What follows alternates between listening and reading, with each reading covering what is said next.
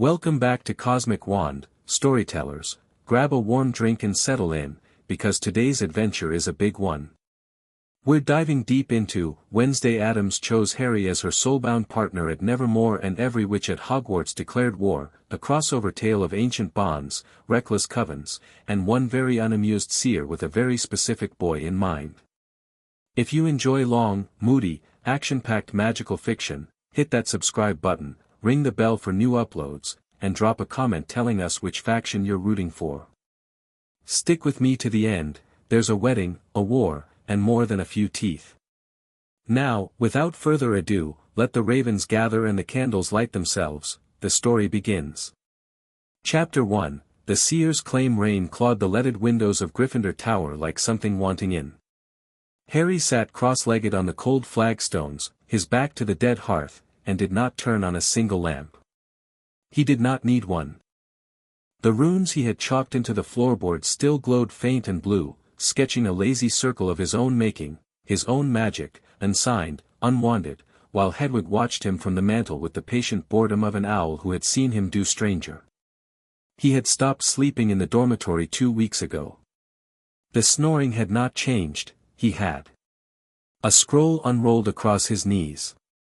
Sirius's handwriting sprawled through it in the easy, slanting script of a man who had written every letter as if laughing.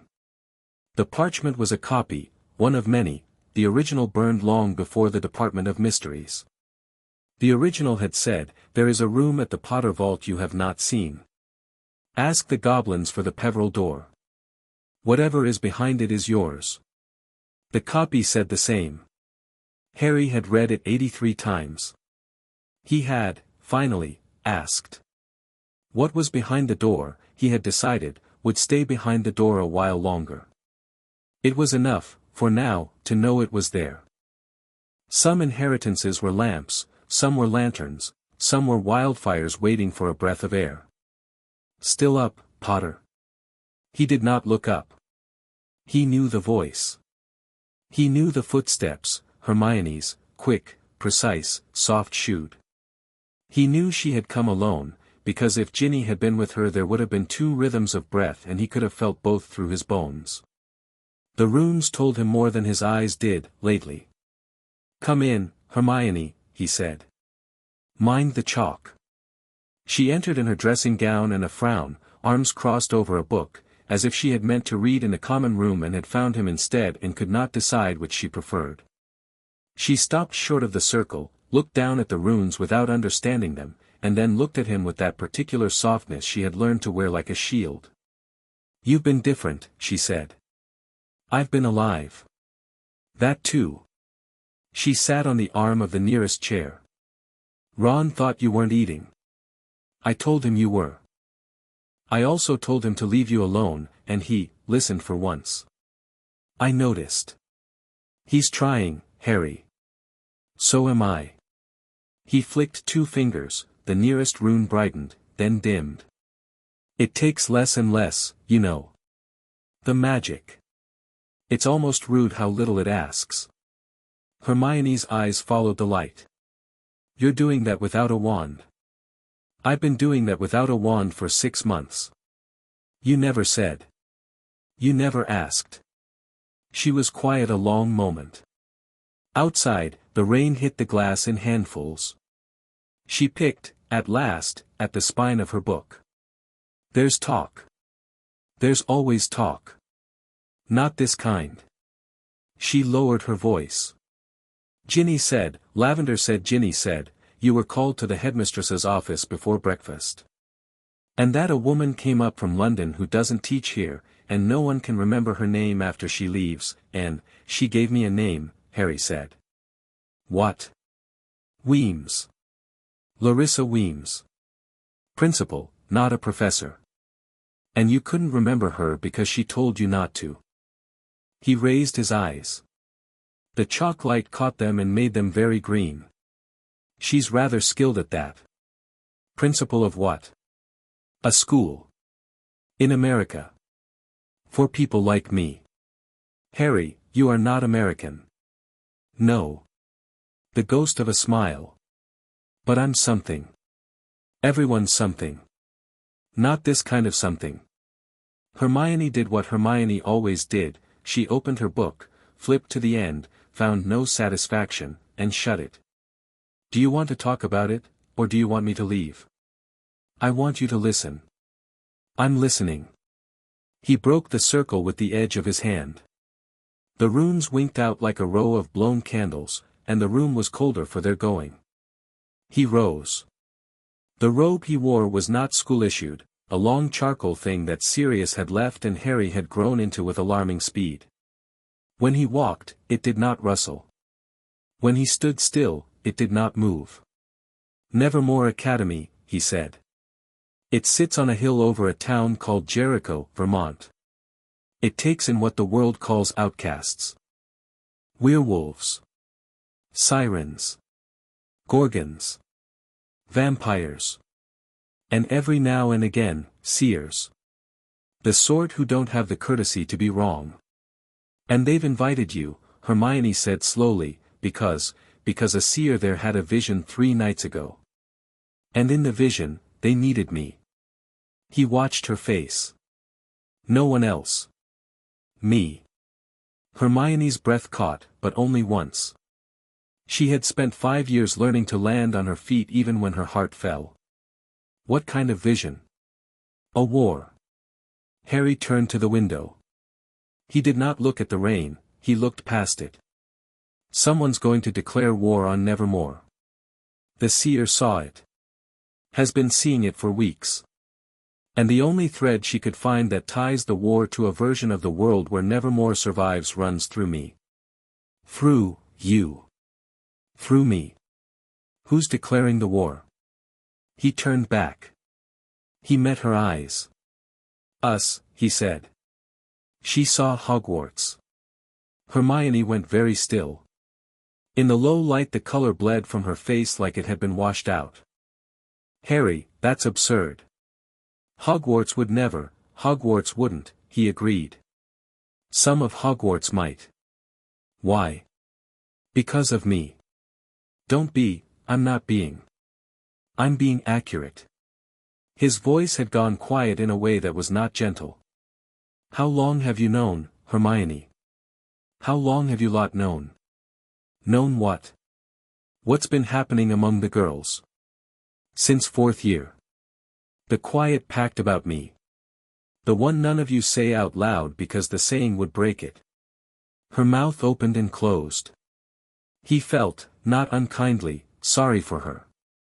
Hermione Granger had always been better at the truth than it was at her. There's no pact, she said. There's a shape, he said. Call it a shape. A consensus. An arrangement.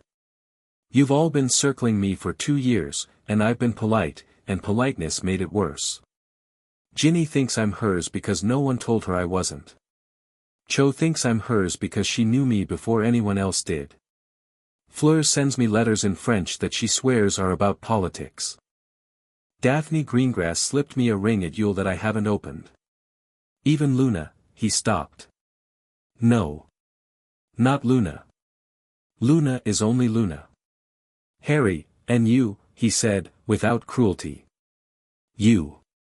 You're the one who doesn't know which shape she's in. You'd be furious with yourself if you knew, so you haven't looked. I love you for that, Hermione. Truly. I'm saying this because I love you. There's a war being declared over me and some of the people declaring it are going to be your friends. Her eyes were wet. She did not let the wet out. Is she real?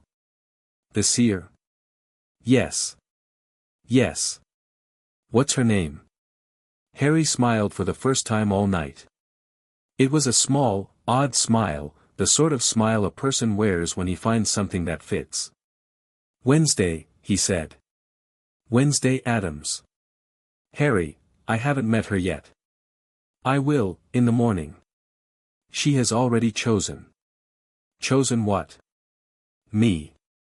Hermione put the book down. She put both hands over her mouth, slowly, the way people do when they have been taught to be polite about the things that terrify them. Then she lowered them. She stood. She crossed the room and touched his hand, just once, at the wrist.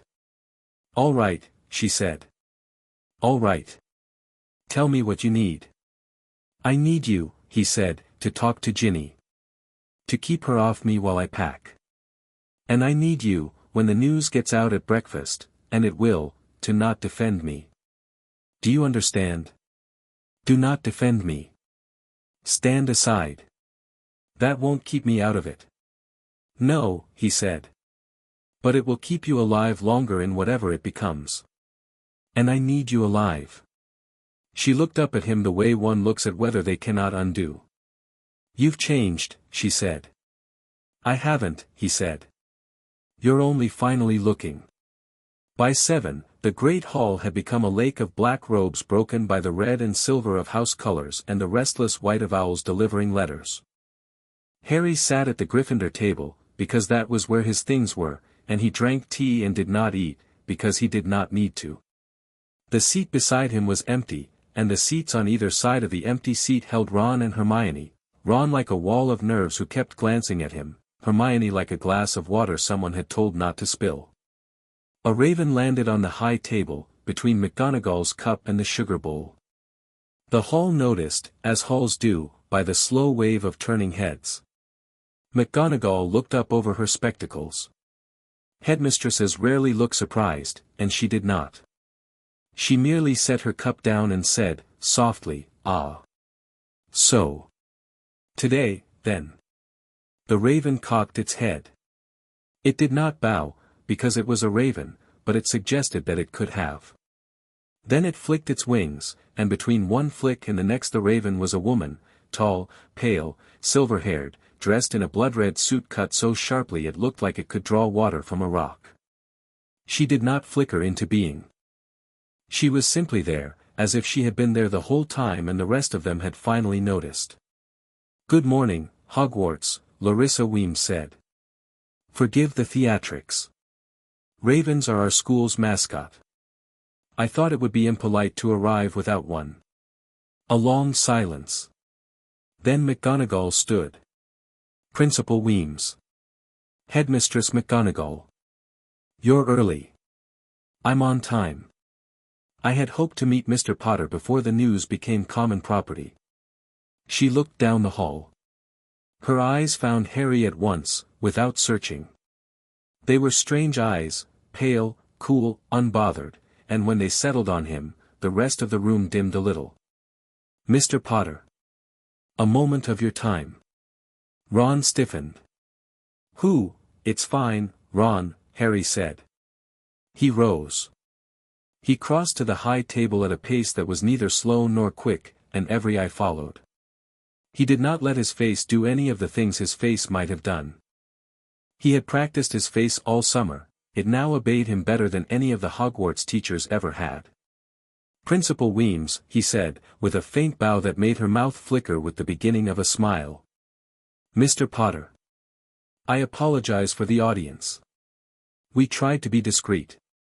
Discretion is not a spell, it's a decision, and yours is already made." She turned to the hall.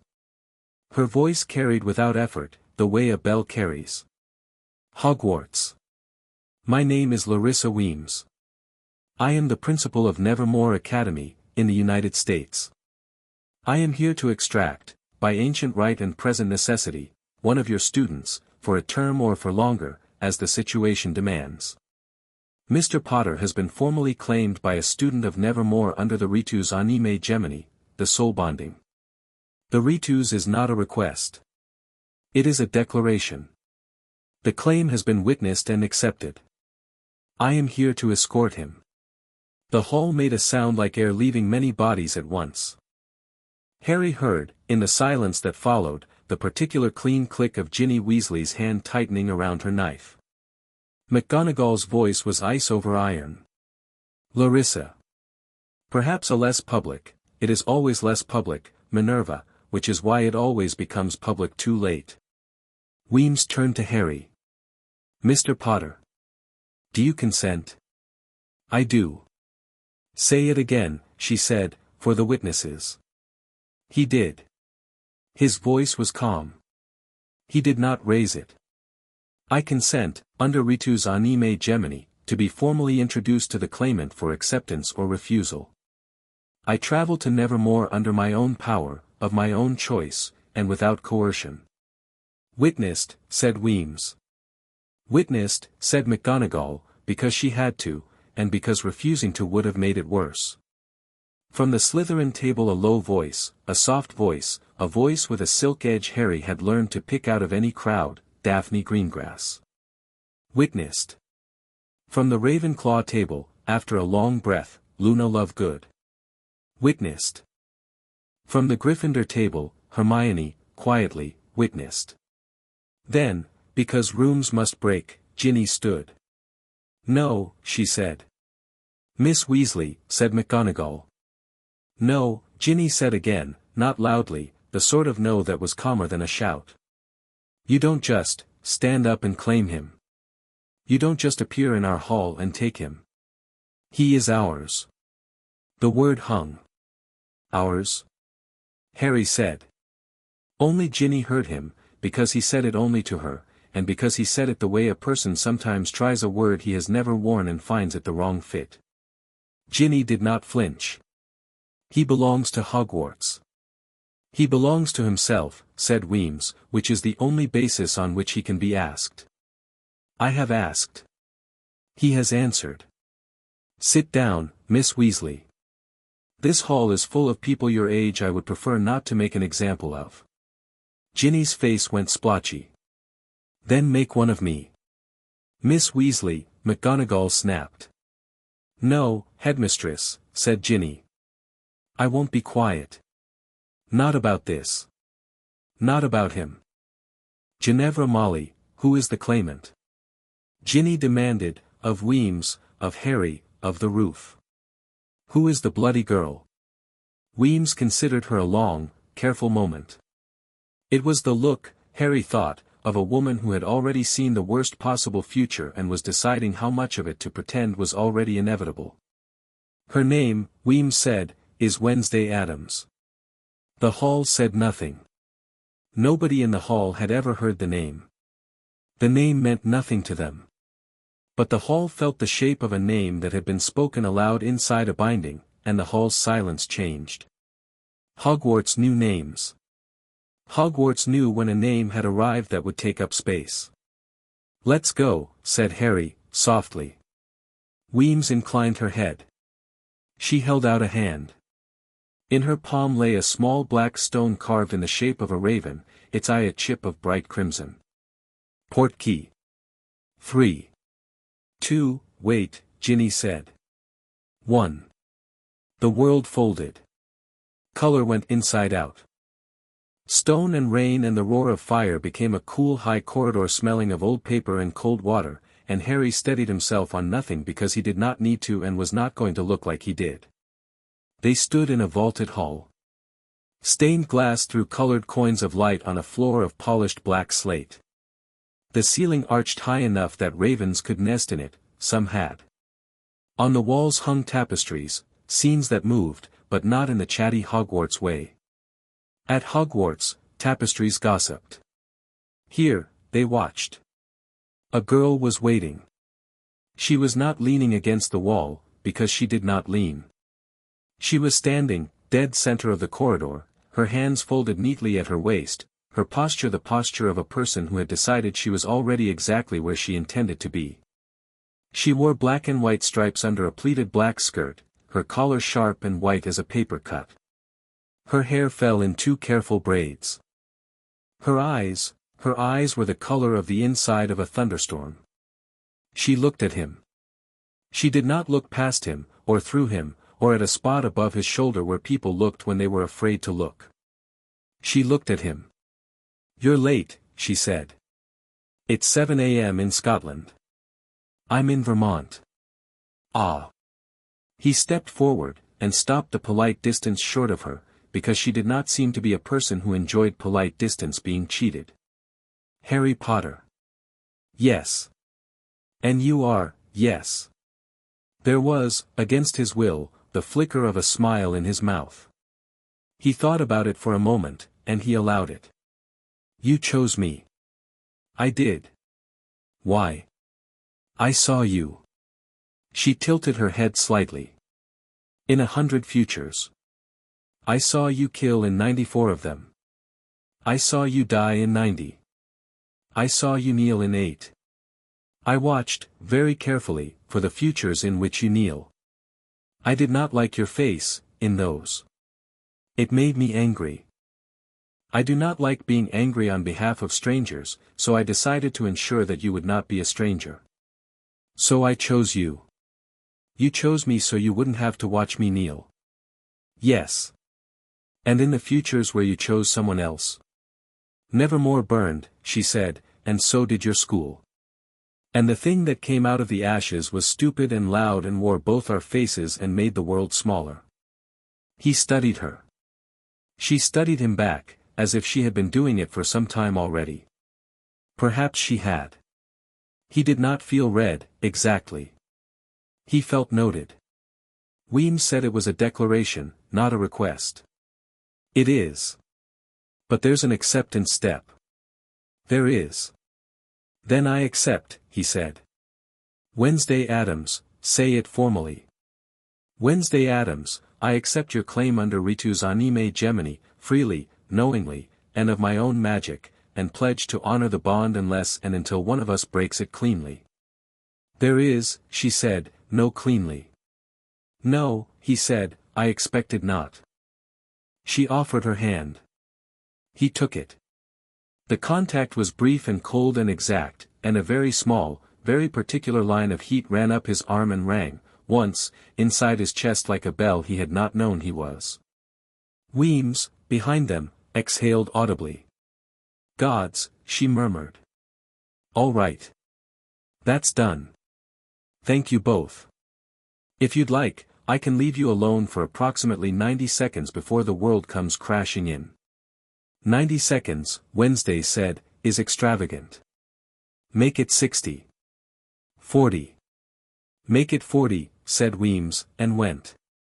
The corridor breathed. Somewhere, very far off, a bell rang. Harry looked down at the girl he had just bound himself to and thought, distantly, about how many people were, at that moment, trying to kill him without having met her, and how many more would be trying by sundown. You didn't ask me, he said, whether I wanted this. I did. When? Last night, at 4 a.m., in your dream. She did not blink. You said yes. I took your word. I don't remember the dream. I never promised you would. A thin, surprised laugh escaped him, the first real laugh in weeks. She tilted her head, curious, as if studying an unusual frog. That was amusement, she observed. It was. I am not amusing. You're deeply amusing, he said, and I don't think you know it. She considered this. We will need to discuss your definition of amusing. We will need to discuss a lot of things. Yes. She turned, smoothly, on one heel. Come. My dorm mate is a werewolf. My room smells like wet fur. You will hate it. Pass. Endure it. I will introduce you to the people who are going to die if we are unlucky and survive if we are not. You're terrible at pep talks. I am excellent at pep talks.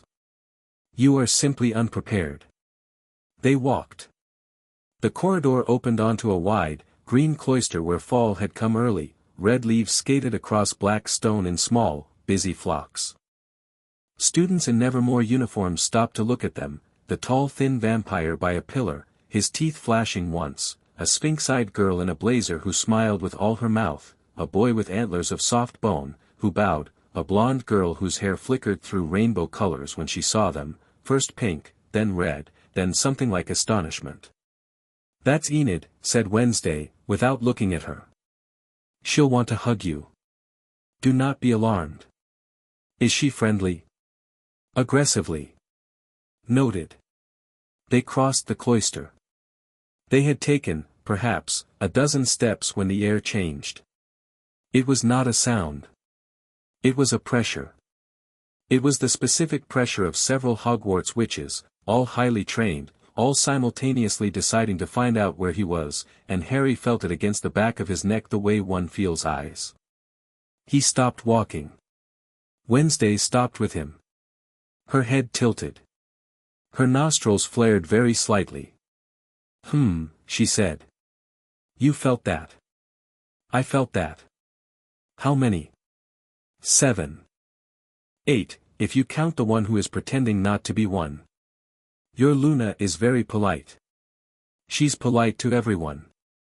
Not this morning. They stood together under the red leaves. Far off, Harry could hear bells, and, under the bells, the particular small, clear, high pop of a flu connection opening in a place it had not been allowed. He had not been at Nevermore for 4 minutes. Wednesday's hand, cold as a knife's edge, slid into his. It was not affection. It was alignment. It was a tactical act. The witches of Hogwarts, she said, conversational, her eyes on the far corner of the cloister where, in a moment, someone was going to step out of nothing, have declared war on Nevermore Academy as of 1 minute past 8 o'clock, Scotland time. The correct response, I have decided, is not to run. Agreed. The correct response is to be waiting for them with a smile. I don't smile well. You have, she said, learned an unbecoming number of false modesties in your short life. I will beat them out of you gently and privately. Promises. Threats. From the far arch, a figure stepped out of a ripple of air. Tall. Red-haired. Wand already raised. Ginny Weasley, in a coat borrowed in haste and a fury borrowed from nowhere, met Harry's eyes across 40 feet of wet red leaves. Harry, she said. Step away from her. Hi, Ginny. Step away from her. Behind her, from the same rippling air, came 3 more, Cho Chang, jaw set, wand loose at her side, Fleur Delacour, impossibly elegant, her face the color of snow at dawn, Pansy Parkinson, whose smile had been sharpened overnight on something that had bled for the privilege. Then, a breath later, the 5th, Luna Lovegood, her bare feet on the stone, her eyes wide, her wand in her hand but pointed at the ground. Luna had come. She had not come with them. She had come in spite of them. That was a different thing. Harry counted, quietly, without moving his lips. 5 here. 3 more on the periphery, hidden. Daphne somewhere, she would be somewhere. Hermione, he saw, had not come. Good girl. He did not let go of Wednesday's hand. He did not raise his wand. He did not need to. The runes under the stones of the cloister, runes Nevermore had laid down long before Nevermore was Nevermore, recognized the shape of hostile intent and brightened, just a little, under the red leaves. Only Harry, who had been reading runes for months, saw them glow. Ginny, he said, and his voice was level and almost warm, I'm going to give you one chance to turn around. I'm not turning around. Good, he said. Then let's begin. Somewhere behind them, in the cloister, Principal Weems murmured a very old word under her breath, and the raven tapestries along the walls all woke at once and turned their heads toward the sound of a storm. Ginny moved first. They always moved first, the ones who talked longest. Her wand cut an arc through the cold air and a bolt of white gold fire leapt across the cloister, a family spell, a Weasley spell, the kind a mother teaches a daughter against the day a daughter has to make a man listen. Harry did not move his wand hand. He raised his left, palm open, and the fire split around it the way water splits around a stone. The edges of the bolt sizzled into the red leaves, and where they touched, small blue flames crawled up the veins of each leaf and ate it to ash. The ash spiraled upward as if the sky had asked for it. That's new, said Cho, distantly, to herself.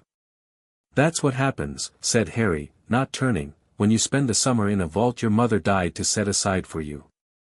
Pansy laughed, short, ugly. He's bluffing. He's not, said Luna, softly, looking down at her own wand. Fleur had not moved. She was watching Wednesday. Wednesday was watching her back. Neither of them had blinked for what was going to become a long time. "Tu es très pale," Fleur said. "Tu as fame." "Always," said Wednesday, and she did not smile, but her mouth did something that was the first cousin of a smile, and Fleur took a small, involuntary step back. Then Pansy threw a curse. It was black and hungry and old and wrong, and Harry broke it in mid-air by looking at it. Nothing more than that. He looked. The curse came apart. The pieces drifted down like wet paper. "Don't use that one, Pansy," he said, gently.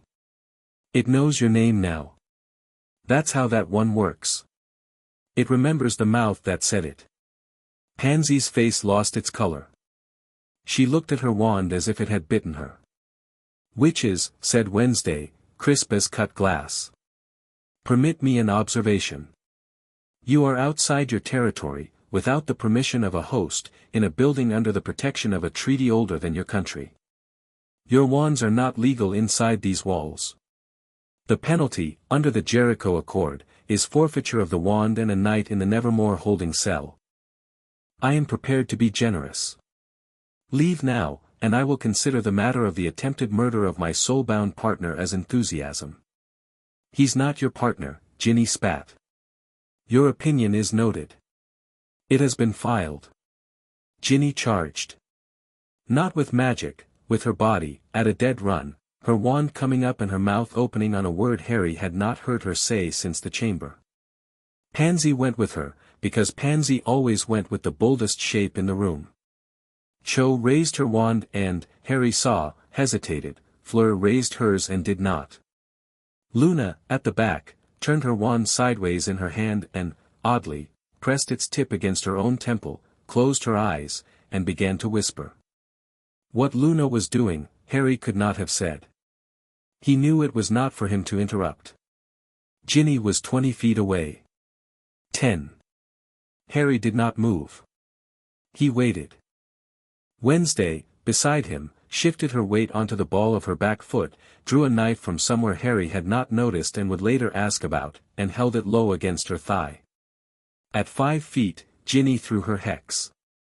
At 4, Harry caught Ginny's wrist. He did it without seeming to.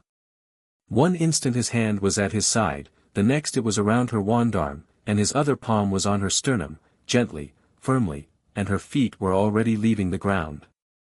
He lifted her, as lightly as one lifts a child, 6 inches up and turned her around so that she was no longer running at him but away from him, and set her down. Her wand clattered to the stones. It skittered across the cloister and came to rest at Luna's bare feet. Luna did not pick it up. Ginny stood where Harry had placed her, shaking, breath coming fast. "Let go of me." "I already did." "Let go of," she looked down at her own arm.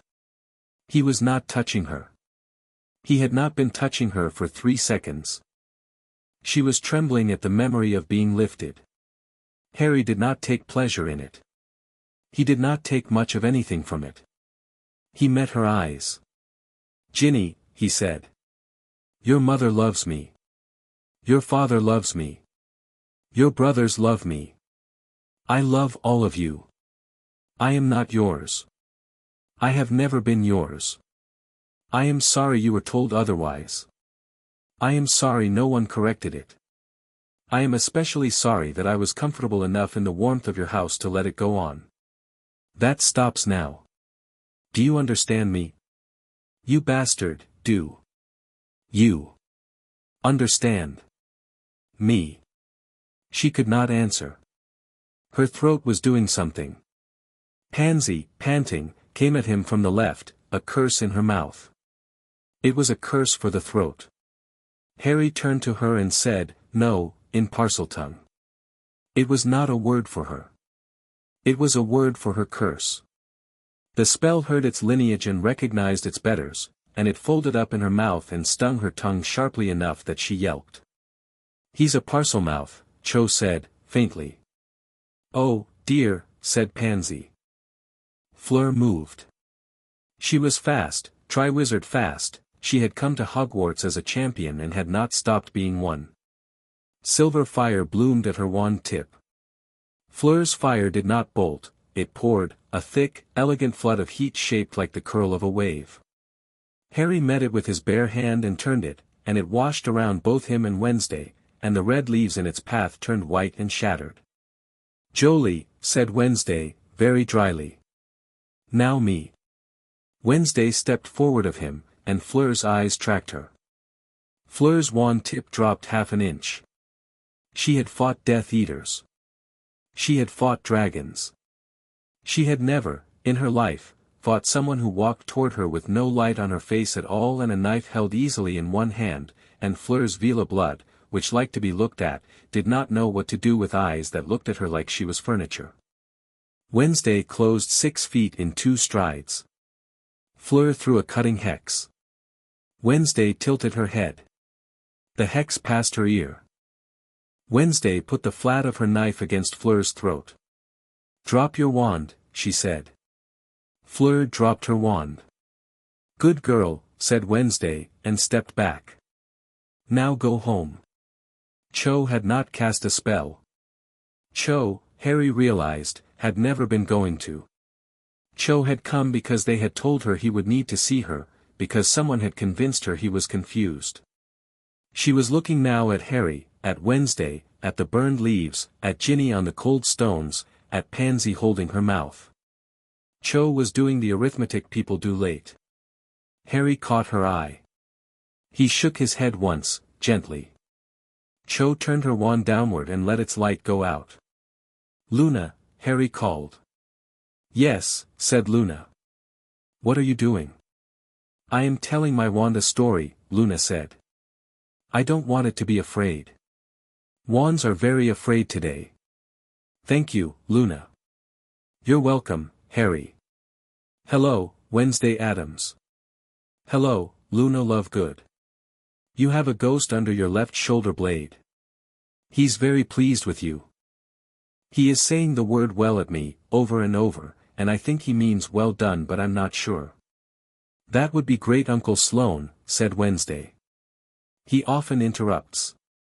He seems kind. He poisoned a king. Those aren't exclusive." Harry could feel the shape of the cloister settling back down into itself. Pansy was on her knees. Ginny was on her feet again but not moving.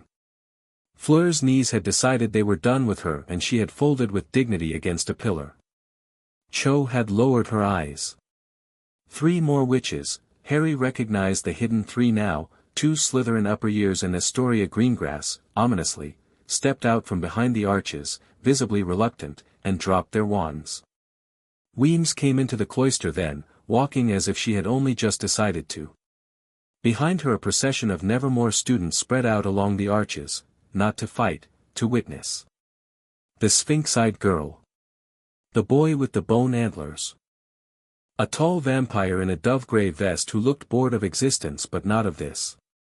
Enid, at the back, had both hands pressed over her mouth, pink and red and gold swirling through her hair, looking for all the world as if she had just walked in on a concert. "Miss Weasley," said Weems, courteously. "Miss Delacour. Miss Parkinson. Miss Chong. Miss Lovegood. And the 3 of you, yes, you, dear, step forward, thank you.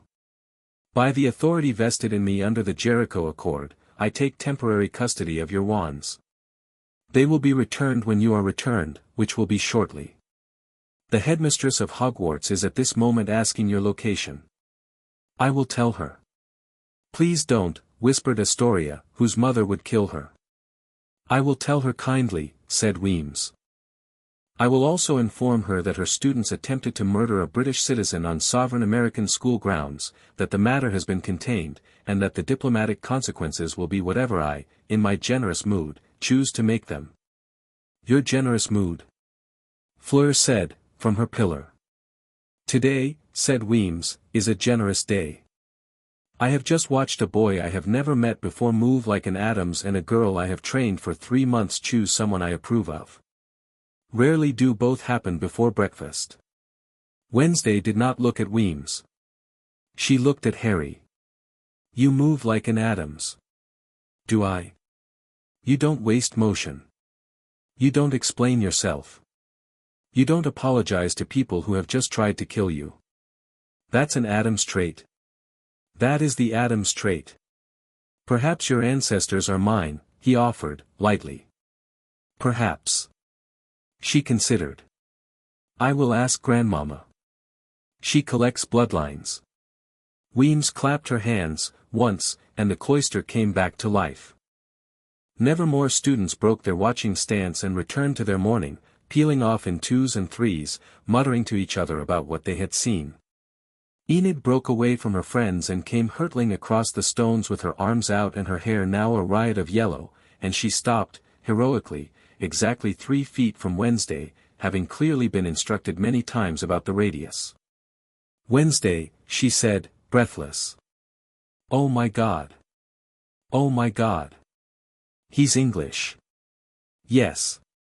He's so English. Enid, this is Harry. Harry, this is Enid. She is a werewolf and my roommate and you will like her more than you like me. Unlikely, said Harry, and Enid actually squealed, a high, bright, painful sound, and then covered her mouth with both hands and looked apologetic at Wednesday, who did not release her from it. Mr. Potter, said Weems. The witches will be escorted back to Hogwarts within the hour. Your belongings are arriving from your vault at my request. The goblins were surprisingly cooperative once I explained whose Peveril door I was invoking. You will room with Mr. Thorpe, who is visual arts, for the present, he prefers nights awake, you prefer mornings, you will coexist or murder each other and we will see which. And you, she turned to Wednesday, have a meeting with me in 20 minutes, the subject of which is the name Crackstone. Crackstone, said Wednesday, flatly. Crackstone. The temperature of the cloister, which had been rising with bodies and breath, dropped 2 degrees. What about Crackstone? Harry asked. Weems did not answer directly. She looked up at the tapestries. The tapestries, which had been watching, turned their faces slowly away. Someone, she said, has been collecting the bones of Joseph Crackstone from the grounds on which we burned him. Someone with both witch magic and outcast magic in their pocket. Someone who has planned this war for longer than you or I have been alive. My seer had the vision in fragments, across a year, and the last fragment arrived 3 nights ago, which is why I moved when I moved. Wednesday saw the rest of it in 1 night. I wish to ask her what she has not yet said. Wednesday's jaw tightened. It was the first tell Harry had seen on her. He filed it. After breakfast, she said. After breakfast. Weems swept away toward the arches, Fleur's wand rising obediently from the stones to trail after her on its own. Pansy was helped up by a very reluctant Nevermore Sphinx girl, whose smile at Pansy was the polite smile of a creature that had, by treaty, given up eating pretty English girls in the 19th century and missed them. Ginny stood where she had been set and did not look at Harry. Harry did not look at her either. There are looks that should be saved for later, when they will cost less. Luna padded across the cloister barefoot, picked up her own wand, put it in her sleeve, and came to stand in front of Harry. I'll be going back, she said. Yes. I wanted to say I am not with them. I know. I wanted to say I am not with them either. I am near them. I will be near them when you are not. I will tell you what they say when they think I am not listening. I can do this because no one thinks I am listening, including them, and they are very wrong. Harry smiled. You're a spy, Luna. I am a Ravenclaw, she said, with dignity. There is a difference, but the difference is subtle, and I don't expect an Englishman to see it. She looked at Wednesday. I like your braids. I like your feet. Thank you. You're welcome. Luna turned and walked back to where the other witches were being shepherded into a long, grumbling line by a pair of amused Nevermore prefects, and she did not look back. Wednesday watched her go.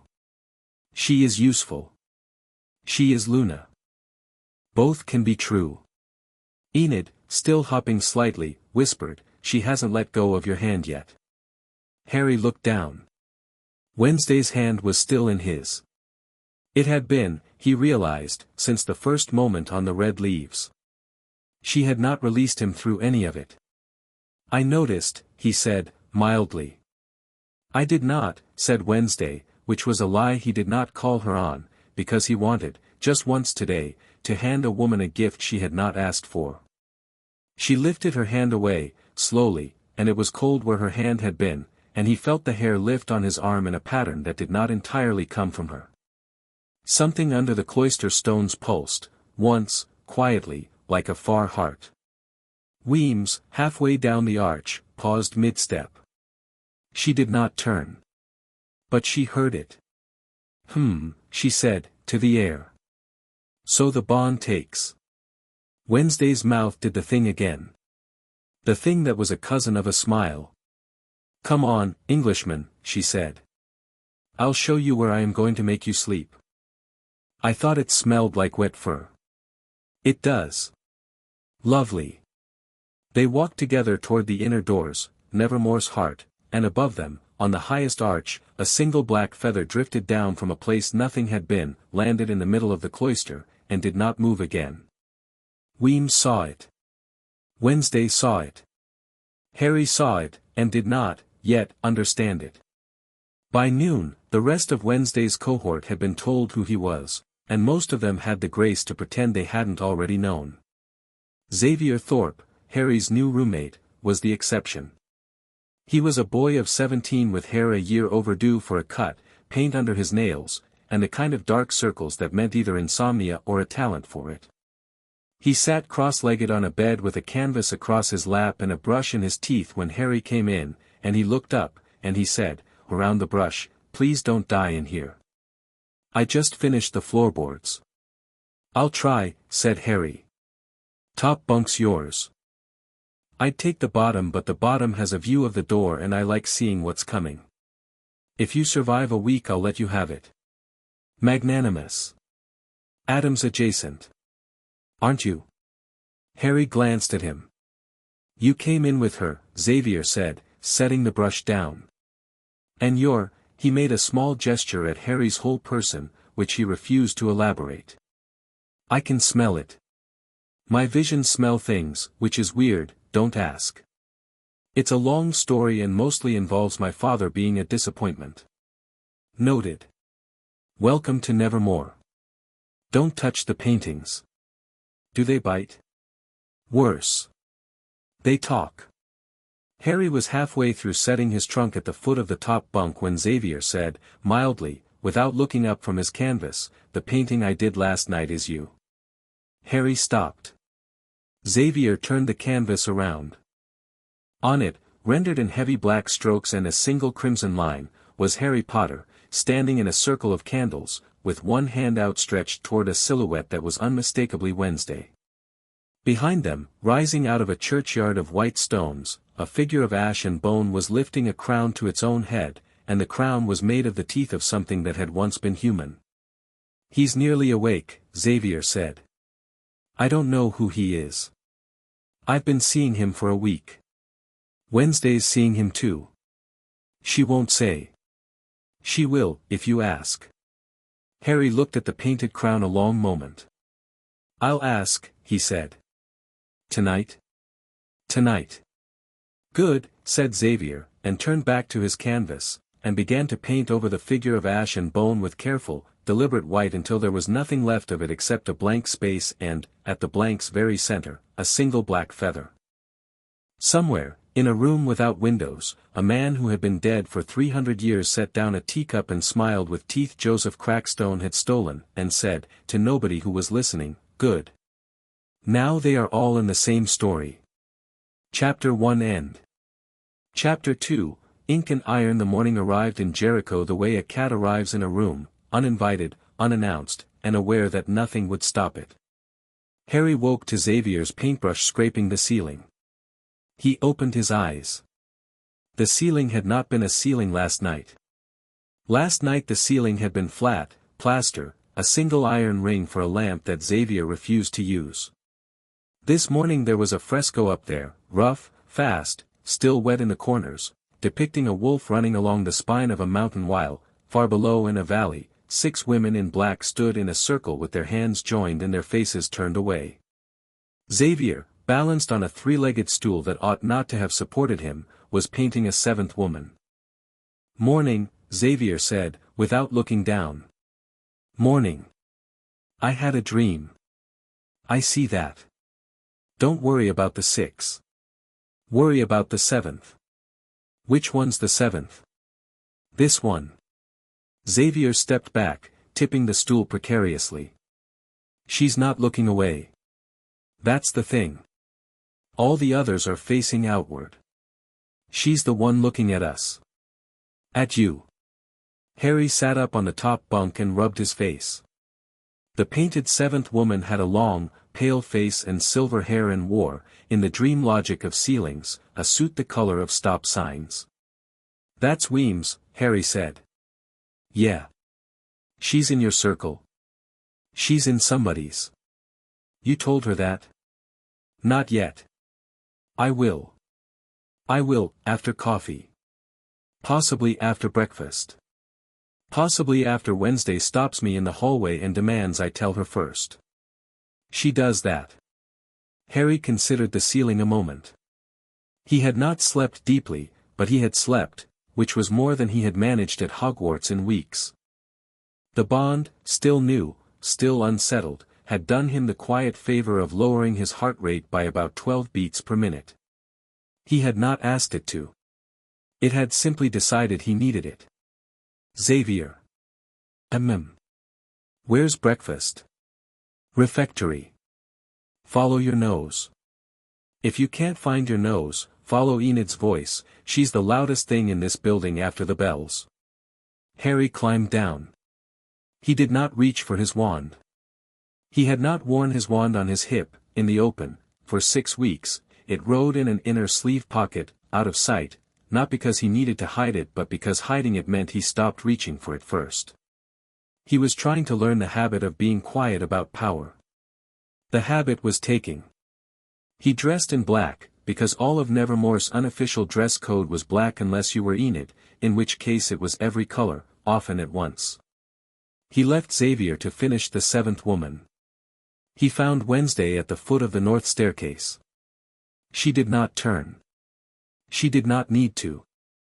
She had known, by some instrument of hers or of the bond's, that he was coming down that staircase for the last 30 seconds, and she was merely waiting for him to arrive in order to confirm what she already knew.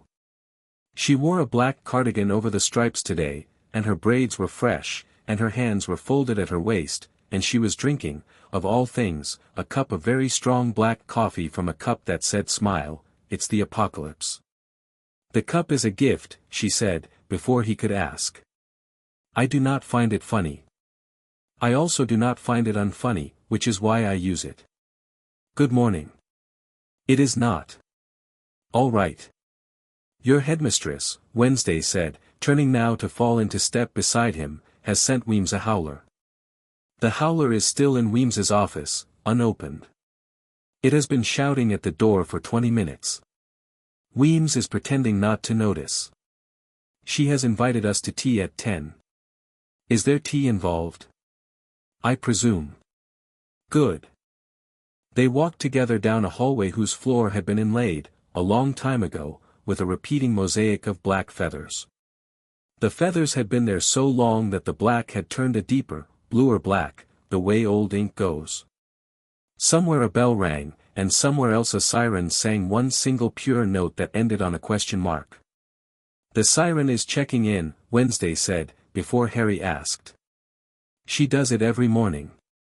She likes to know that the hall is still the hall." "Is it still the hall?"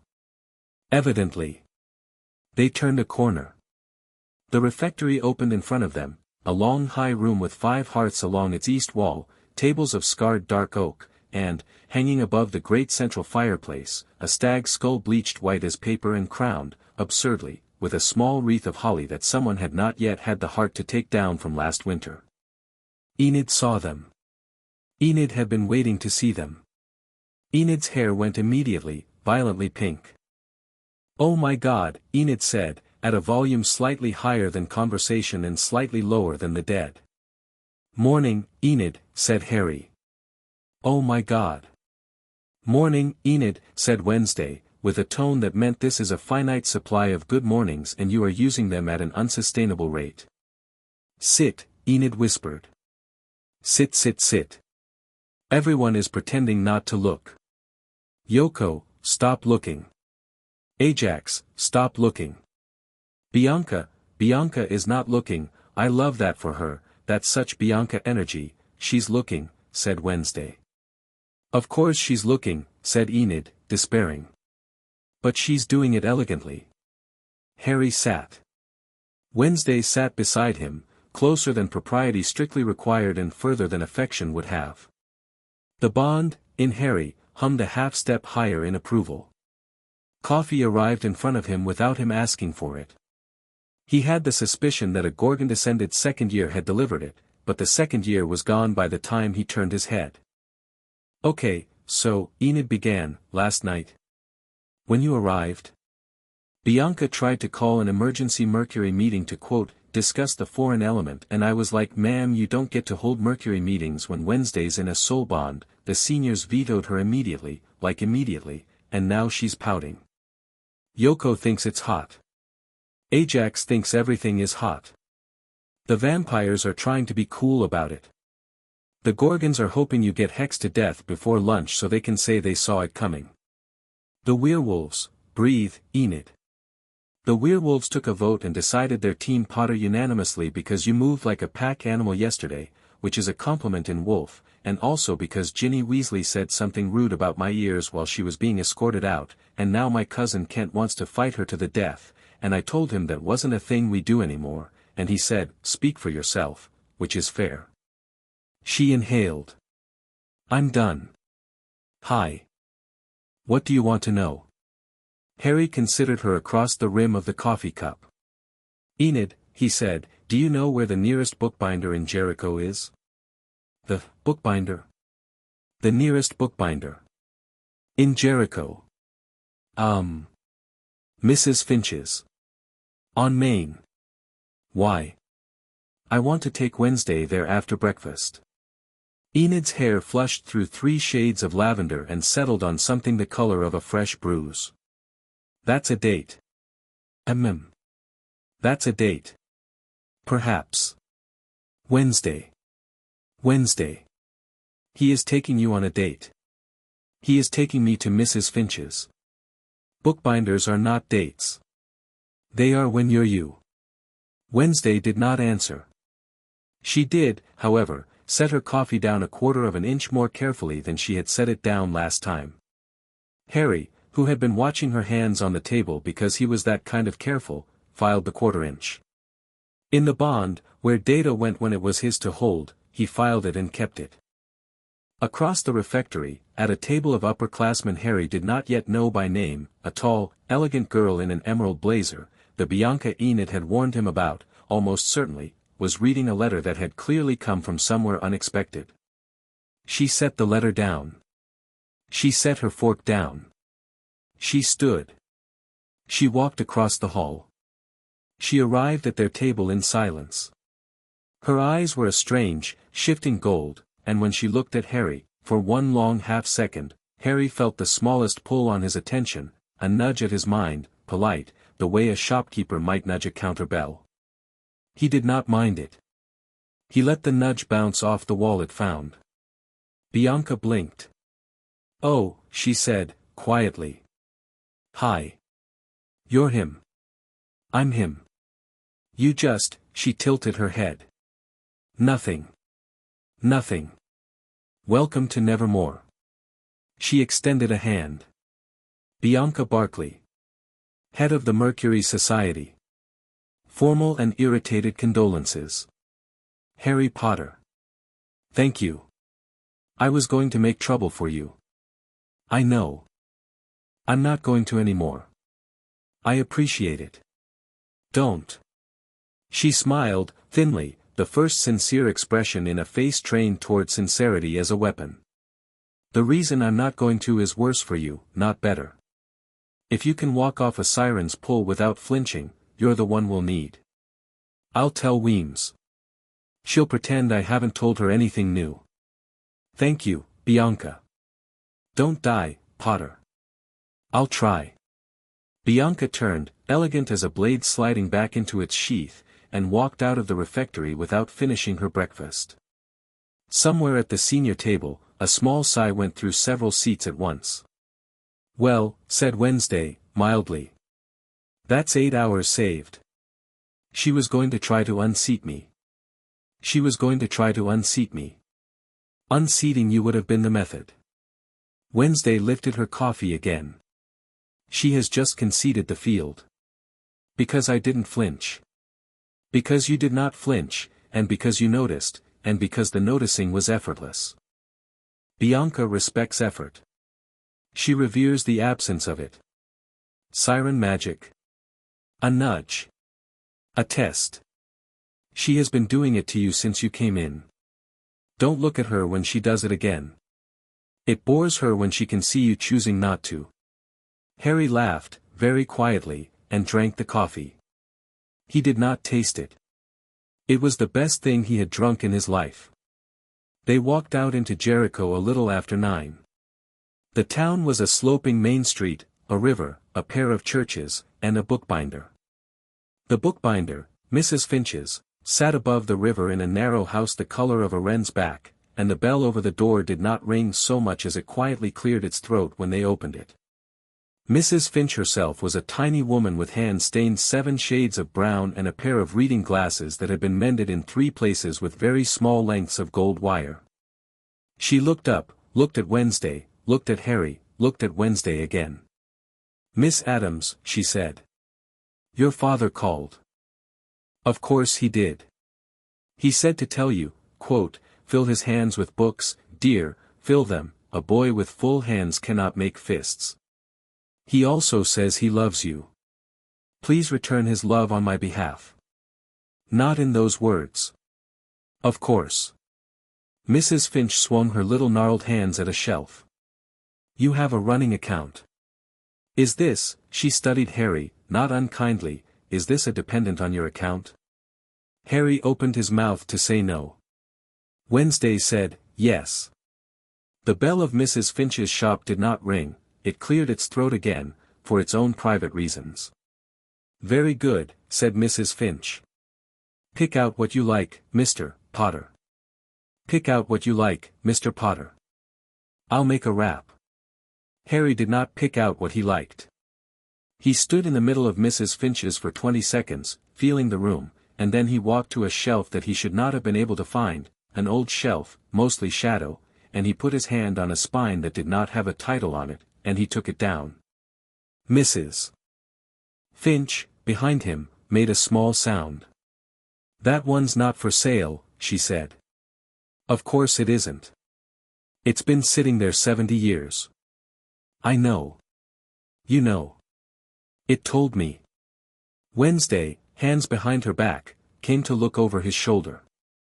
The book in his hands was a black leather octavo with silver corners so tarnished they were nearly green, and on the inside cover, in a hand that was ink and iron and 100 years dead, was a name. Peveril. Mrs. Finch was staring at him. Your mother's line. Wednesday murmured. Apparently older. You had a door, she said. At your vault. Apparently older than the door. Take it, said Mrs. Finch, quietly. Take it. I kept it for someone. It seems to have been for you. I'll bring you a fair price. You'll bring me nothing. That book has been eating my lamp oil for 70 years and paying no rent. Get it out of my shop, Mr. Potter. And take Miss Adams out before my cat notices her and proposes. Your cat is male. My cat is unaffiliated. Go. They went. Mrs. Finch's bell cleared its throat one last time behind them, and the book sat under Harry's arm like an animal that had been lost and was very glad to have been found. On the wet sidewalk outside, Wednesday stopped him with a hand on his sleeve. Harry. Yes.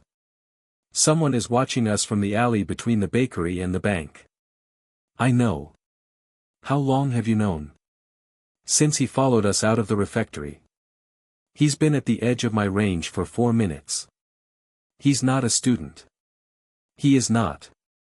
He's not a witch either. No. What is he? Wednesday's nostrils flared very slightly. He wears a name that is not his. Crimson Hand.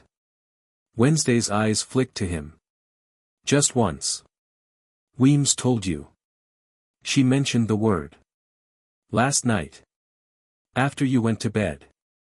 I found her in the library. She said the hand had been in Jericho for at least 6 weeks. She also said to me that I wasn't to tell you yet. She also said that to me. But she was testing whether I'd ask you, and you'd tell, or whether I'd tell you, and you'd pretend not to know. Either way she was going to find out how our bond handles secrets. How does our bond handle secrets? It doesn't. Good. They did not turn toward the alley. They kept walking, unhurried, as if they had not noticed him. Harry reached, inside his head, for the shape he had been learning to reach for all summer, the open palm of magic, the invitation without a command, and he asked the street, politely, to tell him what the man in the alley had in his pockets. The street told him. Knife, Harry said. Not enchanted. Cursed locket. Vial of something purple. Small piece of bone. A photograph of a girl. Either his sister or his daughter, he loves her, he is doing this for her. You got that from the street. I got that from the street. How? I'll show you later. It's a trick I worked out in July. He smiled, small, hard. He's not a threat to me. The locket is. The bone is. The vial is hungry. He's a delivery boy for something bigger. Intercept. Intercept. They took the next left casually, as if to look at the river. Harry, at the corner, stepped out of Wednesday's sight line for 3 seconds and was no longer where the man had seen him last. Wednesday continued to walk.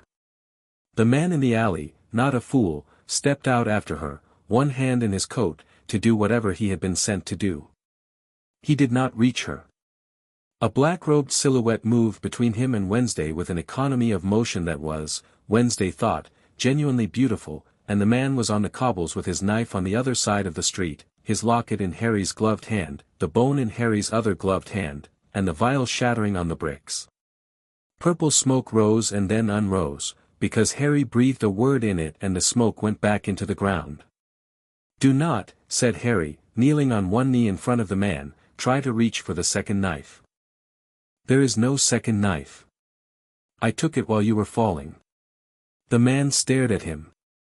He was younger than Harry had thought from the alley, 20, maybe 21, with very pale eyes and a red slash of a scar running down from his left temple into the collar of his coat. He was breathing quickly. Your name, Harry said. I don't, your name. Or Wednesday eats your shadow. I'm, Corwin. Corwin what? Corwin Hale. Corwin Hale, who sent you? I can't say. You can. I can't, my mouth, Harry looked, very carefully. He saw, at the back of Corwin's throat, a small, pulsing, living sigil. A tongue binding. He had read of them. He had not met one personally. He leaned in close and said, in the whispering hiss of a language only 2 snakes in the world had ever been taught well, open. The sigil, not a snake but a coward, opened. Corwin Hale gasped. Who sent you? The Crimson Hand. Who leads the Crimson Hand? I don't know. I swear. I don't know his name. He is old. He has been old for a very long time. He came back.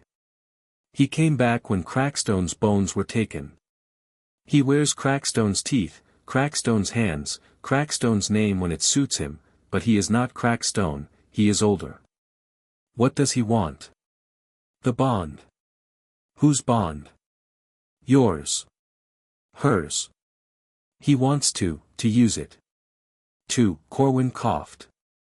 A thin line of black spilled from the corner of his mouth. To open what? The door. The other door. The one under Nevermore. Where the first seer is chained. He wants her. He wants her sight. He wants to see every version of the world that ever was and unmake the ones he didn't want. Wednesday crouched beside Harry. She did not touch Corwin. She did look at him, and Corwin flinched under her look the way small things flinch. "How many of you?" she said. 20. 30. "I don't know. Not many. We don't meet together." "How long have you been in Jericho?" 6 weeks. "What was your task today?" To frighten you. Not to kill. To cut her. To take." Corwin looked at Wednesday. "A braid." Wednesday's hand went, unconsciously, to the end of one of her braids. "I wouldn't have let you," she said. "I know." "Good." She stood. She turned to Harry. "The locket. The locket is a listener. He uses it to check in on his runners.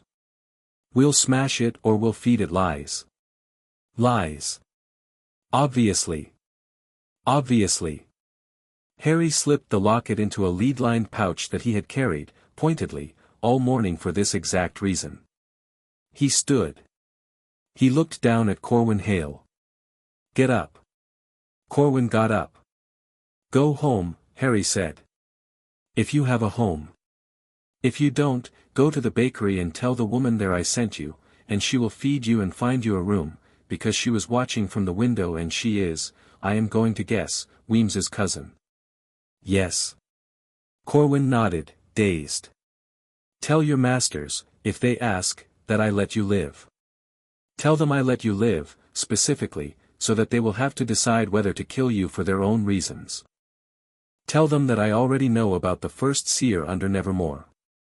Tell them that I will be coming for whichever of them is closest. Tell them also that Miss Adams has a list of names now and is, to use the technical term, extremely motivated. Do you understand me?" "Yes." "Then go." Corwin went.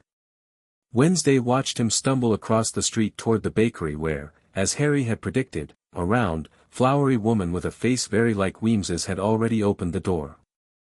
"He'll be useful," Wednesday said. "He'll be useful. You didn't even hurt him. I put my knee in his chest and took 3 things from him in 2 seconds. That's a kind of hurting. Not the kind I mean. No." Harry exhaled. He watched the far door of the bakery close behind Corwin. "There's a particular cruelty in killing boys who've been scarred once already. I don't care if they're enemies. I've worn that scar. I'm not handing it out." Wednesday's head tilted, minutely, at that. "You are a strange man, Harry Potter." "I'm 16. You are a strange 16. I have been told. We have a tea at 10. We should go." "Yes." They went. 400 miles and 1 ocean away, at Hogwarts, the Coven of Claim was breaking.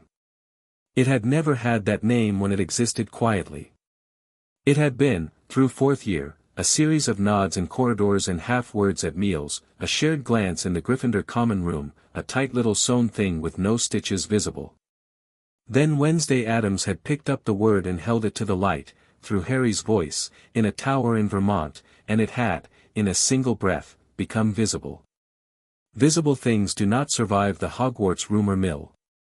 They do not survive Molly Weasley either, and Molly Weasley arrived at the Gryffindor common room at 9 that morning, with her wand in her hand and the dressing gown she had run out of the burrow in, and nobody dared stop her at the door.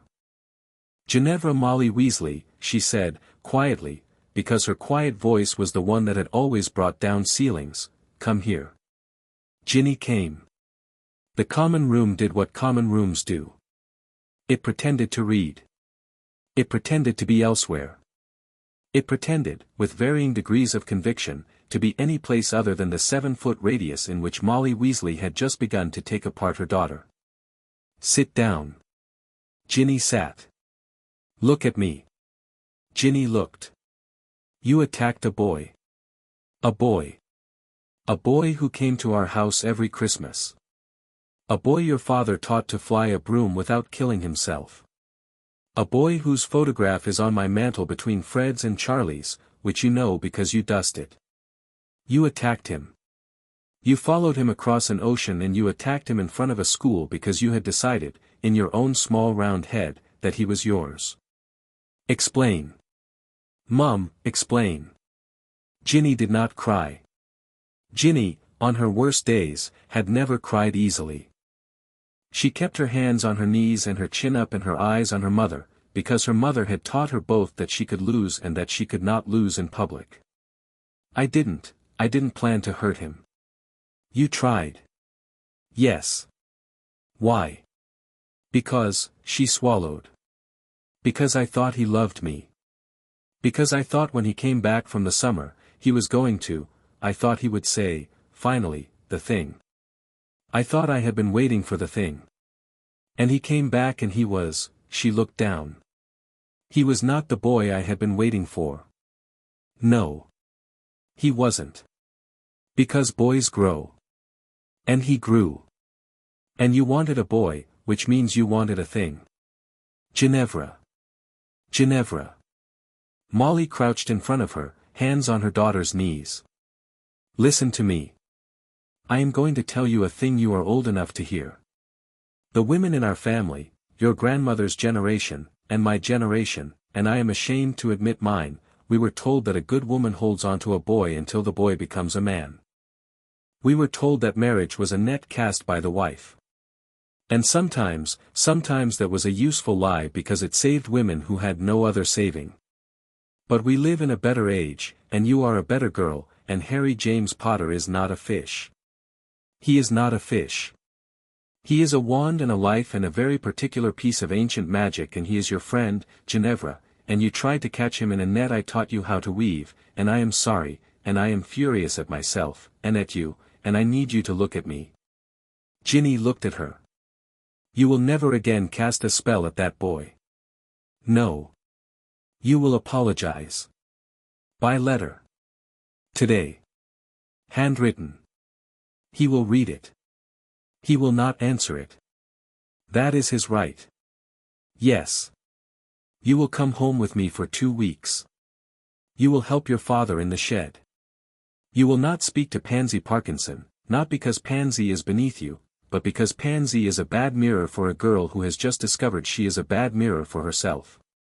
Yes. You will, in time, meet a very different boy, and you will love him, and you will love him without a net. Do you understand me, Ginevra? Yes, Mum. Good. Molly Weasley rose. She turned to the common room, which had given up pretending. She looked around it slowly, and the common room, even the 6th years, sat a little smaller in their chairs. The rest of you, she said, conversationally, have either written to your mothers this morning or you haven't. Those of you who haven't should. The ones among you who have been whispering at my daughter about what is owed to her by Harry Potter, I know which of you are. You know which of you are. My owls know your faces. If I hear one more breath about any of it, I will come back, and I will not be this polite. Am I clear? She was clear. Molly Weasley took her daughter by the elbow and walked her, without a wand drawn, through the portrait hole, and neither the fat lady nor the portrait of Sir Cadogan quite knew what to say. The common room stayed silent for approximately 40 seconds after the portrait shut. Then Hermione Granger stood up from her chair in the corner and said, to no one in particular, "Write. I am going to write him." "What are you going to say?" asked Neville, quietly. "I'm going to say I'm sorry, and then I'm going to be useful. Those are the only 2 things I know how to offer." "He'll take the second one." "And the first?" Hermione almost smiled. "He'll accept it and say I didn't owe it. Which is how I'll know he accepted it." She went up the stairs to write her letter. And in the corner by the window, Parvati Patil turned to her sister and whispered, "Did you know? Did you know I was in it?" Am I in it?" And Padma, without looking, said, yes, and then sat back down, and did not speak again for an hour. Back at Nevermore, in a quad Harry had not yet seen, Wednesday led him by the wrist through a low stone arch and into an enclosed garden whose walls were hung, every inch of them, with training blades. "This," she said, "is the armory court. Do not touch anything red-handled, they are sharp in a way that does not forgive. The white-handled are for sparring. The blue-handled are for throwing. The black-handled are mine. All of them. All of them. How often do you sharpen them?" "Every morning. It is a meditation. Do not interrupt it." "Noted. We will spar. Wandless. With hands. Then with wooden knives. Then, if you survive, with steel." She turned to him, in the center of the court, and rolled her cuffs. "I want to see what you do with your body. I have seen what you do with magic. I need to know what you do when magic is not the answer. Fair. No fair. Real. Hit me as if I were Crackstone. Crackstone has been dead 300 years. Hit me as if I were his teeth." He hit her as if she were his teeth. She moved out of the blow the way water moves out of a hand, without grace, without effort, without being somewhere it hadn't already decided to be. She was inside his guard in a breath. A palm at his ribs.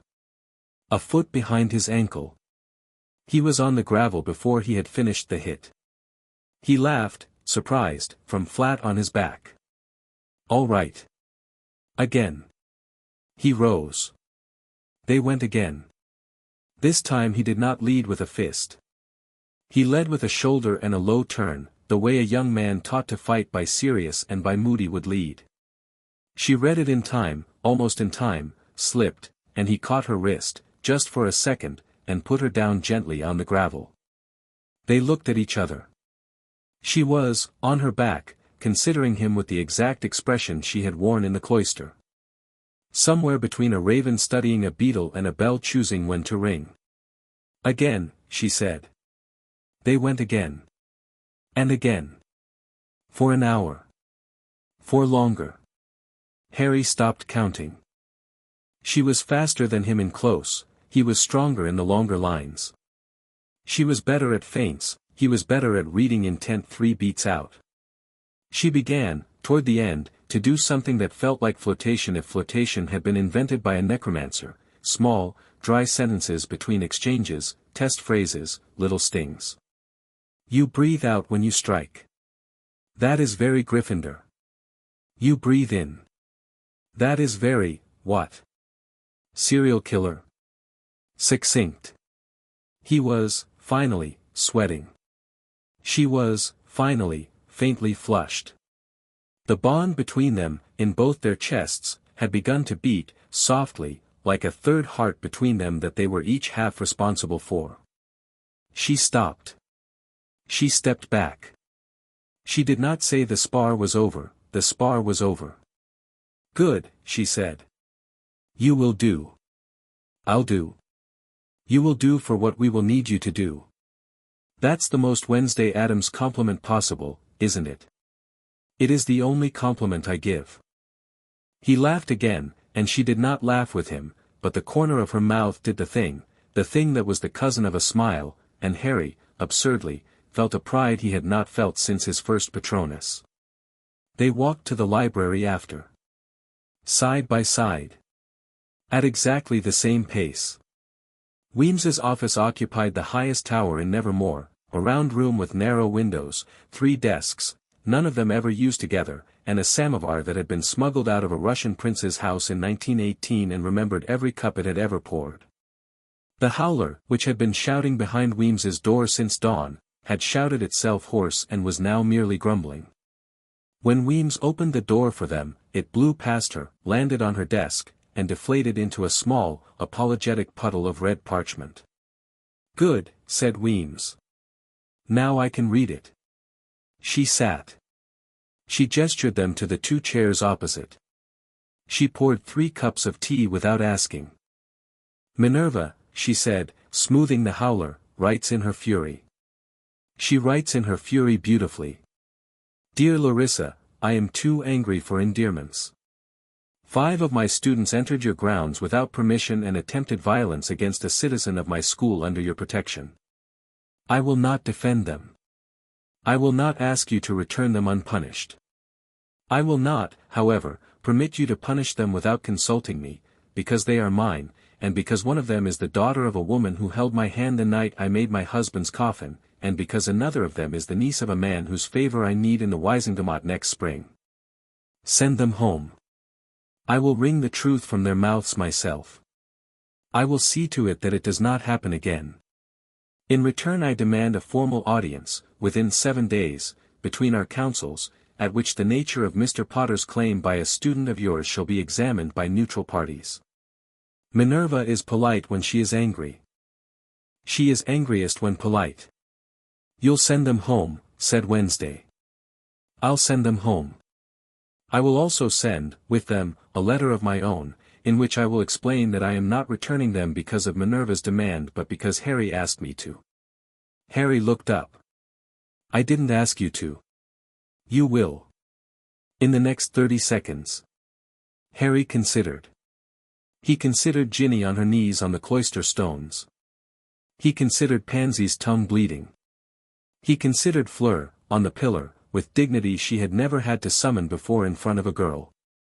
Send them home, he said. There it is. With one condition. Name it. Luna stays. Weems arched a silver brow. Miss Lovegood requested to stay. She did. When? 10 minutes ago. In the street. She was in the bakery. Waiting. She knew we would stop there. She is, as she would tell you, a Ravenclaw, which is a Ravenclaw, not a spy. Weems's mouth quirked. Very well.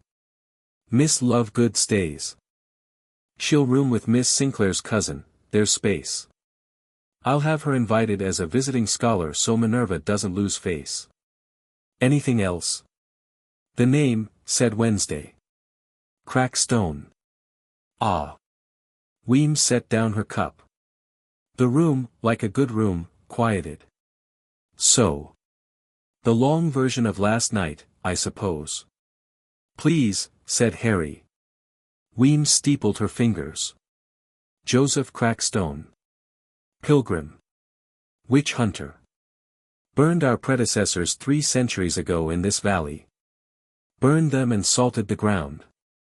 Wednesday's ancestor Goody Adams laid a curse on him as he was burning her, and the curse returned him to the ground face first, and the ground held him.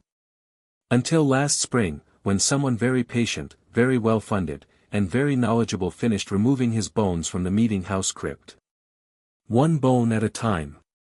Over 4 years. Without tripping a single ward. How many wards, said Harry. 73. All of them alive. All of them mine. They tripped none. None. Then it is not a single person. Precisely. The Crimson Hand is not a person. It is a society. A very old society, which predates Crackstone. Which used Crackstone once and now wants to use him again. We believe, she looked at Wednesday, that the society serves an older intelligence. The first seer, Wednesday said. The first seer. Harry looked between them. The first seer is a person. The first seer is a woman, Weems said. She was the reason this school was founded. She was chained beneath the lake by a coalition of the 3 ancient peoples, the witches, the outcasts, and the mundane, because the 3 peoples could not agree on what to do with her sight, and because she had, by then, begun to use her sight to decide which of them should die. She has been under the lake for 1100 years. She is not awake. She is not asleep. She is in a state I will not bore you with, which requires constant attention from a sisterhood you have not heard of, which has included, at various times, members of the Addams family. Including? Wednesday asked. Your great-grandmother. Of course. The first seer, Weems continued, cannot be awoken by ordinary means. But there is a ritual, very old, very forbidden, very stupid, that can force her awake. The ritual requires, among other things, the living soul bond of a seer and a warrior. Fresh. Willing or unwilling. The warrior's power is the lock, the seer's sight is the key. The ritual binds them and then harvests them. When the harvest is complete, the first seer has a body. The body is the seer who gave her the key. The warrior who gave her the lock becomes, for want of a more pleasant word, the fuel. A long silence. Harry said, pleasantly, I decline. Weems laughed, one sharp, startled bark of a laugh. Yes. Well. It's comforting to know you intend to refuse. Who does the Crimson Hand want to wake her for? For themselves. Their leader, whoever he is, wants her sight in his mouth. He wants to undo choices. He wants to redo centuries. He wants, we think, to undo the day his father died, which is a very small reason for a very large crime, but they usually are. Do you have a name? I do not. I have a face.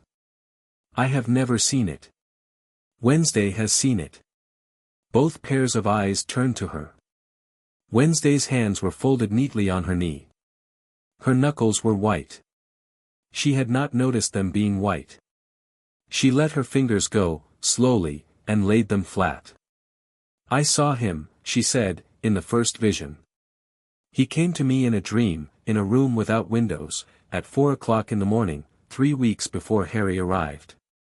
He was tall. He had a face like a man who had eaten another man's face and not found it satisfying.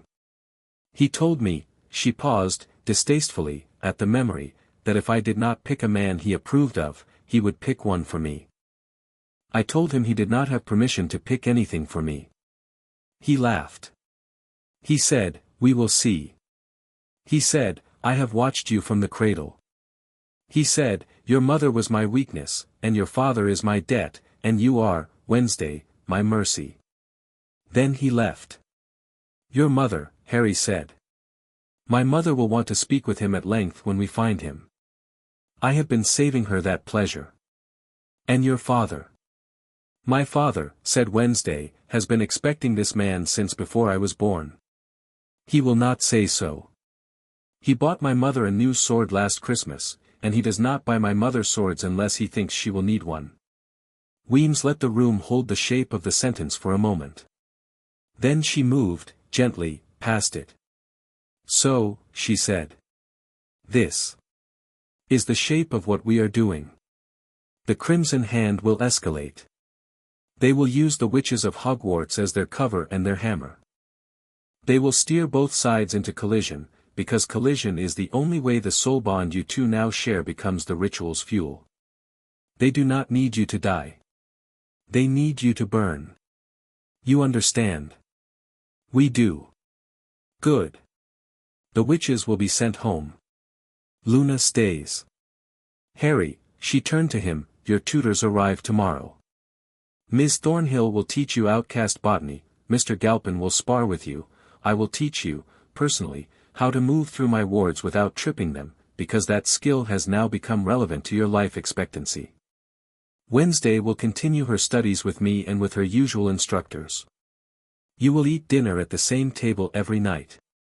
You will not be apart for more than 6 waking hours. You will not, under any circumstances, allow anyone to cut either of your hair, shave either of your skin, or take either of your blood, even for a potion. Even for a friend. Even for Enid. I love Enid. Do not let Enid cut your hair. Noted. Dismissed. Go. Do something that is not terrible. They walked out of Weems's tower together. Rain had come down off the ridges during the meeting and turned Nevermore's roofs dark, the gargoyles were running black. Harry felt the bond, new and unsteady, settle down a half-step further. They were, he realized, walking at exactly the same pace.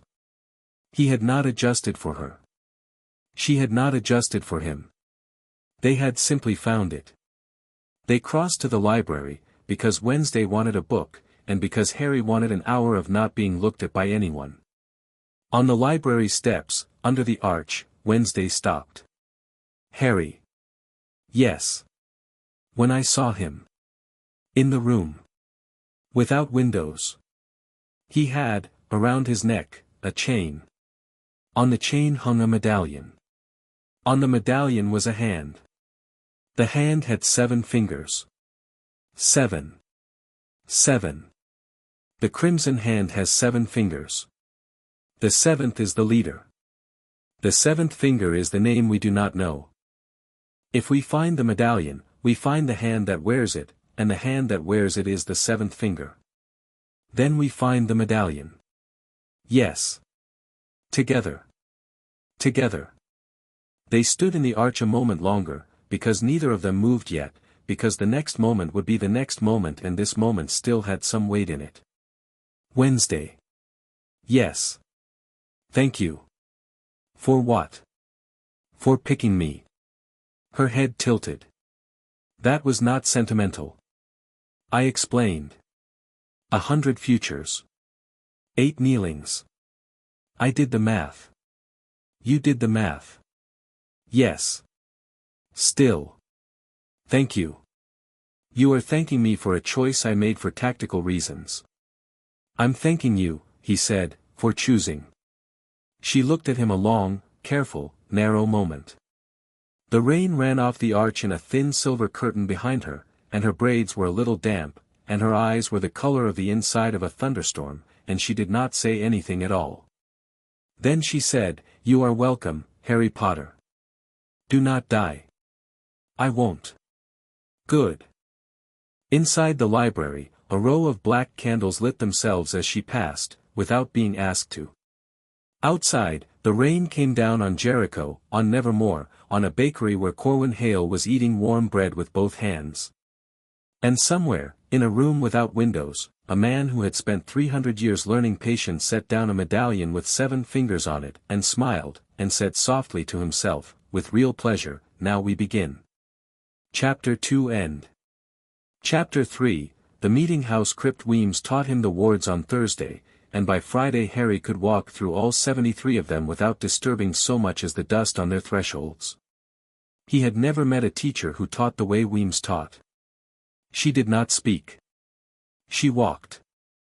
She walked, with Harry 3 steps behind her, along the outer perimeter of Nevermore from dawn until the bells for second breakfast, and when he reached for his wand she made the small, quiet gesture of a woman waving away a fly, and he put his wand back in his sleeve.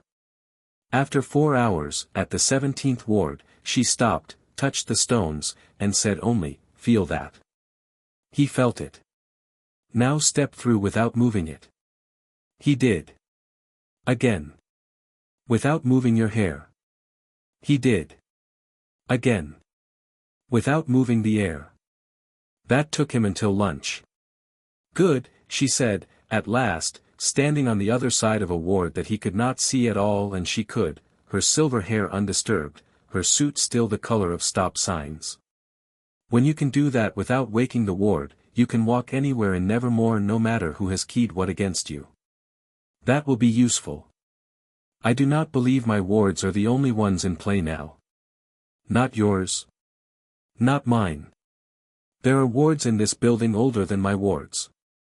There are wards older than Nevermore. They do not answer to me.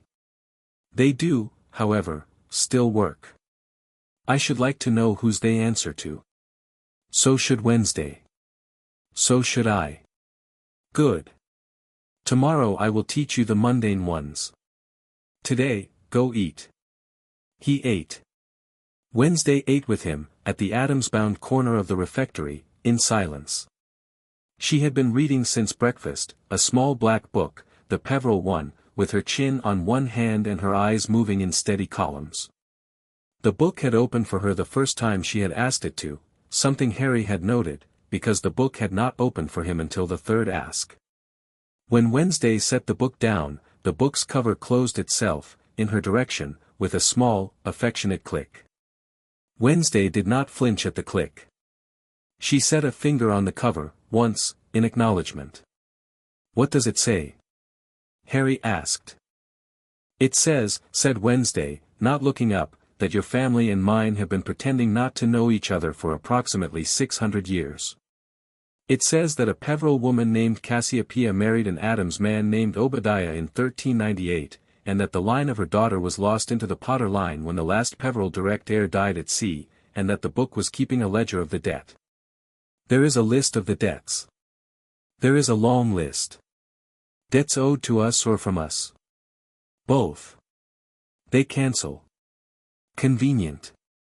Inconvenient. They cancel exactly. To the day. Someone has been balancing this book by hand. Harry looked at her. Who? The book will not say. The book is, I believe, the balancer.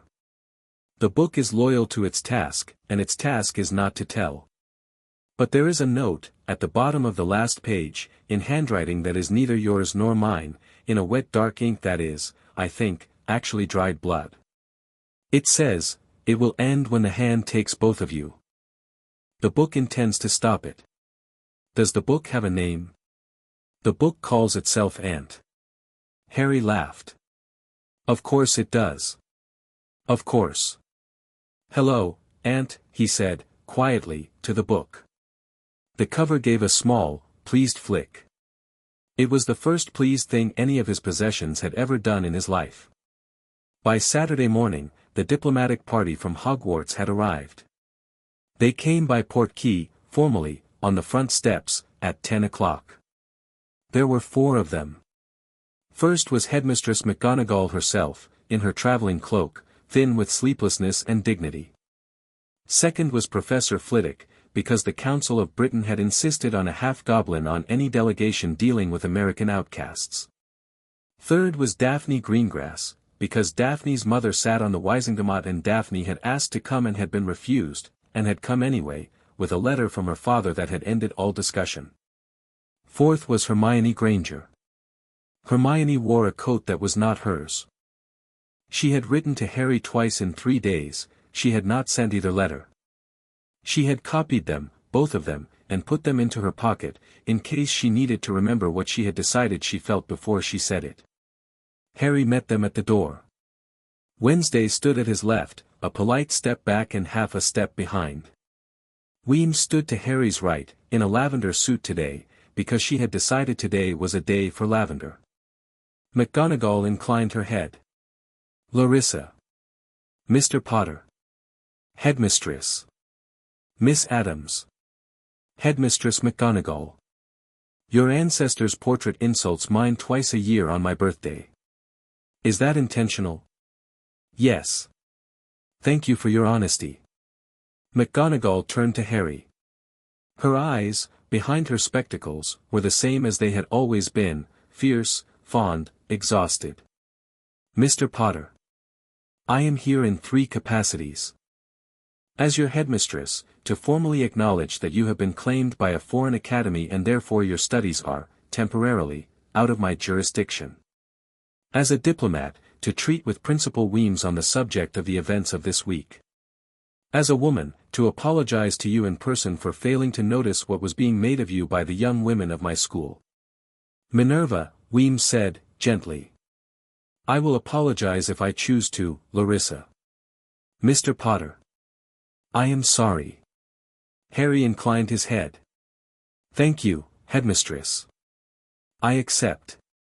You didn't do it. You couldn't have stopped it. I don't think anyone could. The apology is still welcome. It is still mine to give. McGonagall exhaled. She turned to Weems. Larissa. A room, please. We have things to discuss. Immediately. Phileas, Weems smiled at Flitwick, you will be pleased to hear our library has acquired a set of 3 goblin treatises last year that I have not been able to find a reader for. Would you care? Madly, said Flitwick, and went. Daphne Greengrass, 3rd, had not been addressed. Daphne Greengrass had not expected to be. She stood at the step with her hands folded in front of her and her chin at an angle that she had learned at her mother's knee, and she waited, with the patience of Slytherin women, for Harry to notice her. He noticed her. Daphne. Potter. You didn't come with them. I did, technically. You didn't want them to bring you. No. Why are you here? To give you back a ring. She put a small box, wrapped in black silk, into his hand. My mother insisted. I am uninsisting. I would like it on the record that the ring was never yours, that it was pressed on you without your consent, and that I have retrieved it. I would like it on the record in front of Miss Adams, specifically. Why? Because Miss Adams strikes me as a woman who keeps records. Wednesday, behind Harry, said, I do. Then put me on one. Done. Daphne exhaled. She had been holding that breath a long time, and when it came out, some part of her shoulders came out with it. Thank you. Second. She drew a folded parchment from her sleeve. Information. Cost, nothing, because I am not my mother. On Wednesday afternoon, a man my mother meets with sometimes at the Three Broomsticks, long-coated, never says his name, face partly under a hood, paid for her table. When he paid in galleons minted in 1701. Not a one of them had been touched by ordinary hands in 300 years. My mother did not notice. I did. I have copied down the years and the mint marks. They are his. Your Weems, I am told, will know how to trace them. Wednesday took the parchment. Thank you, Miss Greengrass. Thank me when you've used it. Third. She looked up at Harry. Her face, for a bare instant, was the face of a 16-year-old girl who had spent 3 years playing a long politics game she had not asked for. I am sorry. I will not say it twice. Please do not make me. You don't need to say it twice. Thank you. She inclined her head, very slightly, to Wednesday. Miss Adams. Miss Greengrass. If my mother ever tries to press a ring on you, she will not try twice. I thought not. Daphne went in with McGonagall and Weems. Hermione stayed on the step, hands in her coat pockets, eyes on Harry. Harry looked at her. Wednesday, without a word, drifted a polite 3 steps off to study a gargoyle. Hi, said Hermione. Hi. I couldn't write the letter. I know. I wrote it. Twice. I couldn't send it. It felt, I don't know. It felt like I was making it about me. When it isn't about me. It's a little about you. Is it? You're my friend. You always are. The only thing that changed for you is that you had to watch me walk toward a fight you couldn't come with me on. That's an old grief. It isn't new. You've had it since first year. He smiled at her, small, real. You just haven't had to know you had it. Her eyes were wet. She did not let the wet out. Again. Damn you, Harry Potter. I know. Miss Adams. Miss Granger. He says you picked him. I did. He also says he picked you back. He did. Hermione looked between them a long, slow moment. She was doing the same arithmetic people always did in the great hall at breakfast, the arithmetic of who fit where and why, and, unlike them, she was getting a sum she could live with. All right, she said. All right. May I come in? I'd like to not apologize to you for the next hour and instead ask an absurd number of questions about your library. That would be my preferred afternoon, said Wednesday. Mine too. Then come. The afternoon belonged to the library. Enid, who had been told explicitly to leave them alone, arrived after 90 minutes on the grounds that she had been told to leave them alone for 90 minutes and had, in her excellent calculation, complied. She brought Yoko Tanaka, who wore sunglasses indoors, and Ajax Patroclus, who wore a knit beanie pulled so low that his eyes were hard to find and his bone-white dreadlocks were not. Bianca came without being invited and, by not being invited, turned into someone who had been invited all along. They met in a second-floor reading room with armchairs older than the state of Vermont and a window that had the best view of the lake. Hermione sat with her back very straight and took notes, because that was how Hermione met new people. Yoko, who had been warned about her, offered her a cigarette. Hermione refused, and a brownie Hermione took and then regretted for different reasons. Ajax kept one hand on the back of his neck and his other fingers always a half-second from touching a piece of wood in his pocket, because it reassured his snakes. Bianca sat as if she had been painted there. "Right," said Hermione, pen poised. "I'd like each of you to tell me, in 3 sentences, more if you wish, what you are, what you can do, and what you can't. In exactly that order. And please be specific. I cannot help if I am vague." "God," said Yoko, "she's going to be so useful." "I know," said Enid. "I called dibs. Do not try to steal her." "Too late." Yoko. "Kidding. I think." Harry watched them, smiling in spite of himself. Wednesday sat in the corner, rotating a small knife slowly through the fingers of one hand, listening. For 20 minutes, Hermione Granger did what Hermione Granger always did, and in that 20 minutes she earned the respect of 3 sirens in training, a werewolf, a gorgon, a vampire, and a bookshop cat who had wandered in off a shelf. By the time she was done, she had filled 4 pages in small neat handwriting, organized by classification. "Thank you," she said, at last. "I have one more question, if I may." "Shoot," said Yoko. "If it comes to a fight with my school. My actual school. What can each of you do that is useful in a melee?" The room stilled. "Tell me now," Hermione said, "because I will not ask this question twice in my life, and I need the answer." Yoko's sunglasses tipped down half an inch. "You're planning." "I'm planning. For Hogwarts witches. For the worst-case use of my classmates by people whose faces I have never seen but whose hands I feel on my neck." "Yes." Yoko took her sunglasses off. Yoko's eyes, uncovered, were a black so deep they had no reflection.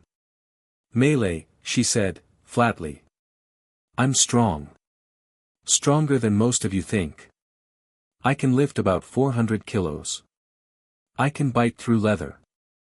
I can be killed by direct sunlight, silver, and fire. Not by wooden stakes. That is a myth. Please tell your friends." "Noted." "Next." Ajax cleared his throat. "Stone. I can turn things to stone. I don't mean it. I mean, well, sometimes I mean it. I can do it on purpose up to, a distance of maybe 5 meters. But I have to look them in the eye, and they have to look back. If they look away, I can only freeze their feet to the floor. Which is still useful. Extremely useful. Thank you.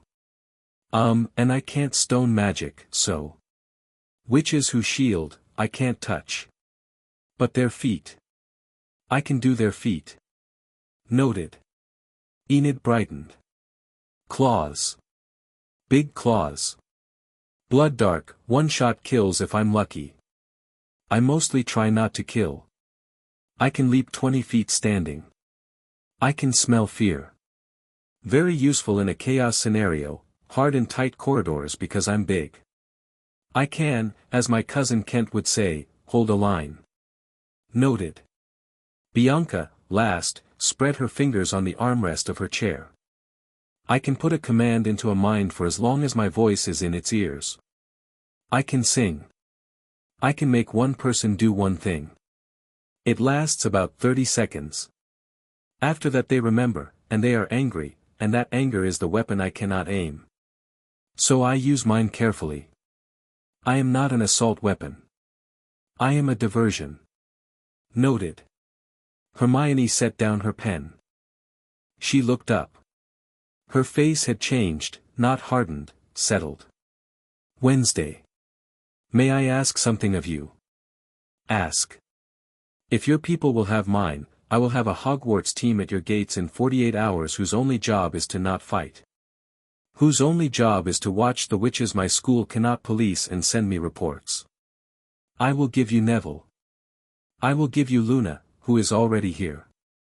I will give you Terry Boot, who is less known than you would think, and Hannah Abbott, who is kinder than the world deserves, and Susan Bones, because Susan Bones is furious and has nowhere to put it.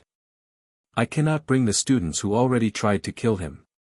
I can bring the students who did not. Wednesday looked at Harry. Harry looked at Wednesday. Wednesday looked at Hermione. Agreed, said Wednesday. Subject to Weems. Weems will agree, said Harry. Weems is listening, said Weems, who had walked in silently, unnoticed, to stand at the door. Weems agrees. Miss Granger, you may have the Hogwarts team. I will handle the paperwork. You will report to me directly, not through Minerva, because Minerva is being watched and you are not. Mr. Potter, Miss Adams, a moment. Corwin Hale is ready to speak. Corwin Hale was ready to speak, it turned out, in the room at the top of the meeting house. Harry had not been to the meeting house. He had heard of it. It was the old structure, half ruin, at the southernmost edge of the Nevermore grounds, where Crackstone had burned the first of Wednesday's ancestors and where, by ancient agreement between the outcast tribes, nothing important was ever done so that nothing important could ever be burned again. It was also, Weems had said, where the crypt lay. They walked across the grounds in the low cold light. A long line of yellow poplars shed leaves onto their shoulders. Enid had come as far as the outer gate and then stopped, as werewolves did, at the first whiff of the meeting house's old, mineral air, and turned back. She did not explain, and Harry did not ask. Luna was already there. Luna had said, when she had arrived on Tuesday, that this was the only room at Nevermore that liked her. Luna, as always, was not wrong.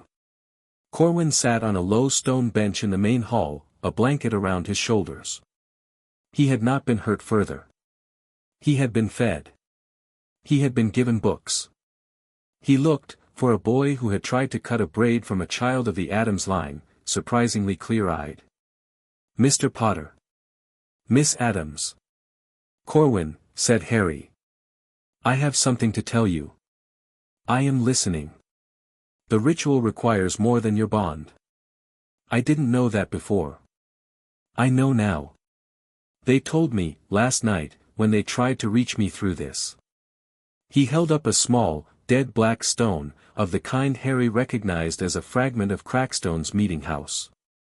They didn't know I still had it. I let them think I still had it because I wanted to listen in. Clever boy. I am not a clever boy. I am a scared boy with nowhere else to go. But I listened. The ritual requires the bond, yes, and it requires the first seer's chains, and it requires, he swallowed, alive Addams. Of any line? Yes. Of any age? Of any line? For the binding. Wednesday said, flatly, that is 400 people. My family. All of them in danger. All of them in danger always. Yes, but now, specifically. Wednesday's hands went behind her back. Her fingers worked, minutely, a small pattern. Continue. They will not come at Nevermore straight on. Not yet. They will take an Addams first. An easier target. Your cousin ITT is unreachable, your brother Pugsley is at your family home, your Uncle Fester is in transit to your parents' house, your mother is your mother. They have picked. They will take your mother. Wednesday did not move. Harry moved. He did not move far. He simply rose, slowly, and crossed to a window, and looked out over the meeting house's low wall at the darkening trees. He wanted, briefly, to break something. He had learned not to break things simply because he wanted to. When, he said. Tonight, said Corwin. Perhaps tomorrow. They plan to strike during the school's harvest bonfire. Which begins in 2 hours. Here. At the meeting house. Wednesday's head rose. They want you, she said, without turning, to be here at the bonfire. With me. With you. And while we are here, they will take my mother at our house. Yes. Wednesday. Harry. We need to be in 2 places at once. Yes. He turned from the window. He crossed to her.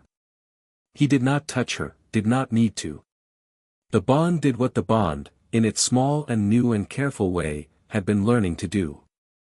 It did the thing people with long marriages did in the 2nd or 3rd decade. It spoke without speaking. Weems, Harry said, and Weems's silhouette appeared in the doorway behind him because Weems had been there all along. We need 3 things. 1, a port key to the Adams house. 2, a team to hold the bonfire convincingly without us. 3, Luna. Luna? Luna stepped into the hall. She had been there, too, she was already there. Yes, Harry. I need you to stand in the circle at the bonfire tonight, he said, looking like me. It will require a glamour and a little of my hair and approximately 12 seconds of silence on your part, which is a very long silence for you, but I believe in you. Luna tilted her head. She considered. May I have Mr. Ajax's beanie? Yes. Then yes. Wednesday will need a stand-in too. Enid, said Wednesday, immediately. She is hair-colored wrong.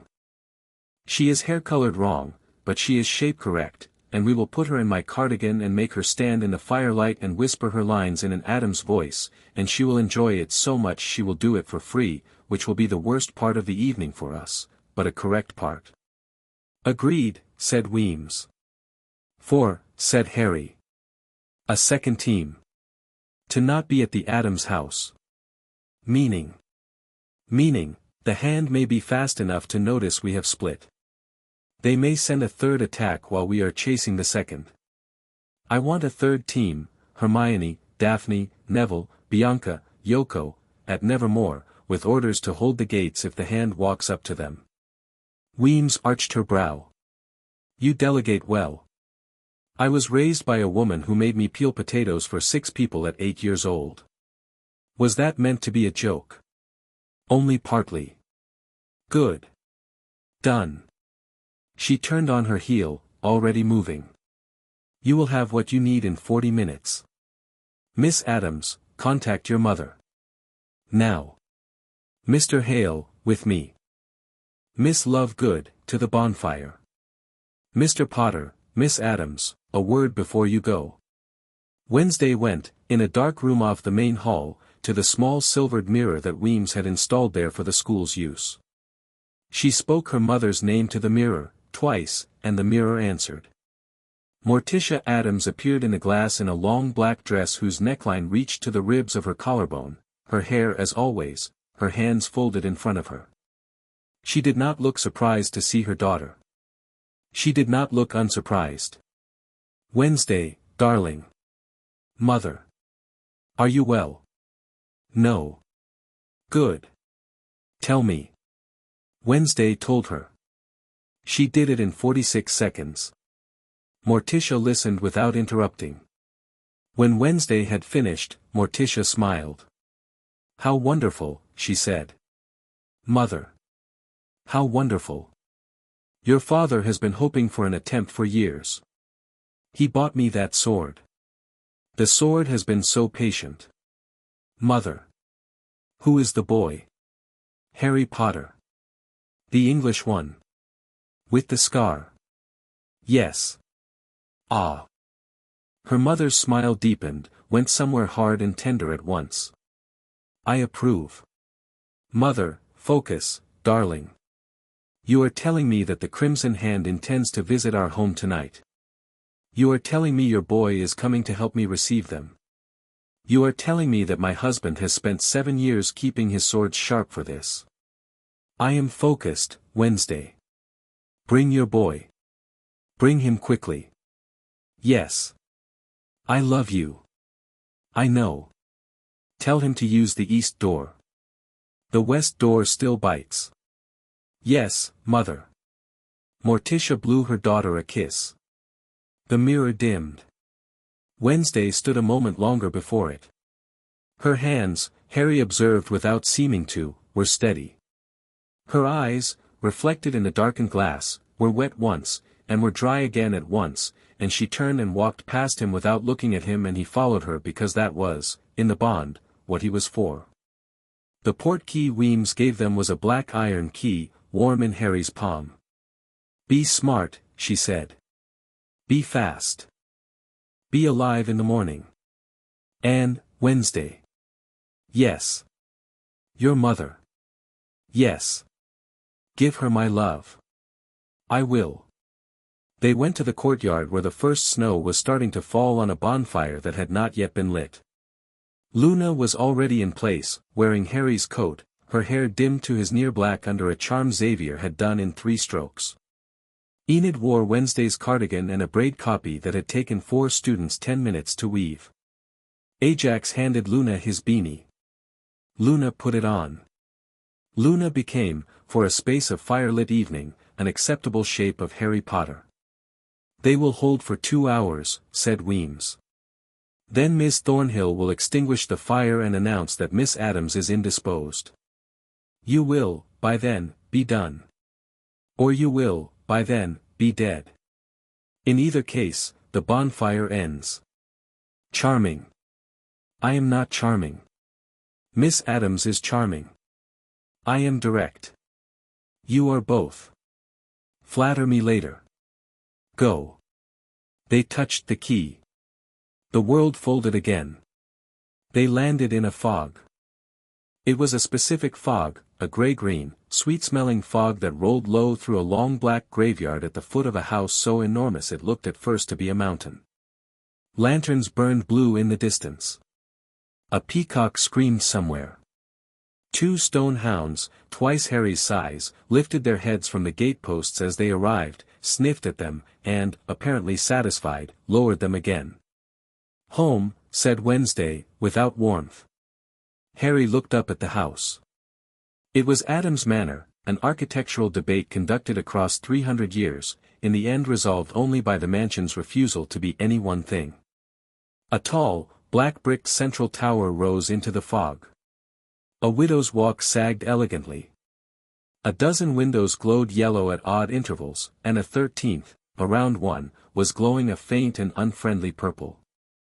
"East door," said Harry, who had been briefed. "East door." They walked up a path that had not been paved so much as lightly intimidated. The fog followed them up the steps.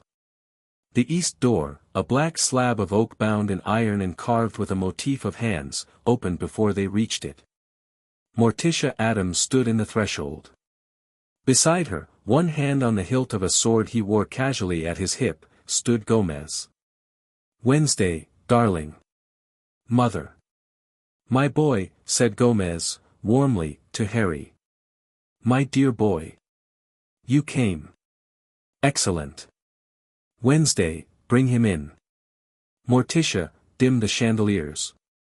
Pugsley / put that crossbow down, you can play with it later." "He's here."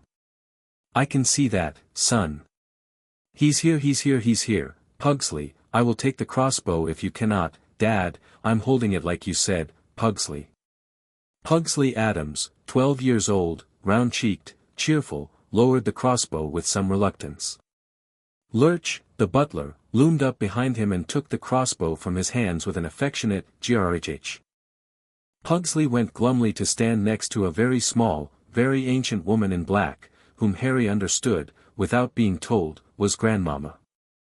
Morticia kissed Harry's cheek with the cool, precise kindness of a woman who had considered many possible first greetings and had chosen this one. "Welcome to our home, Harry," she said. "We are very glad to have you. I understand that men wish to kill us tonight." "Yes." "How lovely. Come in. There is tea. Gomez, darling, the East Hall.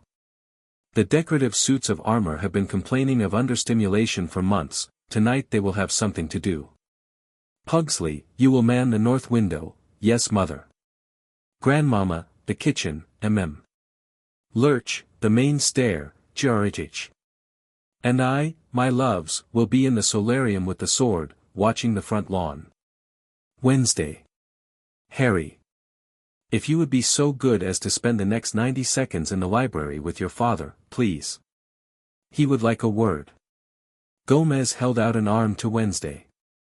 Wednesday did not take it, because Adam's women did not take arms unless they wanted them. But she fell in step beside her father, and Gomez beamed, and Harry, who had never in his life had a father say his name, heard Gomez say it in the hall, "Harry, my boy, come, come," and felt, in the bond, a small, startled warmth that was Wednesday's and not his. He went. In the library, with the fire up and the curtains drawn, Gomez Adams laid both hands on Harry's shoulders and looked him in the eye the way men do when they mean it. "My boy," he said. "Listen to me." "Yes, sir. Tonight is a party. That is how we will conduct it. A party. You will enjoy yourself. My wife will enjoy herself. My daughter, who is wearing your ring of invitation around her neck whether she has acknowledged it or not, will enjoy herself. My son will enjoy himself. The men who come over my wall will, I regret to inform them, not enjoy themselves, because they will have picked the wrong house on the wrong night, but that is their misfortune. Are we clear? Clear. Second. I love my daughter. I know. I do not care how you were raised, what your intentions are, how much magic lies in your hands, or what prophecies your name is tangled in. I care that she came home tonight, and that you came with her, and that when she stopped walking in the hall just now, you were, without thinking about it, half a step behind her. I noted the half step. I approve of the half step. Thank you. Do not let me be wrong about the half step. You won't be. Good. Gomez squeezed his shoulders once, hard. Let us go kill some men. Yes, sir. And after we have killed them, there will be a second course. My wife is known for her second course. From the hall, Wednesday's voice, flat and quiet, said, "They're here." Harry turned to the window. Outside, in the green-gray fog, 6 shapes had stepped up to the far edge of the lawn, and as they stepped, the fog drew back from them the way a curtain draws back from a very unwelcome guest. One of them was very tall. One of them was very fast. And one of them, at the back, wore a medallion at his throat that caught the faint blue of the lantern light and reflected back a shape that was, unmistakably, a hand with 7 fingers. Harry felt the bond, under his ribs, square itself up. He did not draw his wand. He put his hand instead on the doorframe of the library, and the old Adams wards, long and strange and not Weems's, brightened under his fingers in recognition of someone the book had already introduced to them. "Gomez," he said, quietly. "Yes. Permission to work." "Granted." Permission to work. Outside, in the fog, the man with the medallion raised one hand. The lawn between the manor and the men shuddered, lifted, and became a wall of corpses.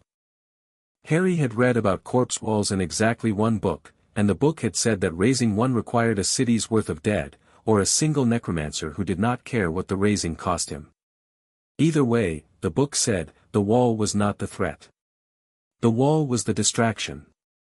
Something was supposed to come through the wall while the defenders worried about the shambling. Harry did not waste a second on the wall. "Gomez," he said, "your men will hit the wall from the front. Pugsley on the north. Your wife on the east. Your butler on the stair. Your grandmother is in the kitchen, she is always in the kitchen when guests come. Good. Wednesday and I are going through the side gate. They're sending someone fast through a secondary path. Probably the hedge maze.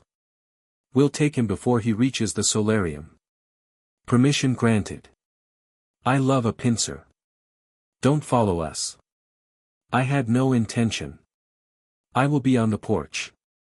Morticia prefers me visible when she fights. I am decorative in battle, my boy, truly, a joy to watch. I believe it." Wednesday was already at the library's side door. Harry went with her.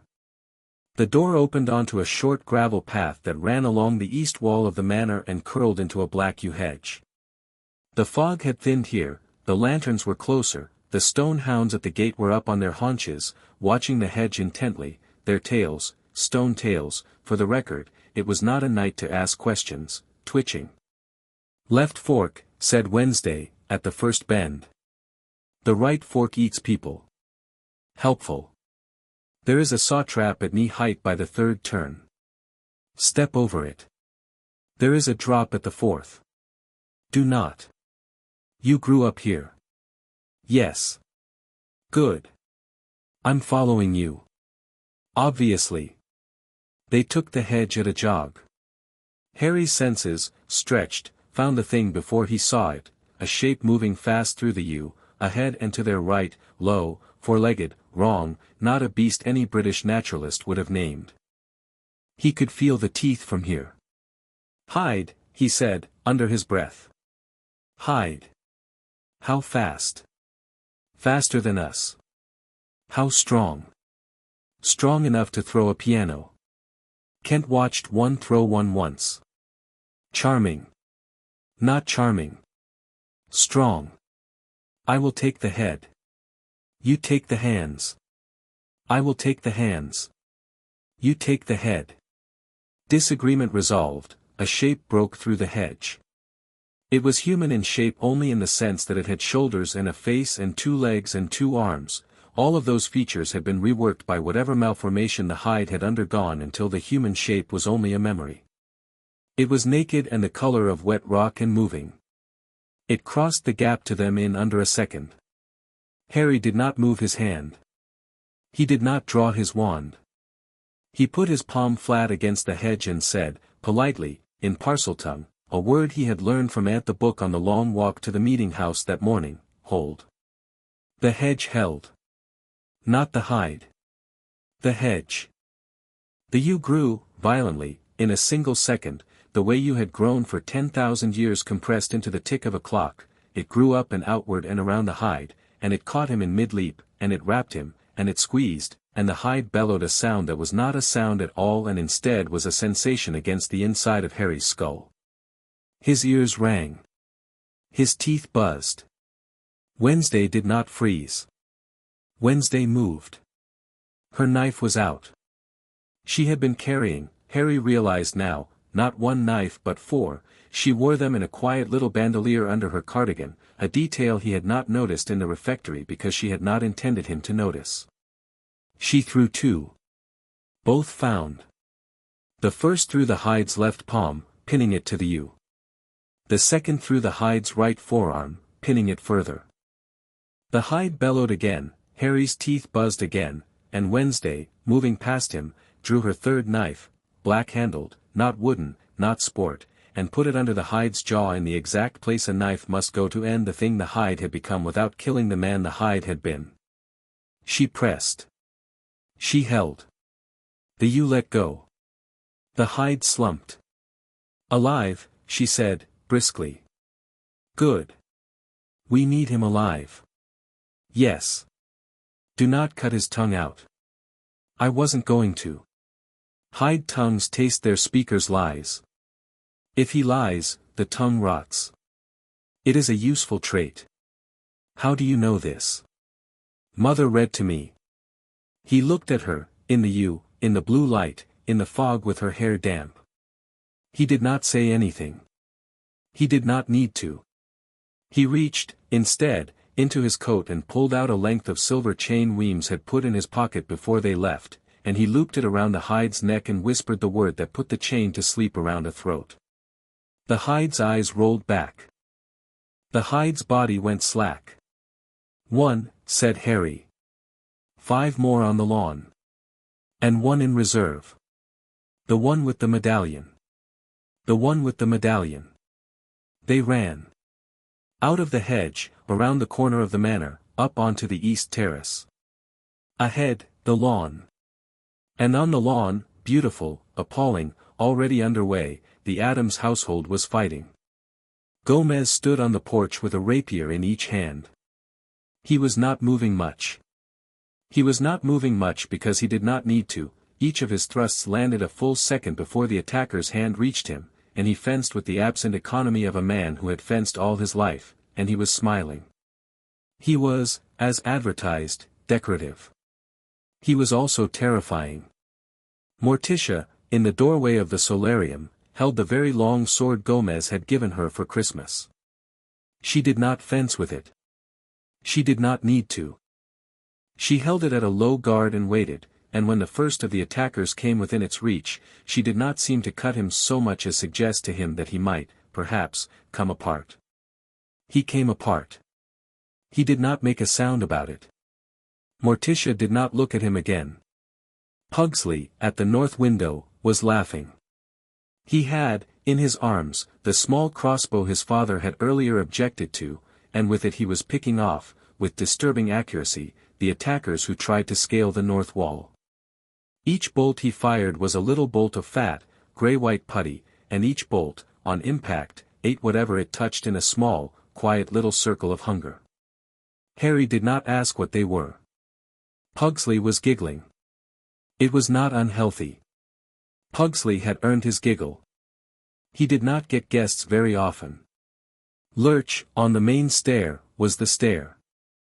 The attacker who tried to come up the stair was pushed back down it by Lurch's open hand, and when the attacker tried again, was pushed back down it harder, and when the attacker gave up and tried to slip past, Lurch, very patiently, picked him up by the collar and set him gently on the porch railing, and Gomez, without pausing in his fencing, poked him neatly into a large urn full of decorative cacti, where he remained for the rest of the evening. Grandmama, in the kitchen, had done something to the east side attacker that Harry did not see directly but that produced, across the lawn, a sudden smell of boiled herring and a small, surprised scream that did not repeat. That left the two in the middle of the lawn. One of them was the medallion wearer. The medallion wearer was a small man. He was surprisingly small, given how much he had managed to ruin. He wore a dark red coat, a black cravat, and a plain, closed-off face that had, at some point in the last 30 years, been grown by him specifically to not be remembered. His eyes, when Harry met them across the lawn, were neither cruel nor curious. They were the eyes of an accountant who had come to do account. Behind him stood his last remaining enforcer, a tall, blonde witch, Harry noted, in a coat very like Ginny Weasley's, only cleaner, with a wand in one hand and a thin black whip of shadow in the other. "Overcoat," Wednesday murmured. "I see. He pays British. I see that too. Do not engage the medallion wearer directly. Engage the witch. He will run if she falls." Agreed. They stepped off the terrace. Across the lawn, the medallion wearer saw them. He did not smile. He did not frown. He raised one finger, and his witch, the overcoat, whose face Harry was filing without looking at, moved. She was Hogwarts trained. She was Hogwarts trained well. She was not a student, she was in her 20s, and her spellwork was precise and varied, and her wand was a clean, well-worn hawthorn. Her first curse went high, where Harry had been a quarter second ago. Her second went low, where Wednesday had been. Her third, a bone-crushing curse Harry had read about in the margin of one of Sirius's books, came at Harry's knees. Harry turned his left palm down, flat, and the curse passed under it and detonated against the porch railing, where Lurch took the impact without apparently noticing. "Right," said Harry, softly. "Hello." He moved. He did not run. He walked. He walked across the lawn in a straight, unhurried line, and with each step he put a small, specific piece of magic into the grass under his boot, and the grass reported back to him the positions of every living thing around him, and the fog thinned in his favor, and the overcoat's next 3 curses could not decide where he was. She was good. She was very good. She pivoted, tried a wide shield spell, tried a blinding spell, tried, at last, in a small voice, one of the 3 unforgivables. Ava, Wednesday's knife took her in the wand hand before she finished the second syllable. The wand fell. The witch fell to one knee, hand bleeding. Harry closed the distance. He did not draw a wand. He put his palm over the witch's mouth and said, very quietly, a word in Parseltongue that meant be still and ask the witch's magic, politely, to come and sit in his palm for a few minutes. The witch's magic, like most magic that had been asked politely in a very long time, agreed.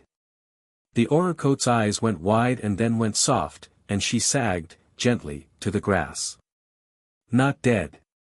Not even hurt, beyond the knife wound. Simply without her magic, temporarily, until Harry chose to give it back. Across the lawn, the medallion wearer did something that astonished Harry. He did not run. He clapped. Twice. Softly. The sound of the claps in the fog was very small. "Mr. Potter," he said. He had an American voice, not New England, somewhere further south, old Virginia, polished into Middle Atlantic. "You do good work." "Thank you. My name, if you are wondering, and I will not deny you the mercy of asking, is Laurent. That is a first name. You may have it. You may not have my second, not yet. I have earned my second. Not yet. Laurent. Mr. Potter. Miss Adams." His eyes went to Wednesday. He did not smile. He did not frown.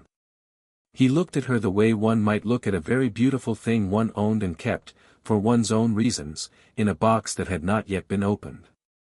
"I wish you had not taken my evening from me. I had planned such an evening. I had planned it for 7 years. I had, in fact, planned it for my daughter. My daughter will be disappointed." "Your daughter," said Wednesday. "My daughter. She is the 7th finger. Not me. I am the 6th. He lifted his medallion from his chest. Harry saw, for the first time, that of the 7 fingers, only 6 were shining. The 7th was dim. Her finger will not shine until the binding. The binding tonight was the last step before it shines. She will be disappointed." "You said mercy earlier," Harry said, softly. "I did. You were merciful with Corwin. Corwin is my sister's son. Mercy begins at home." "Ah. Mr. Potter. Miss Adams. I will ask you once, as a gentleman, to surrender yourselves into my custody. In exchange, I will return every Hogwarts student who has been, whispered at by my people, and remove from them the interest of the hand for the remainder of their natural lives. This is a very large offer." "It is," said Harry. And no. Laurent, 6th finger of the crimson hand, nodded, gravely, as if Harry had answered a question on a form. "I had thought so. It was polite to ask. I will go, now, Mr. Potter. I will not fight you tonight. I could kill you both. I could.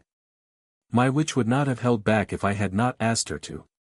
But I will not, because my daughter is young, and has not yet decided what she wants you to be for her, and I prefer to leave her choices open. She may want you alive. She may not. I would like her to decide." "Your daughter?" "Yes." "How old?" 16. "What's her name?" "No." "Her name?" "No, Mr. Potter." "Ask me anything else." Harry looked at him a long, long second. "What school?"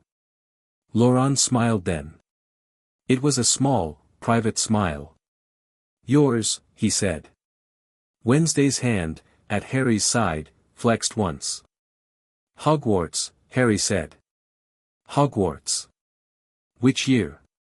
"Yours." "Which house?" "Guess," said Laurent, and turned on his heel, and walked, unhurried, back into the fog, and was gone. For a long, long moment, nobody moved. Then Morticia, from the solarium door, said, "Darling. Are you both quite well?" "Yes, mother." "Both of you come inside. There is soup." "Gomez, love, please disarm that cactus man before he wakes, he will be very sore in the morning. Pugsley, come away from the window, you are dripping bolt oil on my carpet." The Adams house, in stages, folded back in on itself, the attackers gathered, bound, and arranged on the front porch in a polite line, lurch sweeping up, the corpse wall, abandoned by its necromancer, gently collapsing back into the compost heap from which he had borrowed his dead. Harry's hand, as he walked up the steps of Adams Manor for the second time that evening, found Wednesday's in the fog. Hers was warmer than it had been at dawn. He did not remark on it. She did not remark on it. They held hands in the fog and went inside to soup, and neither of them let go until they were across the threshold, and when they did let go it was with the small, particular reluctance of people who had discovered, without being told, that holding was a more comfortable state than not holding, and that this was a discovery they would need to examine later, when there were no corpses on the porch. Lawrence's daughter, Harry thought, walking down the long hall toward soup. 16. Hogwarts. Which house? A girl at his school, in his year, had been sent to cut a braid from the Adams line. Or had been, or was, or would be. Wednesday, he said, softly. I know. We need to go back. Tomorrow. Tomorrow. In the distance, in the kitchen, a kettle began to scream, and Grandmama's voice rose with a loud, delighted, supper backslash, and the world, for a space of a few hours, allowed them to pretend it had let them go. Chapter 3 End. Chapter 4, Blood Moon Bonding. They returned to Nevermore at dawn with one hide in chains, one witch without her magic, 4 prisoners conscious and 7 in various states of dignity, and a dessert from Morticia Adams that Harry had been told, under no circumstances, to refuse. The dessert was wrapped in black crepe paper and tied with a red ribbon. Harry did not ask what it was. Wednesday, in the iron carriage Gomez had conjured to carry them back across the graveyard to the manor gates, held it on her lap with the protective posture of a child with a new puppy. You know what it is, said Harry. I do. Are you going to tell me? When you eat it. Not before. It is not poisonous. It is not cursed. It is not alive. It will, however, be more interesting if you do not know. That covers every negative and no positive. Yes. Fine. The carriage rolled into Nevermore's stable yard. Weems was already waiting. She wore, for some reason that Harry did not yet understand, a silver ceremonial cloak over her suit, and she held, loosely at her side, a short iron staff that had about it the specific unpleasant quality of a thing that could make a man tell the truth. 7 prisoners, Harry said, as he stepped down. 6 human, 1 hide. The Oracote speaks Parseltongue by invitation only. I'll unlock her when you're ready. The hide has a name. His name is Malachi Voss. He's a college student out of upstate New York. They took him 3 months ago and turned him. I read it out of his forehead when he went to sleep. His mother lives in Rhinebeck. She deserves to know. She will. Weems handed the iron staff to a very tall woman Harry had not met before, Miss Thornhill, he guessed, who had red gold hair and a slight, perpetual gardener's stoop. Thornhill will manage Malachi. Miss Adams, mother sends her love. As do I. The prisoners to the East Chapter House, please. Mr. Potter, Miss Adams, you 2 to the refectory. You have not eaten. You will eat. And then Xavier wishes to see you both. He has been painting since sundown. He's always been painting since sundown. This morning he has been painting the same painting 7 times. He is upset. About what? He will show you. Xavier had, as Weems warned, painted the same painting 7 times. He had painted it on the ceiling, the walls, the floor, the door, the inside of his window, the underside of his own forearm, and, once, in small, the back of his shaving mirror. He had not slept. He had not eaten. When Harry and Wednesday came in, Xavier was sitting on the floor in the center of the room with his brushes laid out in front of him like a council of ministers, and his eyes were red, and his hands were steady. Hi. Xavier. Hi. I did it 7 times. I need you to see all 7. I need you to tell me if they are all the same girl. All right. He pointed to the ceiling. 1. 2. The wall. 3. The other wall. 4. The floor. 5. The door. 6.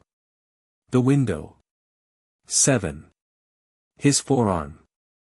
Harry and Wednesday looked at each of the 7 paintings. They were, all of them, of a 16-year-old girl. In each, she stood in a circle of 8 candles. In each, she wore a dark coat with a high collar and a thin chain around her neck, from which hung a medallion with 7 fingers, of which the 7th alone shone. In each, her face was almost the same. Almost. In one, her mouth was turned up at the corner, in the small secret way of someone who had just seen a joke she did not plan to share. In one, her eyes were down. In one, her eyes were up. In one, her hair was long and loose. In one, her hair was in a knot. In one, her jaw was tight. In one, her face was blank. In the last, on Xavier's forearm, she was laughing. Harry stood in the middle of Xavier's room and looked at each of the 7 paintings, and, because he had been trained by Moody and by Sirius's old library to notice detail, he saw the thing Xavier had been hoping, he would see. "She's at Hogwarts," Harry said. "Yes. She's in our year." "Yes. I've looked at her. A lot of times.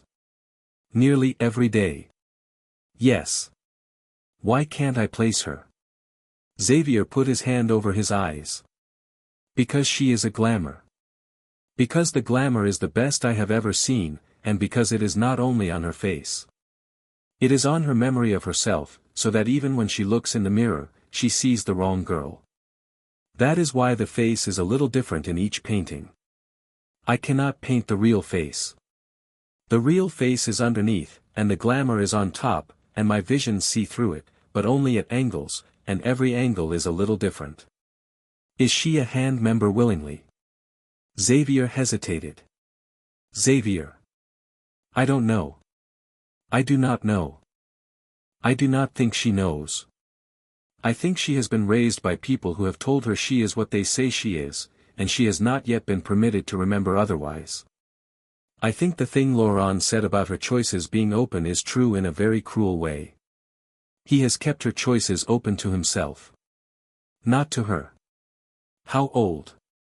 "Our age." "Is it one of, don't ask me that question yet. I have an answer. The answer is wrong more than half the time in my paintings. I don't want to accuse the wrong person. If I accuse her wrongly, we will waste 3 days that we do not have, and we will lose one of your friends forever." Wednesday, at the door, said, "Which house?" Xavier looked up at her. "I have painted her in each of the 4 common rooms. She fits in each. Her coat is dark. Her robes are black. I cannot tell you. That is useless. It is the most useless information possible. I am telling you because it is also the most honest information I have. I am sorry, Wednesday. I am.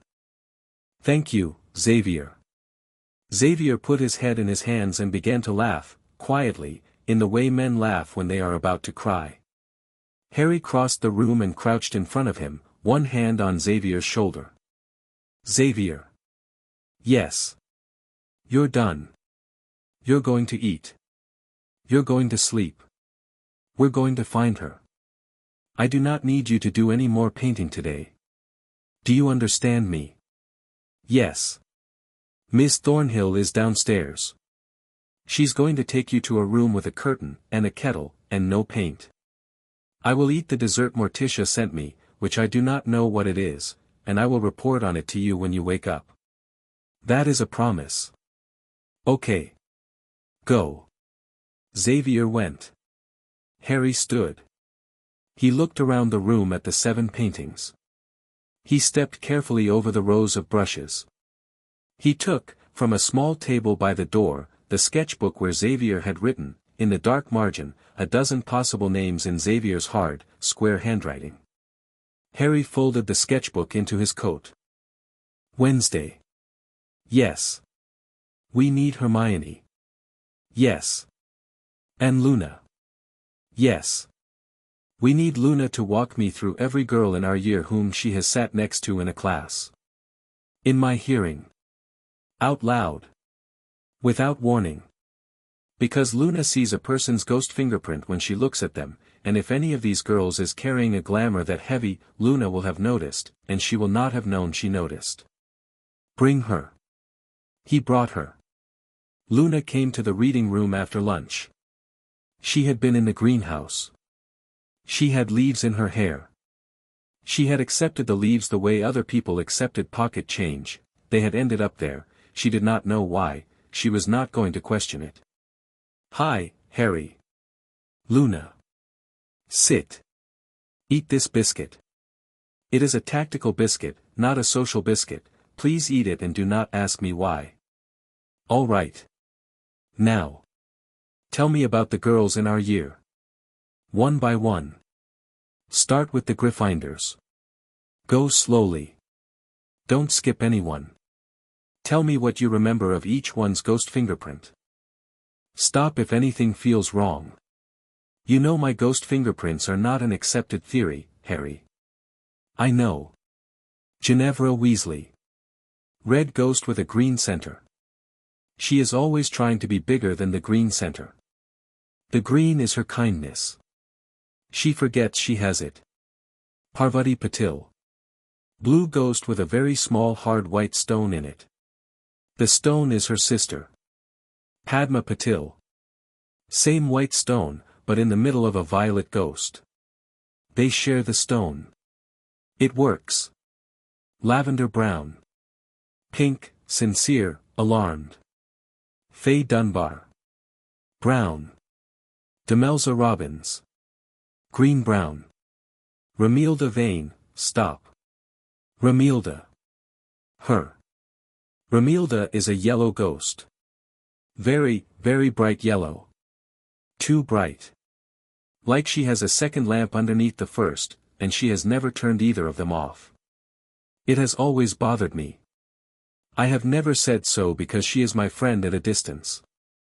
When I look at her, I always look at her a little to the left, because her yellow is too much to look at directly. Harry looked at Hermione, across the reading room. Hermione said, slowly, her parents are new money. Very new. Romilda's grandmother on her mother's side used to live in America. New England? I don't know. Find out. I can ask Cho. Cho's mother was in school with Romilda's aunt. Do. Now. Now. All right. Hermione left. Harry turned back to Luna. Romilda was sorted into Gryffindor. Gryffindor. Yes. Does she know her yellow is too bright? I don't think anyone has ever told her. Do you think the yellow is her, or over her? I have thought about that question for 2 years. And I don't know. I think it is both. I think the brightness is her, and the lamp on top is someone else's, and the someone else has been turning the lamp up and down for a long time. Since when? 4th year. The Yule Ball. Yes. Actually. Yes. Since the Yule Ball. I had forgotten that. I had not forgotten that. I had not permitted myself to remember it. How strange. Luna. Yes. At the Yule Ball that year, did Romilda Vane dance with anyone out of the ordinary? Yes. A tall man with very polite manners. Not a student. Not a parent. He was a visiting official from the ministry, from America, actually. I remember him because he bowed. He bowed very correctly, in the old American way, with his heels slightly apart. I had never seen that bow before. I wrote it down. Did you write his name? I wrote the bow. Not the name. I am sorry. Don't be. I think we have him. Harry looked at Wednesday. Lauren. Lauren, said Wednesday. At the Yule Ball. In 4th year. Dancing with a girl who was, at the time, 13. His daughter. His daughter, under a glamour, being exhibited to Britain as a way of acclimating her. So she would blend in, later. So she would be there. She has been there the whole time. She has been in my potions class the whole time. Wednesday stood. She walked once around the table. She came back. I do not, she said, want to kill a girl. No. I do, however, want to break her father across my knee. We agree. Good. Hermione was back in 31 minutes, because Cho Chang had been exactly where Hermione had hoped she would be, and because Cho Chang had, in the days since the cloister, become a person grateful for a chance to be useful. She came back without Cho, but with a sealed envelope, which she laid on the table. Romilda's grandmother, she said, emigrated from a town called Jericho Falls, Vermont, in 1932. She was born there. She was pulled out of a school that doesn't exist anymore. Cho's mother wrote to a friend of hers. Her friend's friend said the school was closed, during the war, for reasons nobody wants to write down. The friend's friend thinks the school became Nevermore in 1946.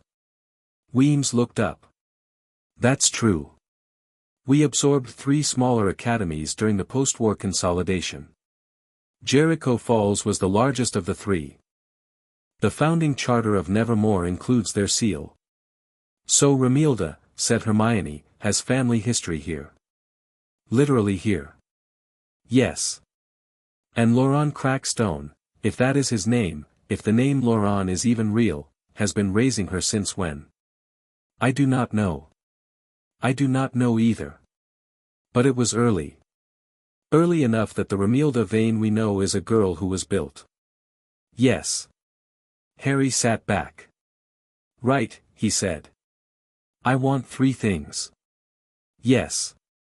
1, a message to Romilda through Luna. Slow. Soft. No confrontation. We do not tell her what we know. We tell her we are aware of her father. We tell her she has a choice. We tell her that choice is hers. Only hers.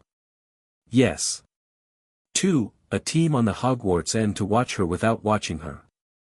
Hermione. Neville. Ron, if Ron can be trusted with this, he looked at Hermione.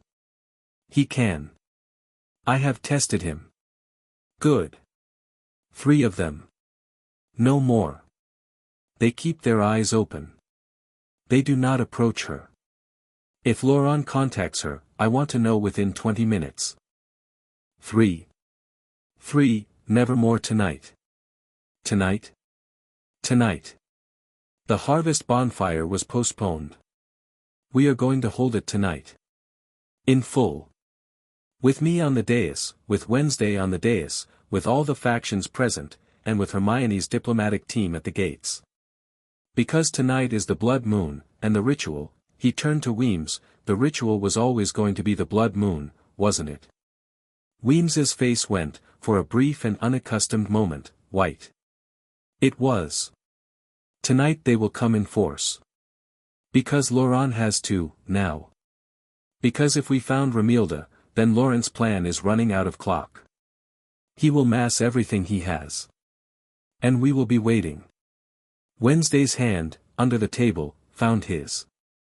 You are using us as bait, she observed. I am. Good. Weems. Yes. I would like permission to invite my headmistress to attend. Weems arched a silver brow. Minerva? She will refuse. I do not need her to come. I need her to know I asked. I need her to make the choice. If we live through tonight, tomorrow morning she will have to decide whether Hogwarts still plays the old games or whether it does not. I need her to have that decision on her table today. Weems smiled, thinly. You, she said, are going to be very dangerous to be around, Mr. Potter. I know. Go. Eat the dessert. Address your headmistress. Be ready by sundown. Anne, her voice softened, fractionally, one of you. Miss Adams. Yes. Your father's dessert. Yes. What was it? It is not my father's. It is my mother's. What is it? You'll see, said Wednesday. I will I? You will. Before Luna arrived, Weems had the oracote which brought up. Her name, it turned out, was Georgia Renton, and she had graduated from Beauxbatons in 1997, and she had, since then, done most of her paid work along the American-Canadian border for a consortium of interests that had always been willing to pay her in galleons from the 1700s. She had never been told she was working for the Crimson Hand. She had thought she was working for a private family who did discreet security. And the girl at the Yule Ball, Harry said, seated opposite her in the small interrogation room, not holding a wand, not raising his voice. The one the polite bowing man danced with. I wasn't at the Yule Ball. You know of it. I've heard. Have you ever met Romilda Vane? Georgia Renton's eyes went, for an instant, to the left. She covered it quickly. I don't know the name. Yes, you do. She was silent. Georgia. I don't know what you want me to, your magic is in my pocket. Your wand is in a warded box. Your hand is bandaged where Miss Adams stopped you from finishing a killing curse. You have been paid, very well, I don't doubt, for 10 years, to do jobs that were, if you had stopped to think about them, obviously wrong. I am not here to judge the jobs. I am here to return your magic to you, along with your wand, along with safe passage back to Quebec, where I understand you have a mother. In exchange, I need you to tell me one thing. Is Romilda Vane the daughter of the man who hired you? Yes. Thank you. Yes. Yes. He has a daughter. I have seen her twice.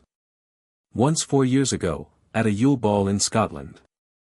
Once last summer, in a townhouse in Portsmouth. She did not know my name.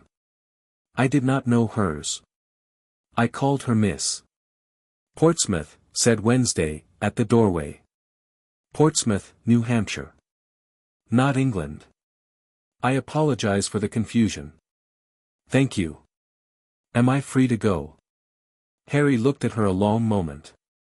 She was not, under scrutiny, as hard as she pretended to be. She was, he realized, the same age he was about to be when he finished Hogwarts. She had been doing this since she was his age. She had, technically, committed several murders. She had, technically, come within a quarter second of committing a 9th one tonight.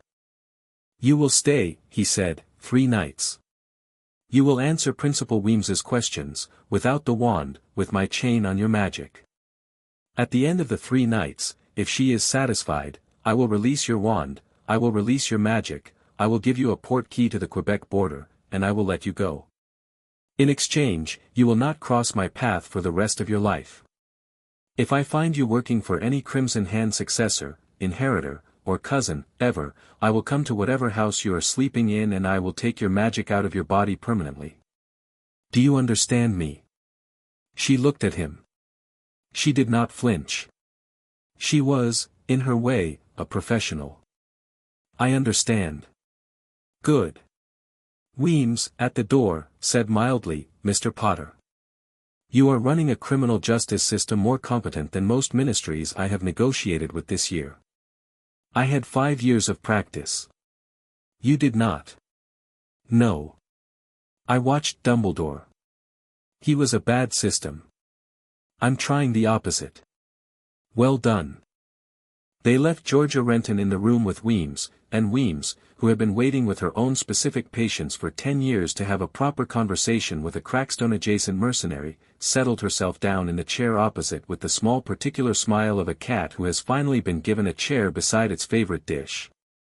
Malachi Voss, the Hyde, had a separate interview, and Wednesday did it. She took him, in the silver chains, into the low greenhouse where Thornhill had grown nightshade for 20 years. She sat on a bench opposite him. She did not speak. He did not speak. For 11 minutes they sat, silent, and watched each other. Then Malachi said, in a voice that was not, quite, his, "My mother." "Yes," said Wednesday. "My mother is in Rhinebeck." "Yes." "She thinks I am at school." "Yes." "What does she call?" "Your name is Malachi Voss." "That is not what she calls me." "She calls you Max." "Yes." "Your mother's name is Sasha." "Yes." "Your mother is a lawyer." "Your father left when you were 4. "Your sister's name is Dora, and she is 10. "Yes." "You are 19. "You are a sophomore at Bard." "You were studying poetry." "Poetry." "Yes." "I have read your drafts." "Weems brought them." "You were good." "You will be again." I don't know if you will be." "You will also be Hyde." "Both." "You will have to learn to carry both." My grandmother had a cousin who learned to carry 3 different kinds of thing in the same body. It is not impossible. It is work. Who are you? Wednesday Adams. I thought so. How? My mother told me about you. About me specifically. Yes. She said a girl named Wednesday would come one day to tell me it was all right. She dreamed it. In March. Your mother, said Wednesday, with a small amount of admiration, is a seer. She is a lawyer. She is both. In Rhinebeck. Ha. Yes. You will go to her tomorrow. I will send you. Miss Thornhill will escort you. You will tell your mother everything. You will tell her that you will be back with me in 6 months, because I will teach you what you need to know, because there is no one else in North America who can. Is that acceptable? Yes. Good. She rose. She did not touch him. She left him in the greenhouse with Thornhill, who had come in quietly during the conversation and begun, without fuss, to prepare a small cup of the particular tea Max's mother had drunk during her pregnancy. The tea smelled, improbably, of rosemary and lightning. Max Voss began, finally, to cry. Wednesday, on her way out of the greenhouse, paused at the door, and, because there was no one present except Thornhill, who did not count, and Harry, who had been waiting outside, allowed her own eyes, for one breath, to be wet. Harry did not mention it. He reached, instead, for her hand, and held it, and together they walked back up to the infirmary to sit for an hour with the girl they did not, yet, know the real name of. At 5 in the afternoon, in the last blue light before the blood moon rose, Harry sat in Weems's office and wrote 2 letters. The first was to Minerva McGonagall. He wrote it in his own hand, not a quill's. He had learned, at 9, from a Muggle teacher, that a letter written in the writer's own hand was a letter that had weight even if the words did not. He wrote, "Dear Headmistress, I will not ask you to come tonight. I know you will not. I also know you would have come if I had asked you a year ago, and that you would have been foolish to come, and that the only reason you would have is that you love me. I am saying both of those things to you out loud in the same paragraph because you taught me to look my arguments in the face. Tonight at Nevermore, I am going to be the target of an organized attack designed to take me, kill Miss Adams, and wake something that has been asleep for 1100 years. I expect to come through it. If I do not, please tell Mrs. Weasley that I loved her son Fred. Please tell Sirius's portrait that I did not open the Peveril door, because I wanted to do that with a girl first, and the girl is here now, and I will open it with her when this is done. Please tell Hermione that she was right about everything 3 years before she would admit it. Please keep Neville in your office for at least an hour tomorrow. I don't want him to hear about me from anyone other than you, and I don't want him to be alone. If I do come through it, I will come to Hogwarts for 1 day next week, and I will answer every question you and the board would like to ask. I am requesting, formally, 1 condition. I would like the young woman who was, until this week, called Remilde Vane, to be considered a student under your protection when she is in Britain, and I would like your word that her recovery will be given the time it requires and the privacy it deserves. I am not asking you to promise me she will be kept safe. No one can promise that. I am asking you to promise me that you, personally, will be her headmistress, and that you will be to her what you have been to me. Her name is Inara, for now. She may change it. Yours, Harry. The second letter he wrote to Ron. It said, Ron, you are not a coward. You have been worrying. You are. You are not. You are my brother. I will see you soon. H. He rolled both. He sealed them. He gave them to a Nevermore messenger bat, a short, polite creature with a white collar and a small pouch, who bowed, took the letters, and was gone out the tower window before the next breath. Weems, at her desk, did not look up. She will reply. I know. Before sundown. I know. She replied in 22 minutes. The letter came in on the same bat, back already, and the bat, apparently exhausted by the Atlantic it had just crossed, dropped the envelope on Weems's desk and fell asleep in the samovar's shadow. Harry took the envelope. It was in McGonagall's hand. He opened it. Mr. Potter, Inara will be a student under my protection for as long as she wishes to be. I promise. I will be her headmistress. The board will be informed if I choose to inform them and not before. I will not be present tonight, as you anticipated. I will be in my chair, at my desk, in my office, from now until dawn. I have asked Hagrid to sit with me. He is, as I write, already at the door with a large flask and an opinion. I have told him we will play chess until you write again. Come through it. Minerva P.S. I love you too. Tell Hermione to eat. She forgets. Harry folded the letter. He put it in his inside pocket. He did not trust his face for a moment. Weems did not comment on it. She was, in her way, a kind woman. Mr. Potter. Principal. Go rest for an hour. I am not tired.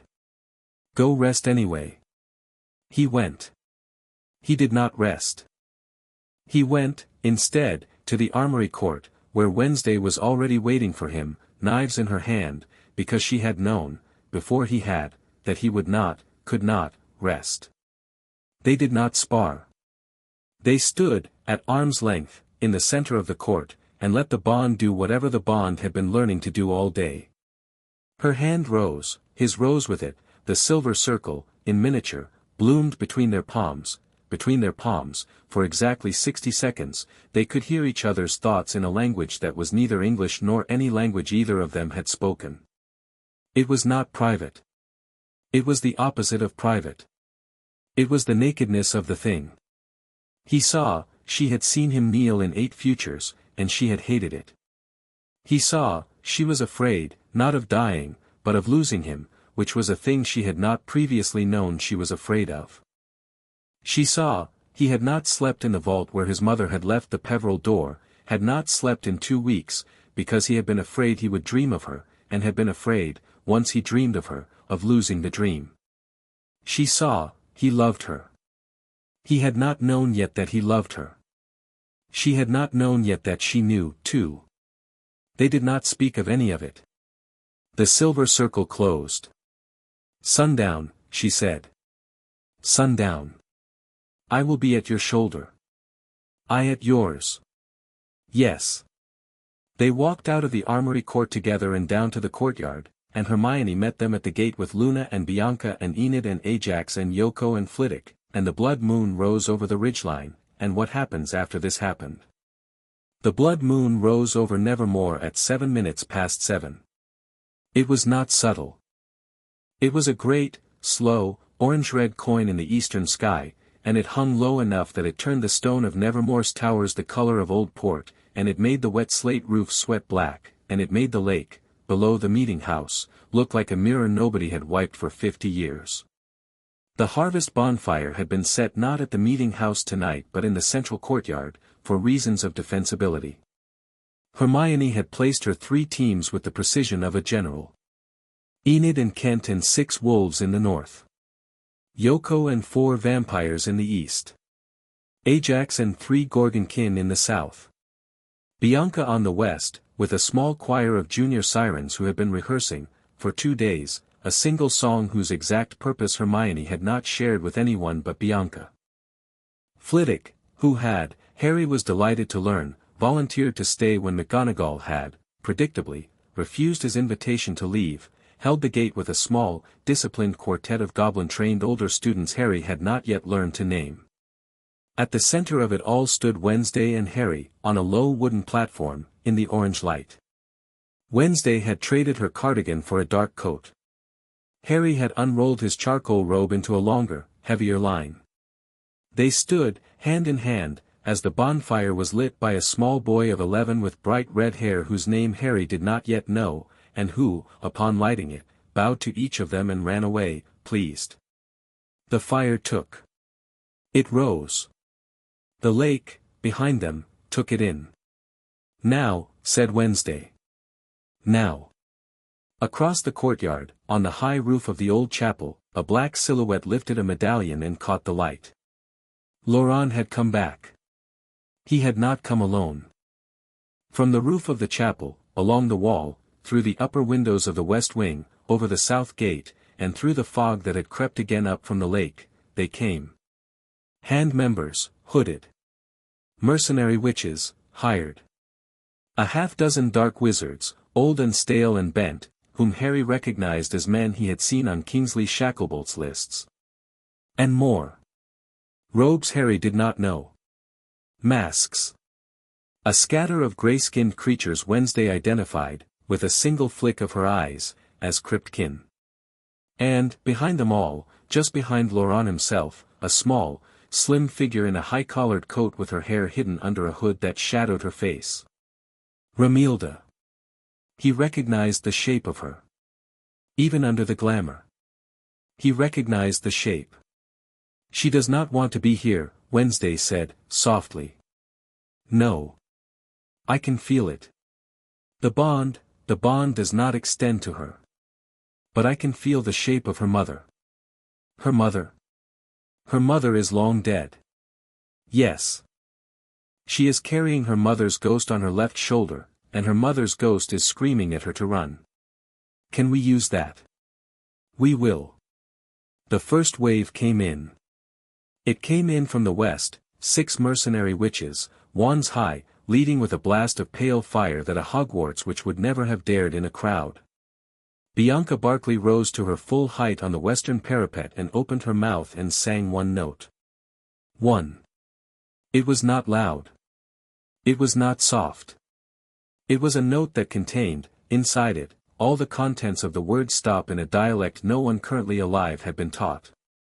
4 of the 6 mercenaries stopped. 2 of them had Siren's Bane in their ears and did not, and Hermione, behind Bianca, hit both of them with stunners in a row that were tight and fast and well-drilled. They went down. Flitwick, at the gate, politely asked the heir for a containment dome and the heir obliged. The western mercenaries were, within 30 seconds, asleep. The north wave, led by the cryptkin, met Enid and her werewolves and did not fare well. Enid, in her claws, was a weapon Laurent had not accounted for. She did not kill, she disabled. She broke jaws. She broke knees. Her cousin Kent broke other knees. The cryptkin were not used to being met by teeth that were, in their own informed opinion, larger than their own. They withdrew. The south wave, led by Gorgonkin's worst nightmare, 2 ghouls Laurent had somehow bent into service, met Ajax, and Ajax did what Ajax did. He looked the ghouls in the eye and the ghouls did not, as ghouls must not, look away in time. They froze. They froze in a way that ghouls were, in theory, immune to. Ajax had spent 6 years practicing a version of his gift that worked even on the things that were supposed to be above it. Ajax, said Wednesday, under her breath, will be teaching a seminar about that. I will attend. We both will. That left the east, and Laurent, and the figure behind him. Yoko met the east wave with her strength and her mouth and her small, casually ruthless crew of 4 junior vampires, and they did not fail. But 3 of the east wave slipped past her by sacrificing their own. They came up the stairs to the courtyard, to the platform, to the bonfire, in a narrow wedge with one purpose: get to Harry. Get to Wednesday. Cut. Bleed. Bind. Harry did not raise a wand. He raised his left palm. And the bond between him and Wednesday, which had been humming quiet and careful under his ribs since Tuesday, decided, without being asked, that tonight was the night it would graduate. What happened next he could not, afterward, perfectly describe.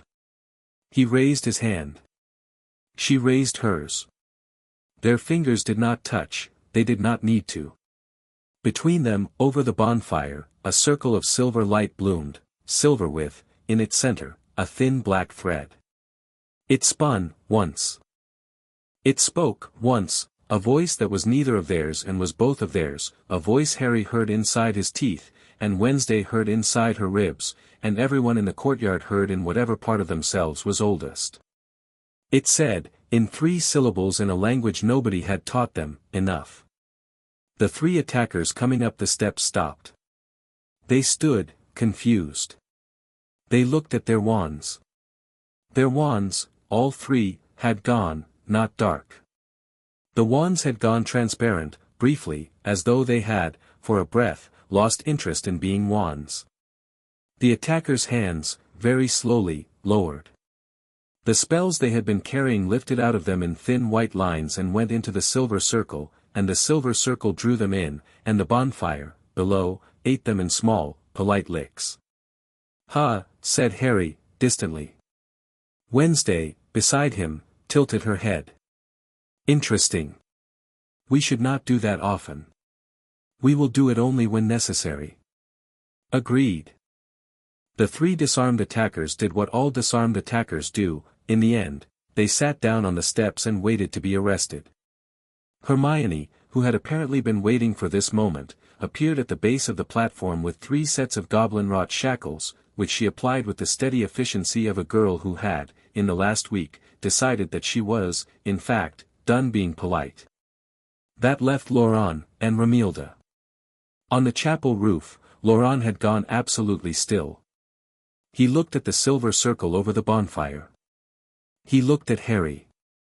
He looked at Wednesday. He looked at his daughter.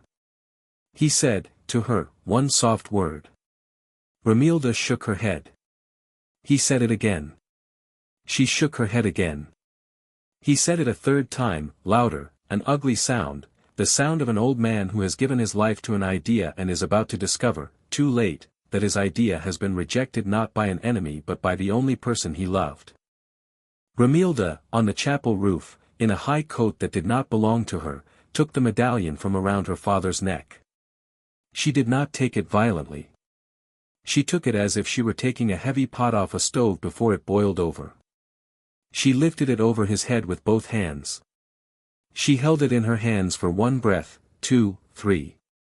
Then she dropped it. It fell off the roof. It struck the cobbles. It rang, a thin high note, and split. On the cobbles, the 7th finger of the medallion went, briefly, gold, and then went dark. Laurent made a small, animal sound. Romilda Vane, who had been a Hogwarts Gryffindor 4 days ago and whom Luna Lovegood had been unable to look at directly for 2 years, raised her head. The glamour on her face began, slowly, to peel. The girl underneath was younger than Romilda had ever looked. She was, Harry realized, about 14. Laurent had aged her as part of the glamour. She had never been 16. She had always been 14. Her father had aged her to put her in Harry's year, because his plan had required her to be in Harry's year. She looked at Harry across the courtyard. "I am sorry," she said. Then she fell. She did not jump. She fell. Her knees went out from under her, and she fell toward the edge of the chapel roof, and Laurent, beside her, did not move to catch her, because Laurent had not yet processed what she had just done. Harry, at the platform, did move. He was in the air before he knew he had begun. It was not an apparition, it was a stride, a long, impossible stride across the courtyard that the bond between him and Wednesday had decided to allow. He caught the falling girl in both arms, 4 feet short of the cobbles, and set her down, gently, on the steps of the chapel, and held her head in his lap. Hey. Hi. What's your real name? I don't know. That's all right. We'll find out. Okay. Who hurt you? Him. A faint lift of her eyes toward the chapel roof. Anne, not him. The one above him. The 7th. The other 7th. He is coming. He is at sea. He will be here soon. Harry went very still. The 7th. Yes. The real 7th. Yes. Your father was the 6th. Yes. He thought he was the 7th. He has always thought. They let him think. The 7th, she swallowed, the 7th is, she fainted. Wednesday knelt beside them on the cold stones. Her hand, steady, went to the girl's throat, feeling for the pulse. She found it. She nodded. Alive. Exhausted. Dehydrated. The glamour is peeling. When it finishes peeling she will be in shock. We need her in the infirmary. Done. Take her. I will take Laurent. Yes. He rose. He handed the girl, very carefully, to Hermione, who had materialized at his elbow with Madame Pomfrey behind her, who had materialized, on her own initiative, through a fleur that Flitwick, without being asked, had quietly opened 8 minutes ago. Hermione, holding the small body as if it were her own sister, walked it toward the infirmary at a careful quick pace. Pomfrey followed. Harry turned toward the chapel roof. Laurent had not moved. Laurent was kneeling. He had picked up the broken pieces of his medallion. He was, Harry realized, weeping. Wednesday, beside Harry, said, softly, let him live. Yes. Not for him. No. For her. Yes. They climbed the chapel stairs together. At the roof, Laurent did not resist. He held out his wrists. Wednesday slipped a set of shackles onto them. Laurent looked at Harry, and Harry looked at Laurent, and for a moment neither of them said anything. Then Laurent said, hoarsely, he told me she would be safe. Who? The 7th. Who is he? I don't. Laurent's mouth opened, closed, opened again. I never saw his face. He speaks to me through the medallion. He has only ever been a voice. A voice with a laugh like my grandfather's. He told me, he lied. Yes. Laurent. Yes. Your daughter saved my life tonight. Yes. That's the only reason you are walking down these stairs on your feet. I know. Good. They walked him down the chapel stairs. The courtyard was quiet, now, the bonfire low, the silver circle gone, the prisoners gathered, the wolves and vampires and gorgons and sirens returning to their posts, Flitwick holding the gate, Hermione at the infirmary door with her hand on Romilda's, not Romilda's, Harry reminded himself, not Romilda's, wrist. Laurent went past, not looking at any of them. Miss Thornhill met them at the base of the stairs and took Laurent's chains out of Wednesday's hand with the same practiced gardener's stoop with which she had taken the iron staff that morning. Miss Adams. Mr. Potter. My congratulations. Thornhill. A word, before we part. My name is not Marilyn Thornhill. Harry and Wednesday stopped. It is not, she said, quietly, a name that is mine. It is a name the hand gave me, when they placed me here, 12 years ago. I took it because I had no other. Weems has known for 4 of those 12. She and I have been, negotiating, quietly. I have been supplying her with information. Tonight was my test. I have just completed it. I am, at your service, an ally. If it is of any interest, my real name is Marilyn only part way. I am also called, by the people who love me, Laurel. Which is, in its way, a joke I am still not ready to laugh at. Weems, materializing out of the dark behind her, said, you will laugh at it in time. I know, Larissa. Good. Weems inclined her head to Harry and Wednesday. You have, both of you, had a very long day. You have saved a girl. You have defeated the sixth finger of the hand. You have exposed a 12-year spy. You have, on your own initiative and without any supervision from any adult I am prepared to acknowledge, designed the tactical operation that contained a coordinated attack on a school. I am deeply proud of you. Now. Go to bed. There is still a seventh. There is still a seventh. There will be time for the seventh tomorrow. Go to bed. Harry did not argue.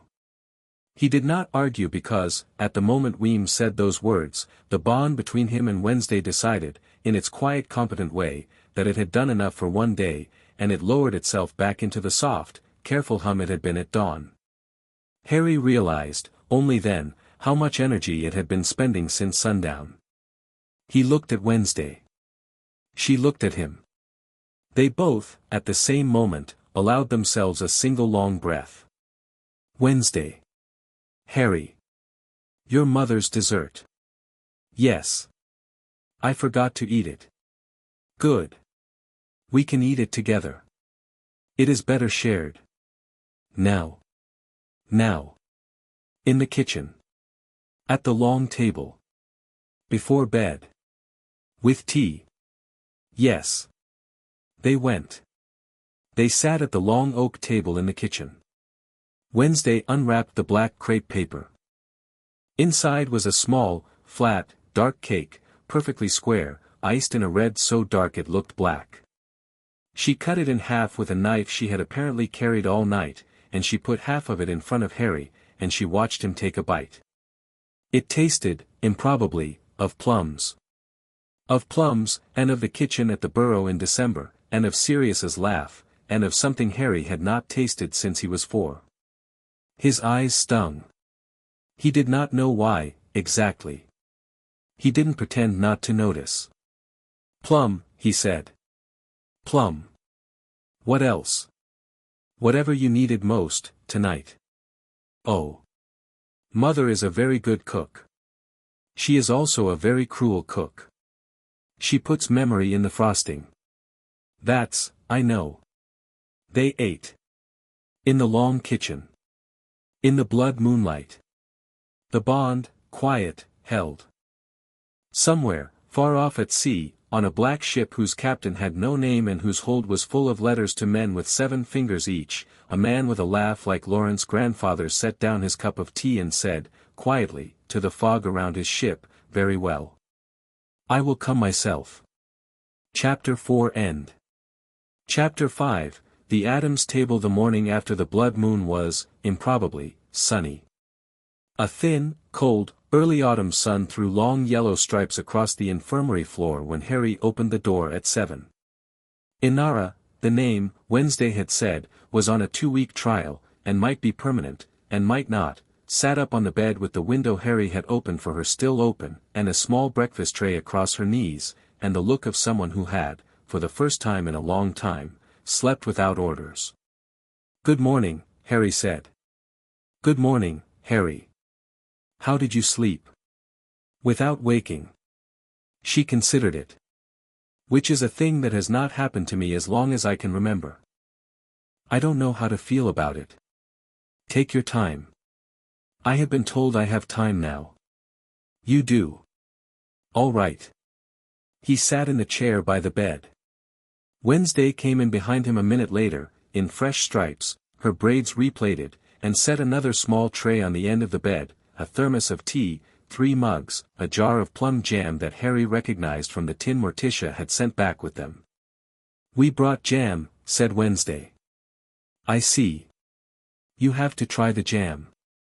Does the jam remember things? My mother's jam remembers things. This is my grandmother's jam. My grandmother's jam intimidates things. It is useful to have tried at least once. Inara laughed. It was, Harry realized, the first time he had heard her laugh.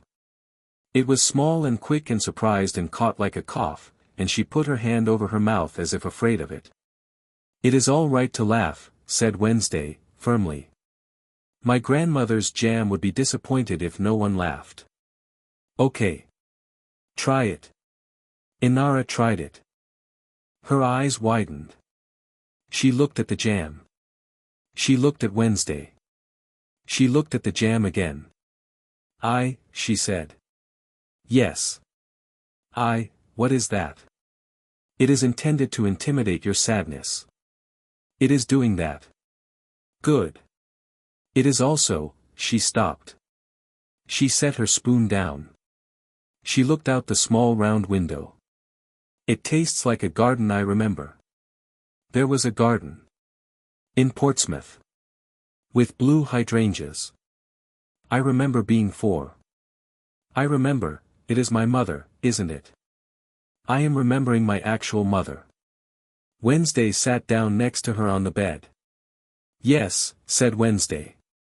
Grandmama's jam does that. It does not invent memories.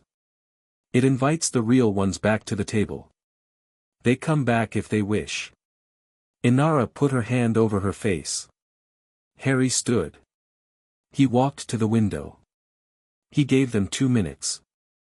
When he turned back, Inara had put her hand down and was eating the jam with the spoon, and the tears on her cheeks were drying and were, evidently, not unwelcome, and Wednesday had put an arm, very carefully, around her shoulders.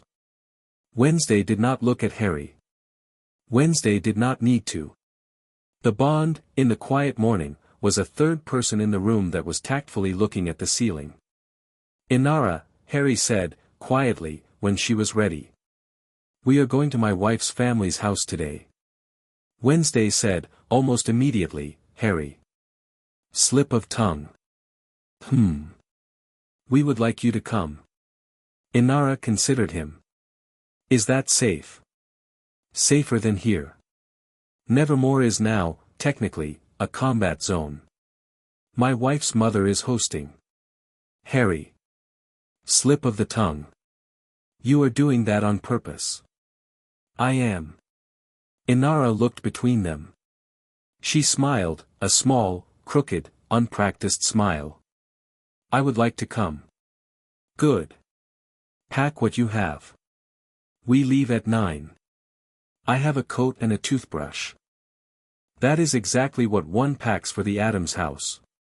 They arrived at the Adams manor at 10 minutes past 9, through the iron carriage Gomez had, apparently, left for them. The carriage drove itself this time. Gomez had sent a note that said only, "Enjoy the ride, my boy," and told it to take you the scenic route, and the scenic route involved, inexplicably, a short traverse of a waterfall and a narrow cave in which a small family of luminescent bats sang a 3-part harmony of a song Harry did not recognize and Inara, to her own quiet astonishment, did. It's a lullaby, she said. My mother sang it to me. It is, said Wednesday, without surprise. It is one of ours. Your mother would have learned it when she met your father. It predates the hand. It is older than the hand. Older than, much older. The hand is, in the scale of things, quite young. 300 years. A fashion. The bats are 700 years. Oh. Yes. They came out of the cave. The manor rose ahead of them. In the morning light, without fog, without the green-gray enchantment of the night before, the house was a different beast entirely, black-bricked, yes, and crooked-towered, and full of windows that were not quite in line with each other, but also warm, and lived in, and surrounded by a dense garden of black flowers with bright red throats that, as the carriage approached, all turned their heads toward it together. The garden approves, Wednesday noted. Of what? Of Inara. Harry glanced at her. The black flowers, all of them, were leaning toward Inara specifically. It was subtle and definite. My mother planted them, Wednesday said, for weddings. And for recoveries. This is not a wedding. It is a recovery. Ah. The carriage rolled to a stop in front of the east door. Gomez came down the steps to meet them with both arms already open. Morticia stood in the door. Darling boy /. Gomez boomed, shaking Harry's hand in both of his. Darling daughter.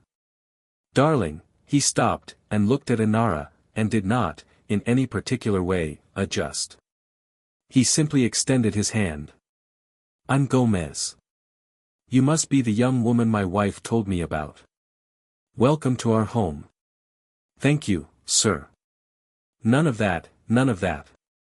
Gomez. Come. Morticia, my love, I see her, Gomez.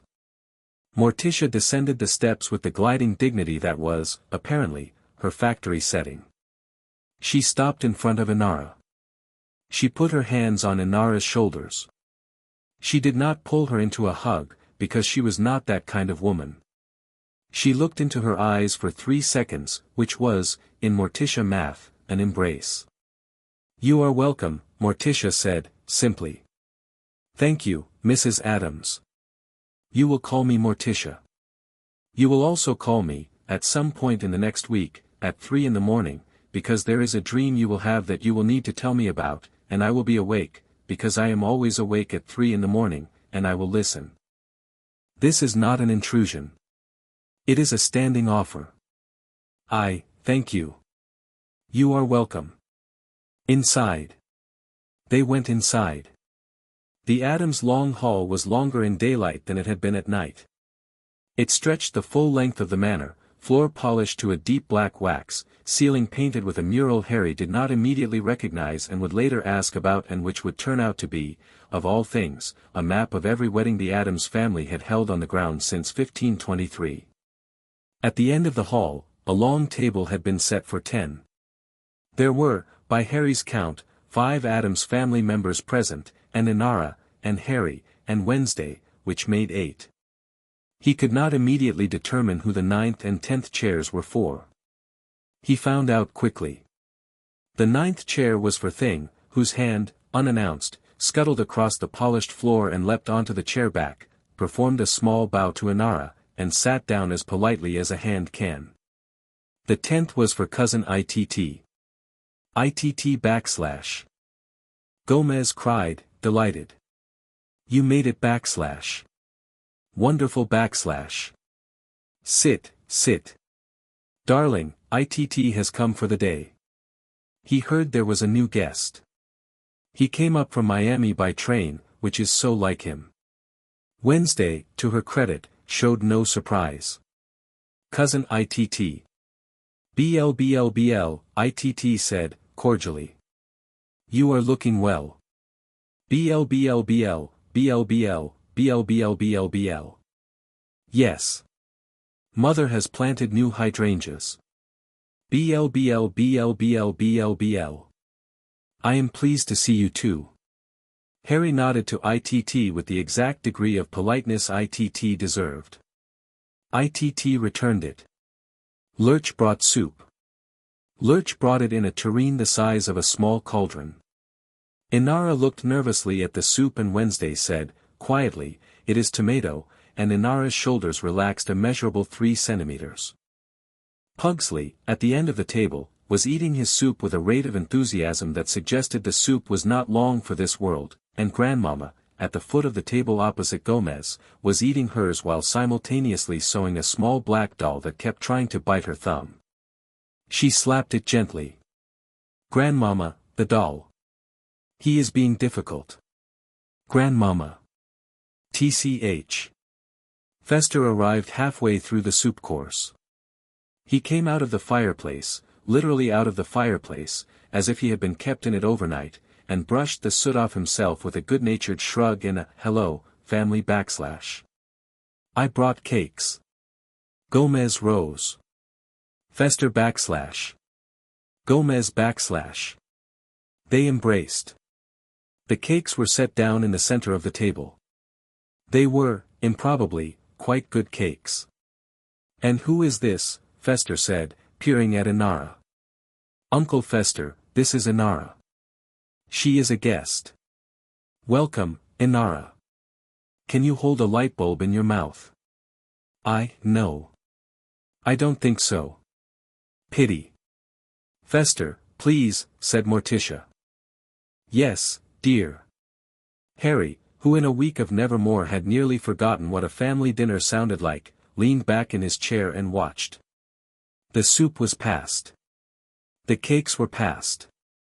Pugsley showed Inara a small, lightly charred device he had made, which he called a sibling seeker, and which did exactly what he said it would do, but which had, he admitted, accidentally set the curtains on fire twice. Inara laughed more than she had laughed in 4 years. By the time the cakes were eaten, she had accumulated, seemingly by osmosis, a cousin, Pugsley, an uncle, Fester, a grandmother, grandmama, who had, wordlessly, handed her the small black doll, which had accepted her without biting, and, of course, a future in which she was a person who had those things. Morticia, at the head of the table, watched her husband, watched her daughter, watched Harry, and, Harry noticed, watched Inara, with the particular attention of a woman who had been told about the girl and had, in her own time, decided the girl was family. Well, said Gomez, finally, leaning back. My darlings. As much as I would like to spend the remainder of the day eating cake, we have work. Gomez. Yes, darling. The sorrow room. Yes, darling. Harry, my boy, the sorrow room. Yes, my boy. Up. What's the sorrow room? Every Adams house has one. Ours is the best. Come. The sorrow room was on the 3rd floor. It was a round room with one round window and no books at all, which Harry had not expected. In the center of the room was a table. On the table sat a single object, a very old, very quiet piece of rolled parchment, blackened with age, pinned down by a small iron bell. This, said Gomez, is the ledger. I've seen it. You have seen Aunt. Aunt is the ledger. Aunt is a copy of the ledger. A very fine one. The ledger is here. He touched the scroll. The ledger is the original. It is the reason the Peveril Adams debt has always balanced. The ledger rewrites itself when the debt shifts. It is not sentimental, it is arithmetic. It has, however, in the last 24 hours, become sentimental. Show me. Gomez unpinned the bell. He unrolled the scroll. It was a long thin document in a tight, efficient script, every line a debit and a credit. At the bottom, where Harry had expected a cumulative figure, was nothing, no number, no name. Instead, in fresh ink, the last entry read, Potter Adams, account closed, by mutual consent, on the night of the blood moon, 2026. All debts forgiven. When did that happen? Last night. When you caught the girl. The girl is not a Peveril. Not a Potter. She is a crack stone, but her mother's line, Gomez looked up. Her mother was an Adams Claremont. For generations back. The Adams Claremonts married into the veins. Her mother was a second cousin to my brother's wife. Then Inara, is family. Gomez smiled. Yes. And the debt you did not know you owed, the debt that had been accruing since some point in the 1890s, has been settled by your pulling a girl 4 feet short of the cobbles. The ledger agrees. Who am I to argue? Gomez. Yes, my boy. The Peveril door. Ah. The Peveril door has been the one thing I haven't touched in my vault. My mother left it. Sirius's note said it was mine. I didn't open it. I didn't feel ready. I want to open it. Today. Today. I need to know what's behind it. The 7th is at sea and closing. Tomorrow may be too late. I have been waiting for permission. I think, he looked at the ledger, I think I have just been given it. You have. Gomez laid one hand on Harry's shoulder. My boy, I will go with you. Morticia will go with you. Wednesday will, of course, go with you. Would you like Fester?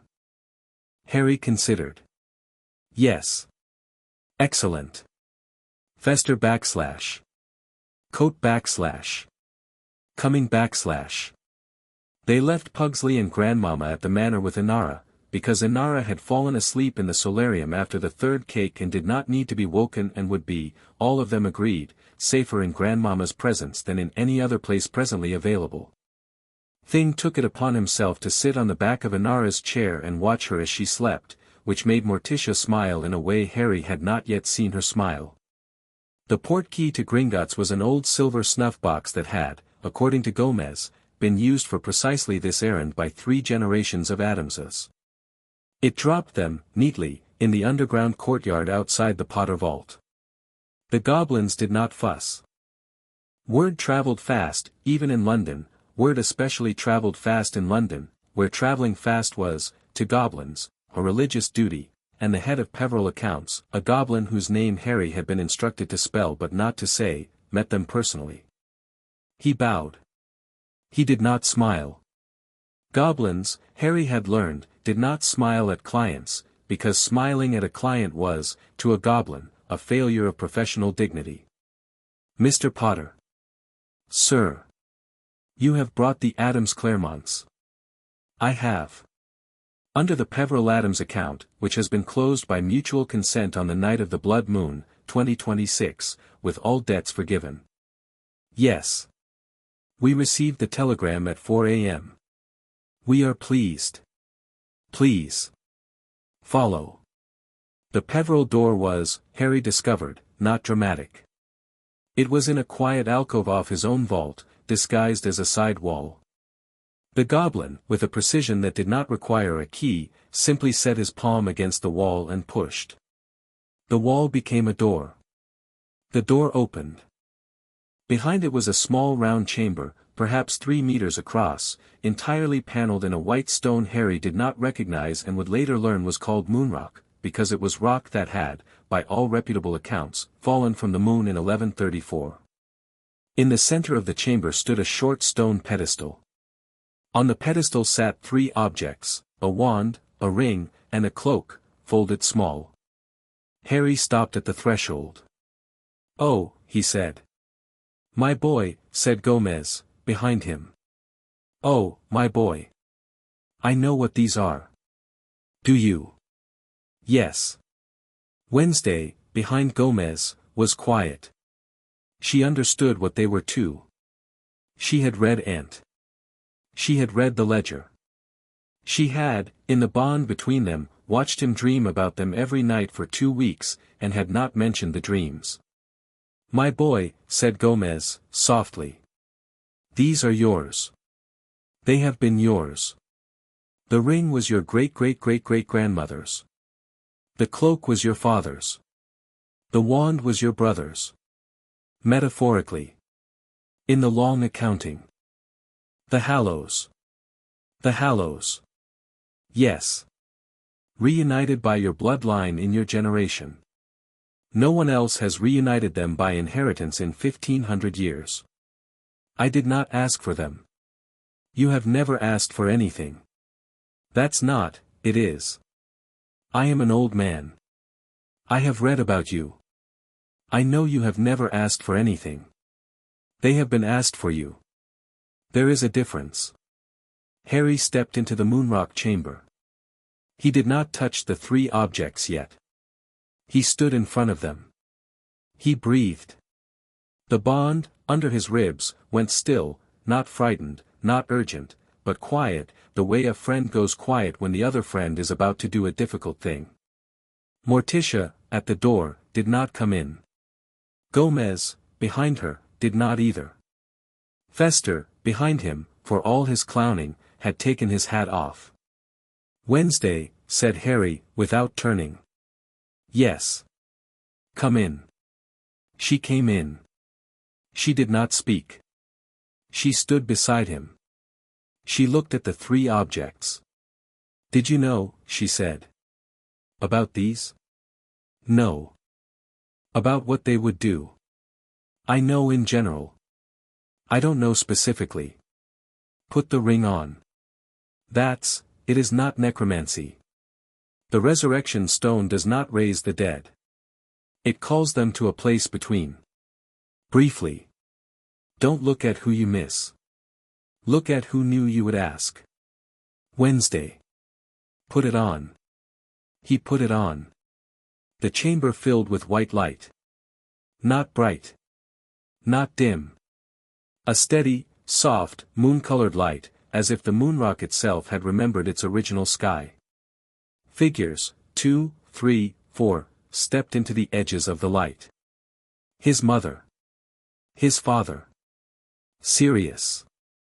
And, a moment later, a fourth, whom Harry had not expected, a tall, thin, pale woman with his mother's eyes and his father's cheekbones and a long black dress and a narrow face.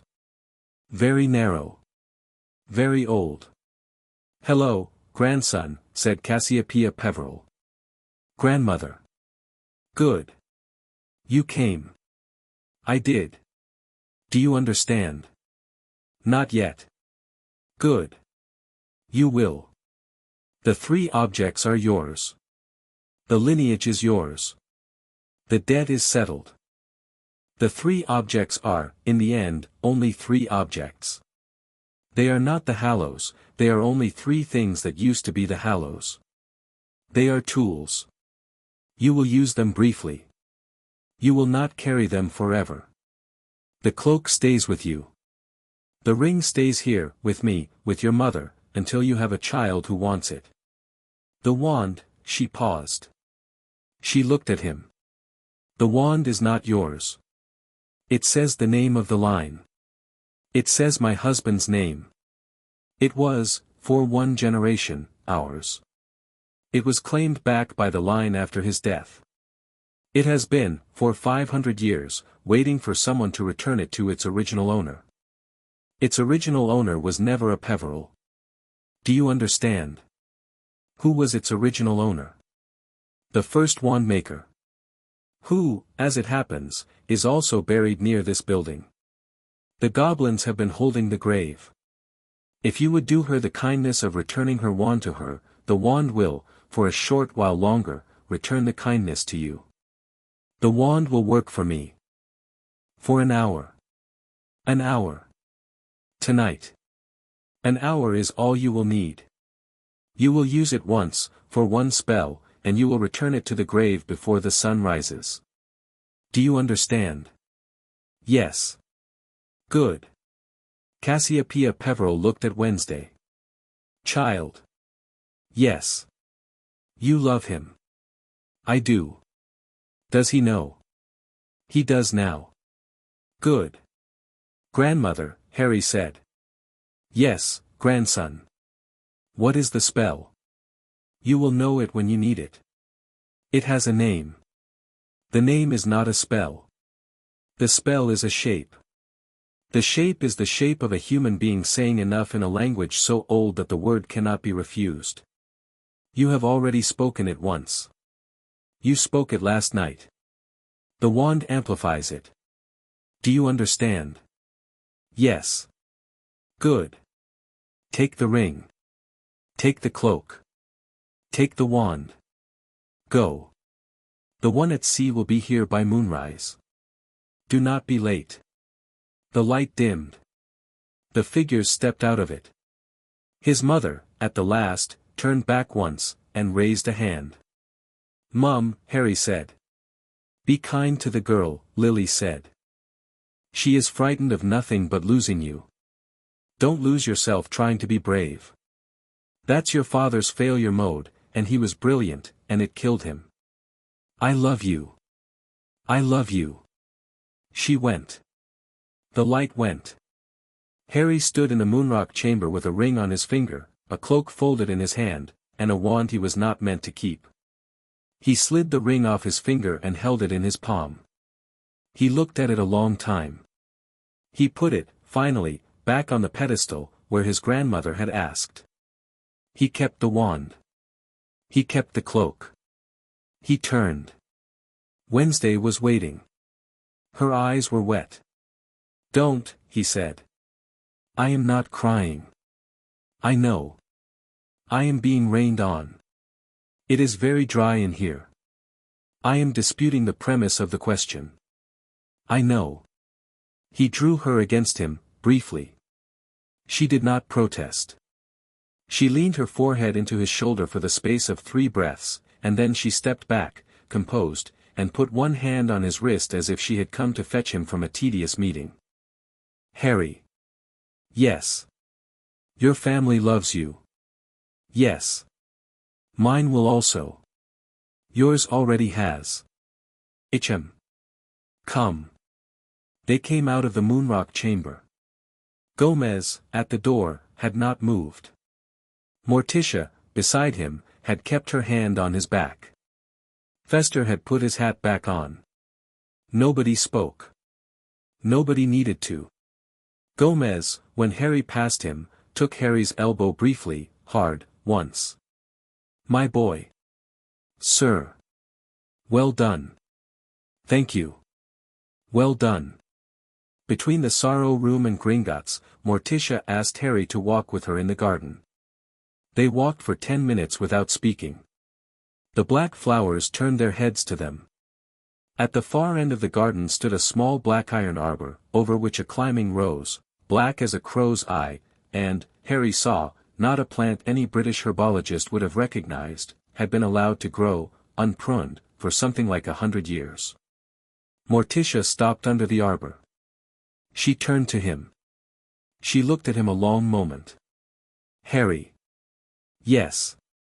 Your mother. He breathed in. Yes. She would have liked me. She would have. I would have liked her. I have written her name in our family book tonight. It is a small thing. The book does not care. The book does what I ask it. It is a husband to me, in that. Thank you. You are welcome. I am going to tell you 3 things. Take them. Do not argue. All right. First. My daughter will not say, I love you, to you for 6 years. She will think it. She will demonstrate it daily. She will not, however, say it, because Adam's women are allergic to the phrase. We find it structurally weak. Do not be alarmed. Do not interpret silence as absence. Interpret the absence of silence as absence. When she stops speaking to you in that particular dry voice, that is the only warning you will ever get, and you will have 24 hours to correct whatever you did. Noted. Second. You are about to do a thing tonight that will cost you. I do not know what, exactly. My sight is shallower than my daughter's. I know, however, that there is a cost. The wand is borrowed. It will not, quite, be returned in the shape it was loaned. There will be a notch. A notch in me. Yes. Not a wound. Not a scar. A notch. You will carry it. It will not disable you. It may, in your 70s, give you a small amount of grief in the winter. Do not let it frighten you. You have been building, these last weeks, a body that can carry notches. All right. Third. Yes. Your father-in-law, who is waiting for us back at the house, will, in 10 years, be your best friend. Do not be surprised. It will happen. You will not, until then, understand why you are letting it happen. He will not, until then, understand why he is doing it. You will both, however, be correct to do it. Yes, Mrs. Adams. Morticia. Morticia. Good. Come. The carriage is waiting. They walked back through the black flowers, all of which turned their heads again, and Morticia, at the door, paused once to lay her hand on Harry's shoulder, the way his mother might have if his mother had lived past 21. At Gringotts, after the Moonrock chamber, the goblin who was spelled not said led them down a short staircase into a second underground yard. In this yard, set into the rock, was a very small iron door marked with a single glyph. The grave of Aelin, the goblin said, without expression. The first wand maker. She has been here since 824. She was a goblin. We have honored her accordingly. Harry glanced at the door. She was a goblin. She was. And her wand was an instrument of diplomacy between our peoples. Your Peveril ancestor did not steal it. He married her granddaughter, by consent, across species lines, which was a thing that happened, occasionally, in those centuries, with the blessing of both nations. The wand came into the marriage as a dowry. Understand, the wand is not Aelin's. The wand is her granddaughter's wedding gift. What is under this door is her workbench, her tools, and her body. The wand returns to her workbench. I understand. You will be the first human to be permitted down there in 600 years. Thank you. Do not touch anything. Do not disturb anything. Do not pick up anything. Place the wand on the workbench. Thank her. Leave. I understand. Come. The goblin opened the small iron door. Harry had to stoop to go through. Wednesday, just behind him, did not have to stoop, she was the taller of them, barely. Gomez, Morticia, Fester remained above. It was, the goblin had explained, for two only. The room beyond the door was a long, low, narrow workshop. There was a workbench. There was a row of tools, each one of them of a make Harry had never seen. There was a small cot, neatly made, with a folded grey blanket. There was a wooden figure, at the head of the cot, of a goblin woman with large kind eyes and long capable fingers, cut 3/4 life-size, with a plaque at her feet in goblin script. Harry did not read the goblin script. He had not learned it. He bowed to the figure, instead, low. Aelin, he said. I have borrowed a thing that was yours. I am returning it. I thank you for its use. I will use it once, after I leave this room, and I will return it to its place. He set the wand on the workbench, at exactly the angle the wand seemed to fit, here. The wand, on the bench, gave a small, pleased hum. The figure of Aelin, at the cot, did not move. The figure did not need to. The room was simply, subtly, warmer than it had been a moment before. Thank you, Harry said again. Wednesday, beside him, bowed also. Thank you, craftswoman. Thank you, cousin, the figure said, through no mouth that moved. It was Aelin's voice, Harry was certain, and it was not her voice, it was the room's voice, it was the wand's voice, it was the voice of a long tradition of respect between goblins and outcasts that had outlasted every empire that had tried to break it. They left. The small iron door closed. The goblin bowed. The wand will work for 1 hour, Mr. Potter, he said. It is 6 in the evening here. It is not yet 6 at Nevermore. You will have until 7 your time. Do not waste it. I won't. Good. The goblin paused. Mr. Potter. Yes. For the record. Yes. The goblin nation approves of your marriage. Thank you. It is not a compliment. It is a tax advantage. But you may, if you wish, accept it as both. I do. Good. Go. They went. Back at the manor, with 40 minutes left, Morticia and Gomez took Wednesday and Harry into a long, narrow training room that Harry had not seen the night before and which did not, so far as he could tell, exist during the daytime. It smelled, for reasons Harry did not ask about, of cedar and bone. 2 things, said Gomez. Quickly. You have less than an hour. We have less than an hour. First. Mort, my love. Attend, children.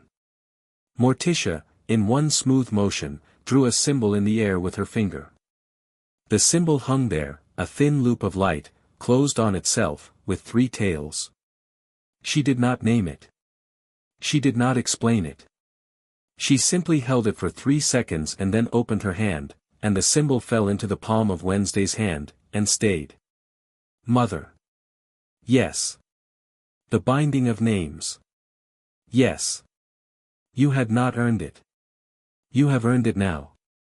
You may use it 3 times in your life. Once, you used it on yourself, when you were 8. That does not count. Once now. Once in your marriage, when you need it. Once at the end. At the end of what? Your choice, darling.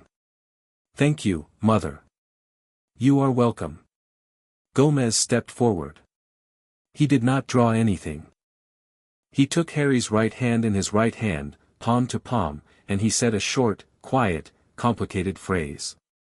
Harry felt, in his palm, the small warm rising of a shape that had not been there a second before, and was, now, his. What was that? A kinship mark. You are in the family. You will know it when you need it. You will reach for a thing, and the thing will answer. It is a small magic. It is also an old magic. It accepts you. Thank you. You are welcome. Second. We fight tonight. Yes. Our way is not your way. We do not do shield lines. We do not do volleys. We do not do tactical advances. We do ambushes.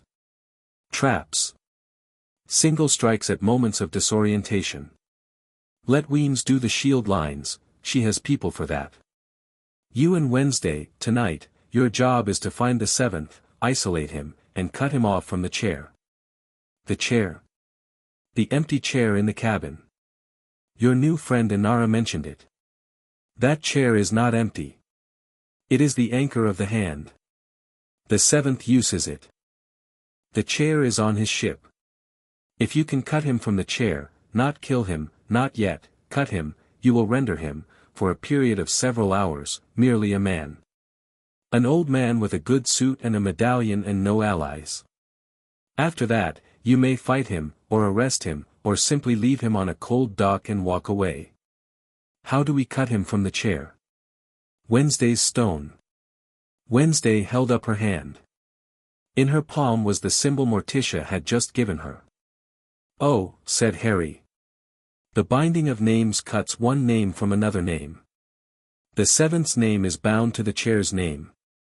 Wednesday says his name, the stone settles, the bond between him and the chair opens, you, with the wand, say enough, and the bond, not his, the chair's, closes.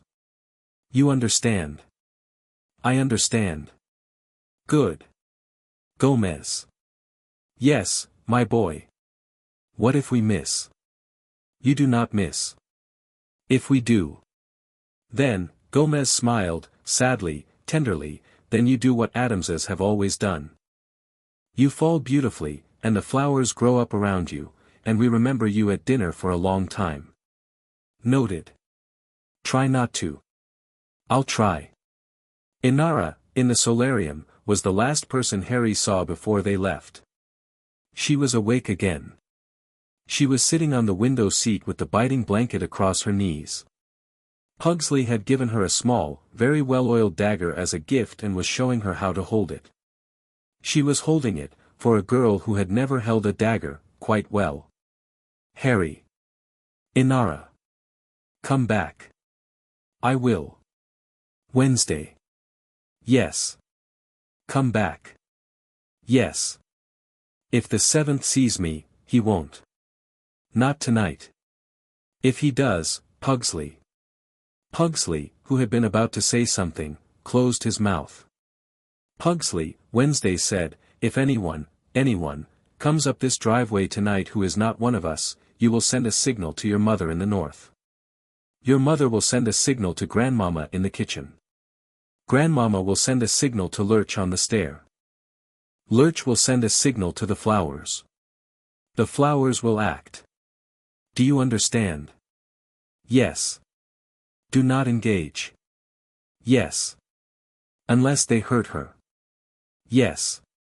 If they hurt her, engage. Yes. Thank you. Pugsley bowed, solemnly. It was, Harry thought, the first solemn thing Pugsley had done in his life, and it suited him. At 4:20, the fireplace in the solarium spat out a small green flame and, from the flame, the head of Hermione Granger. She had ash in her eyebrows. She looked, Harry observed, as if she had slept at her desk. She had. Harry. Hermione. Status? We have the Hallows. We have a borrowed wand, returned by moonrise. We have the binding of names. We have Morticia's sword, Gomez's rapiers, and Fester's frying pan. A frying pan. I trust it. All right. Update from our end. Laurent is talking. About what? His daughter. His wife. His recruitment. Most of what he has said is background we already suspected. Two things are new. First, the seventh is not only on the ship. The seventh has been at Nevermore before. Laurent has seen him here. In this century. He refuses to say when. Bianca thinks within the last 5 years. Weems will not confirm, but she has gone somewhere cold that I only see her go when she is unhappy. Second, the chair in the cabin. Gomez's information. Laurent does not know the chair can be severed. Laurent thinks the chair is permanent. If Wednesday's binding works, Laurent's entire faction loses its anchor. Not just the seventh. Every hand member connected through a medallion loses his patron. They become free men. Some of them will take the freedom and vanish. Some will rally. Some will try something desperate. I am placing Bianca at the chapel roof, Yoko and 3 juniors at the south gate, Enid and 4 wolves at the lake margin, and I am personally going to be on the platform with you, because if Wednesday is going to say a binding name, she is going to need someone to keep a perimeter around the silence, and I am the person on the grounds whose perimeters hold quietest. Is that acceptable? Hermione. Yes. Eat something first. Harry. McGonagall says. Of course she does. Fine. I will eat something first. Luna is bringing me a sandwich. Wednesday, Miss Adams, Granger. Thank you for not killing me. You are welcome. Harry. Yes. Ron asked to come. I know. He asked again, after he got your note. He has been asked by his mother not to. He is asking you anyway. No. He thought you'd say that. Tell him I will see him Monday. I will. Tell him Fred would say, I know what Fred would say. I will tell him. Thank you. 3 minutes to moonrise in your valley.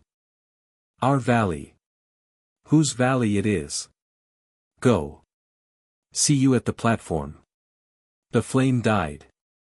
Wednesday, in the solarium armchair, put the knitting blanket that Grandmama had made Inara, by now, across her own shoulders for a moment, as if trying its weight.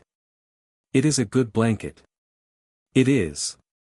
Inara will be a good person. She already is. She will be better. Yes. Harry. Yes. At sundown. When the silver circle blooms again. And if it blooms larger than last night. Do not be afraid. I won't be. I will be. I know. Do not tell me it is all right. I won't. Good. She stood. She crossed to him. She put her cold fingers on his jaw, briefly, as if reading the shape of him against the coming dark. Then she stepped back. Fester, at the door, cleared his throat diplomatically. Kids, he said, it's time. We're coming, Uncle. Good. I'm driving. You are not driving. I'm driving in spirit. Acceptable. They left. The portkey token in Wednesday's palm took them, in one cold folding, into Nevermore's courtyard. The sky was the old bruise color Morticia had predicted. The blood moon had not yet risen. The figure on the western wall had not yet moved. And the borrowed wand in Harry's hand hummed with the borrowed hour that was all the time he had in the world. They were back at the manor by 4 in the afternoon. The light had shifted, the black flowers in the garden had turned their heads to the west, watching the sun go. Inara was awake. She had been, in their absence, adopted by Grandmama, who had taught her to knit in 2 hours and had, in that time, produced together with her a small black blanket that twitched pleasantly when it was folded. "Hello, Harry," said Inara. "Hello. Your sister-in-law has taught me to knit. I see that. It is a useful skill." "Yes. Grandmama says the blanket will bite anyone who is unkind to me for a radius of about 6 meters. That's useful too." "Yes. I am a better armed young woman than I was at breakfast." "I'm glad." Morticia came through the hallway. "Weems has called. The message was passed up the flue. The 7th has been seen. The 7th is at the mouth of Lake Champlain. The 7th will be at Jericho by sundown." Sundown. 40 minutes. Harry looked at Wednesday. Wednesday looked at him. "We go," said Wednesday. "We go. Inara stays. Inara stays. With Grandmama. With Pugsley. With the flowers." Inara looked up from her knitting. "I would be useful if I came." "You would be," said Harry, gently. "You would also be a target the 7th wants on the field. He wants you specifically. He wants you on the field. That is why you will not be." "I understand. Thank you. Come back." "I will. Thank you." Wednesday, kneeling briefly to Inara's level, kissed the top of her head. She did not say anything. She did not need to. Then she rose, and she and Harry crossed the hall to the east door, and Gomez and Morticia and Fester were already there. Morticia held her long sword. Gomez held 2 rapiers. Fester held, of all things, a large iron frying pan. "Ready?" Gomez asked. "Ready." "Carriage?" "Carriage." "Driver?" "Me." Wednesday held up a small glass token that was, Harry understood without asking, a portkey tuned to the Nevermore main gate. 30-second hop. Grab. They grabbed. The world folded. The fog of the Adams Manor fell away. The cold wet courtyard of Nevermore bloomed up around them. The sun had not quite set. The blood moon had not yet risen. Between the two moments was a sliver of sky the color of an old bruise. On the western wall, silhouetted against it, a tall figure in a long dark coat stood, one hand on the wall, looking down at them with an expression Harry could not quite see and was quite sure he did not wish to. A laugh came from the figure. It was, Harry recognized with a small turn of his stomach, a laugh like Lawrence grandfather's. 7th, said Wednesday, flatly. 7th, said Harry. He lifted the wand his grandmother had asked him to borrow for exactly 1 hour, and the wand, recognizing a line of command older than itself, hummed in his hand like a bell ringing in a church Harry had never visited but would remember forever. A borrowed hour does not waste itself, you must spend it, with the specificity with which a man spends his last coin in a foreign city, on a single, perfect thing. Wednesday took her place at his left shoulder. Hermione, emerging from the shadow under the eastern arch with a sandwich in one hand and her wand in the other, took her place at his right. Flitwick, atop the gatehouse, inclined his head. Bianca, already on the chapel roof at the far side of the courtyard, gave Wednesday one long, calm look that was itself the best compliment any Adams had ever received from a Barclay, and turned her head back to the western wall. The figure on the wall laughed again. "Hello, children," it called down. "Hello," said Harry. "You've grown up so quickly." "Someone had to.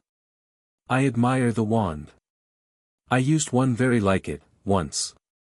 An ancestor of mine. A long time ago. We are returning it. You will not get the chance." "Ah," the figure said, and did not sound disappointed. "Well. We shall see." The first stars had come out.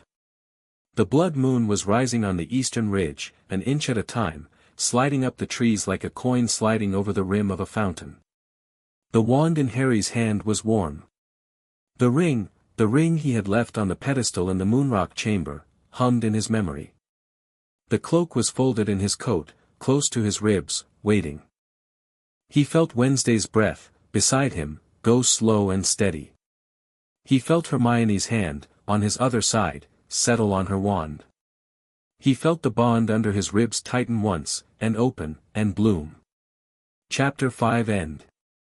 Chapter 6, War beneath the raven moon. The blood moon cleared the ridge at 7 minutes past 6, and the seventh finger of the crimson hand walked down the western wall of Nevermore as if he had been walking down it for 300 years and was bored with it. He did not descend by stair. There was no stair. He walked down the wall's stones as if he were walking down a short, polite slope, his long dark coat behind him, his hands empty, his face still shadowed by a tall upturned collar.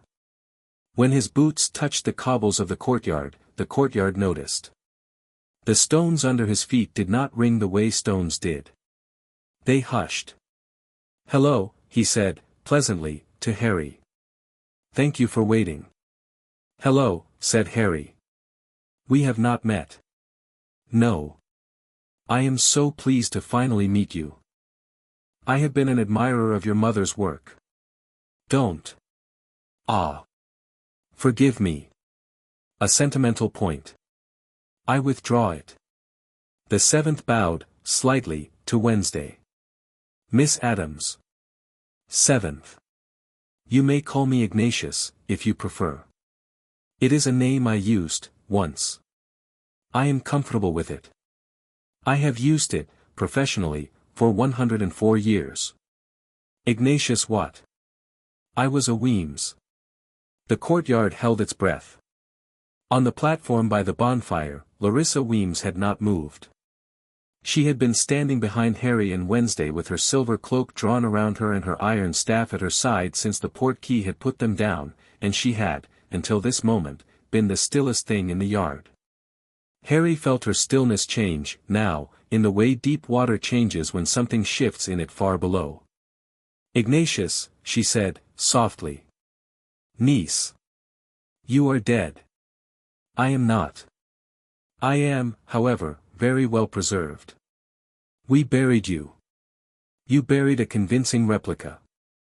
The replica was my kindness to you. You grieved well. I was proud. You are not my uncle. I have been your uncle for 70 years. You were small. I read you poetry. Do you remember the poetry?" "I remember the poetry." "Good." Ignatius Weems drew back his collar. Under the collar was the face of a thin, intelligent, gently smiling old man with hair the same improbable silver as Larissa's. He looked, Harry thought, like a retired poet. He looked like a grandfather.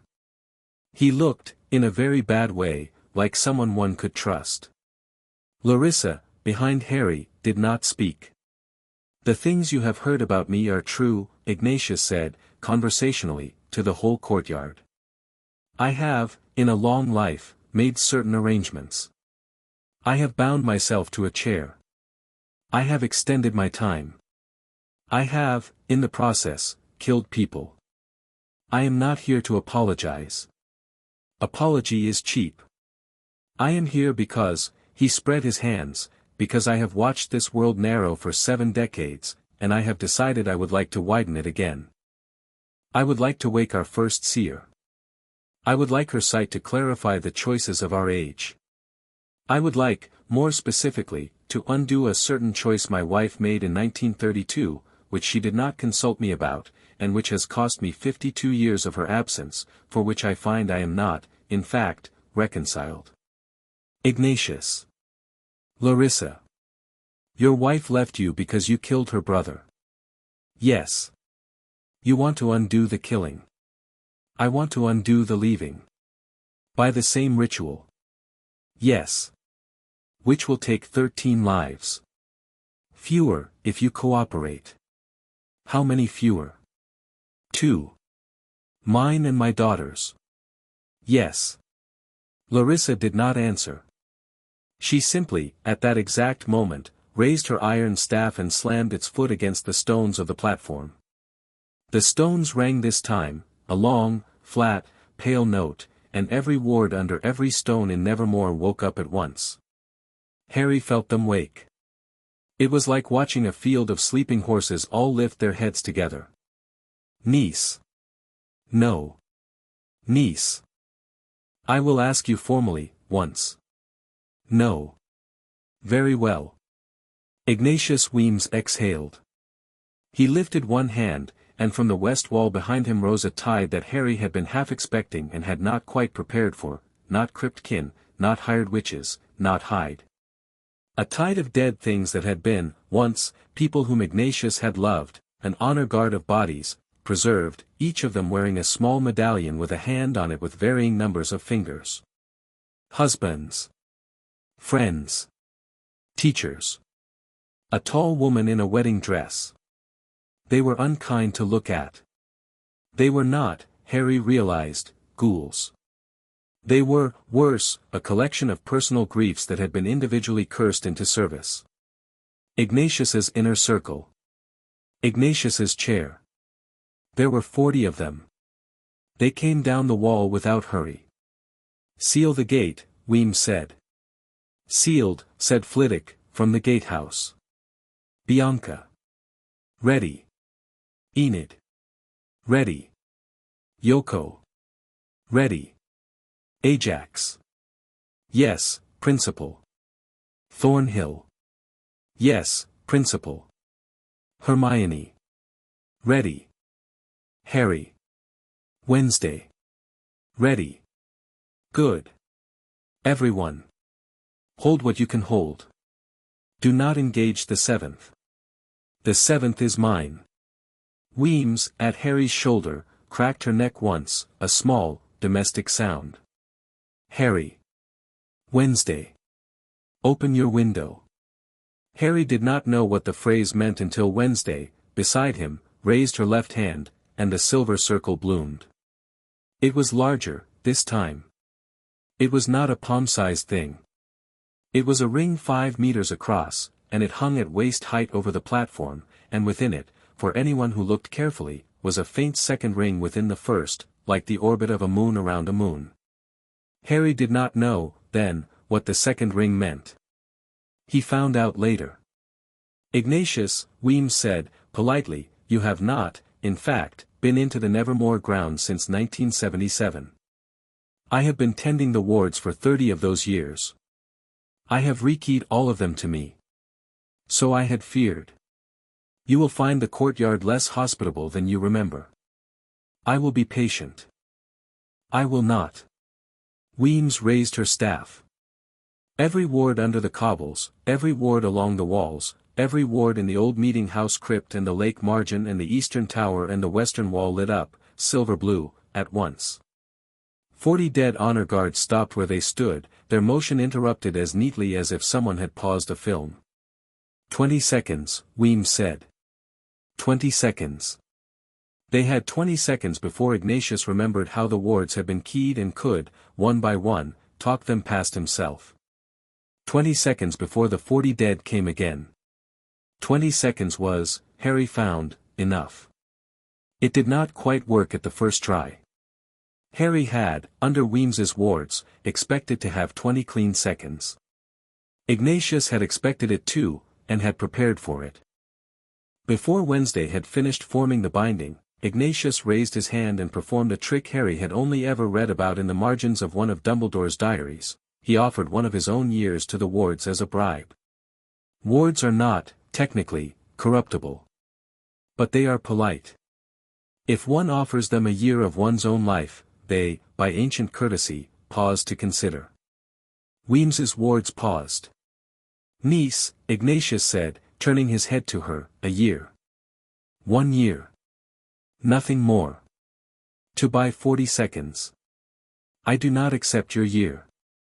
The wards accept it. Not you. They accept it because I have not yet told them not to. They are polite. They are mine. Politer than their mistress, thank the stars. Weems's staff came down. The wards accepted the year.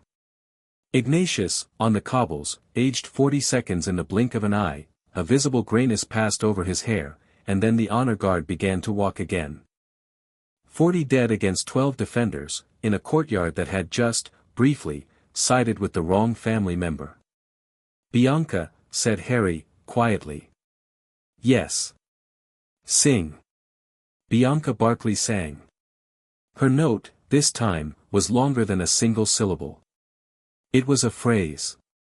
It was a phrase in a tongue Harry did not know, which he later learned she had been rehearsing for 2 days with Luna at the piano.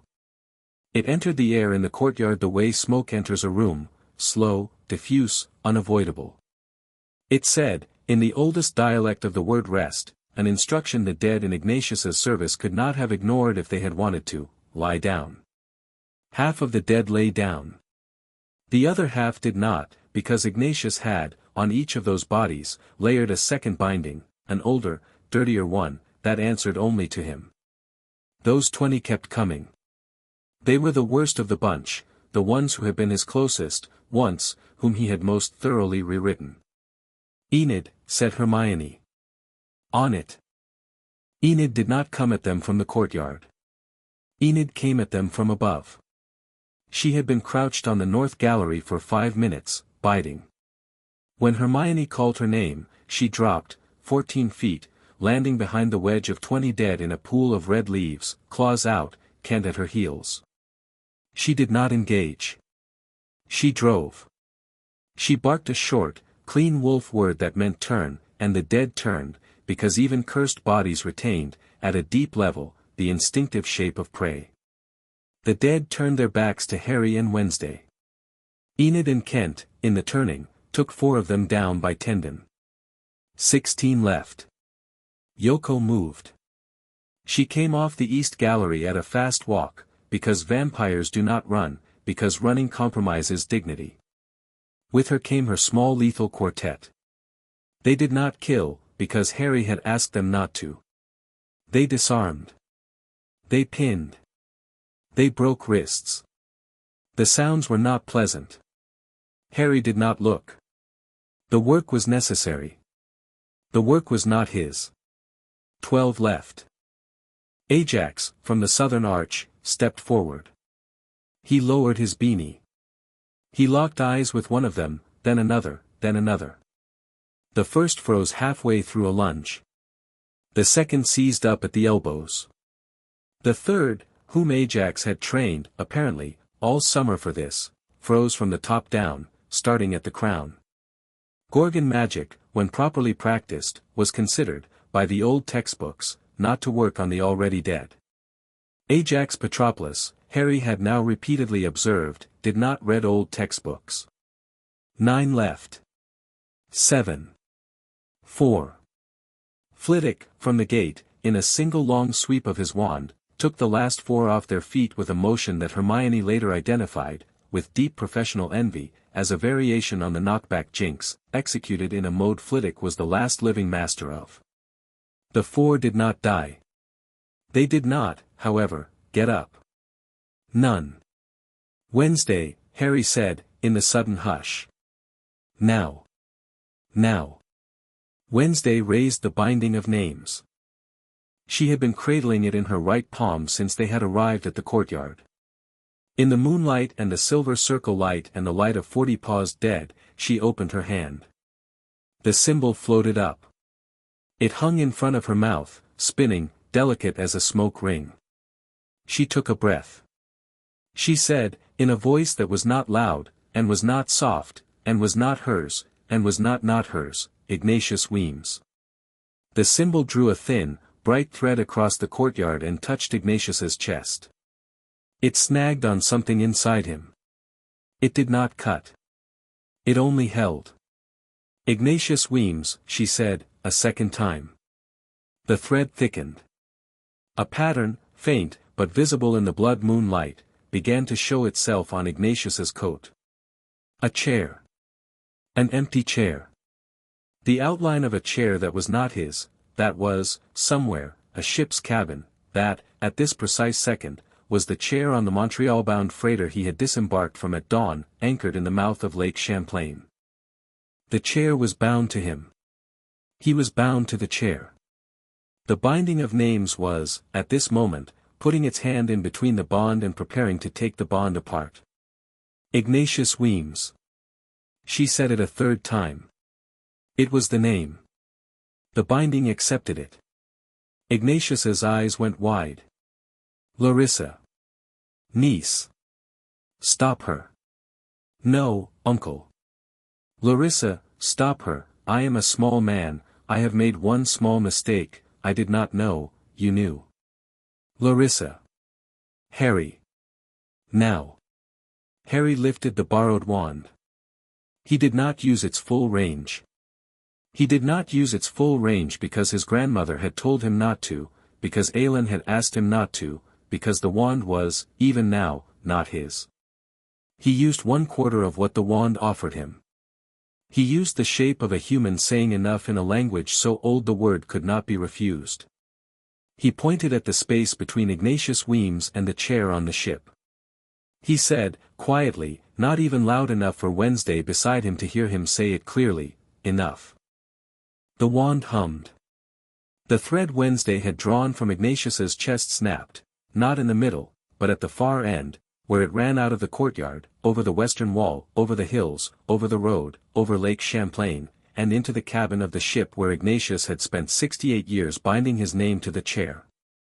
The chair, untethered, in its cabin 18 miles away, split down the middle with a sound no one in Vermont could hear but that every cursed medallion across 3 continents heard for a brief, ringing heartbeat.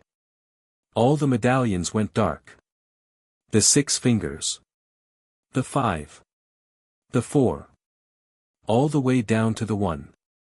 All the tiny, clerkly, mail-sorting hand minions in various cities all across the world felt, in the exact moment, a cold lightness in their chests, and looked up from their desks, and did not know why they had suddenly stopped caring. Every dead thing in the courtyard collapsed at once. 40 bodies. All at once. Neat. Silent. Without dignity, and, in some cases, finally, with mercy. Larissa Weems, who had, Harry realized, known and loved at least 6 of them in an earlier life, did not look at them. Her eyes were on her uncle. Ignatius stood alone in the cobbled yard. His honor guard was dust, now, and the dust would, by morning, need to be swept, and the sweeping would be hard, and somebody would have to find names, and there would be, in a week's time, 40 letters to 40 families, and all of that work was the particular work of people who survived the people they had killed. Ignatius Weems did not have to worry about the work. He had nothing left to bind it with. He was, as Gomez had predicted, simply an old man in a good suit.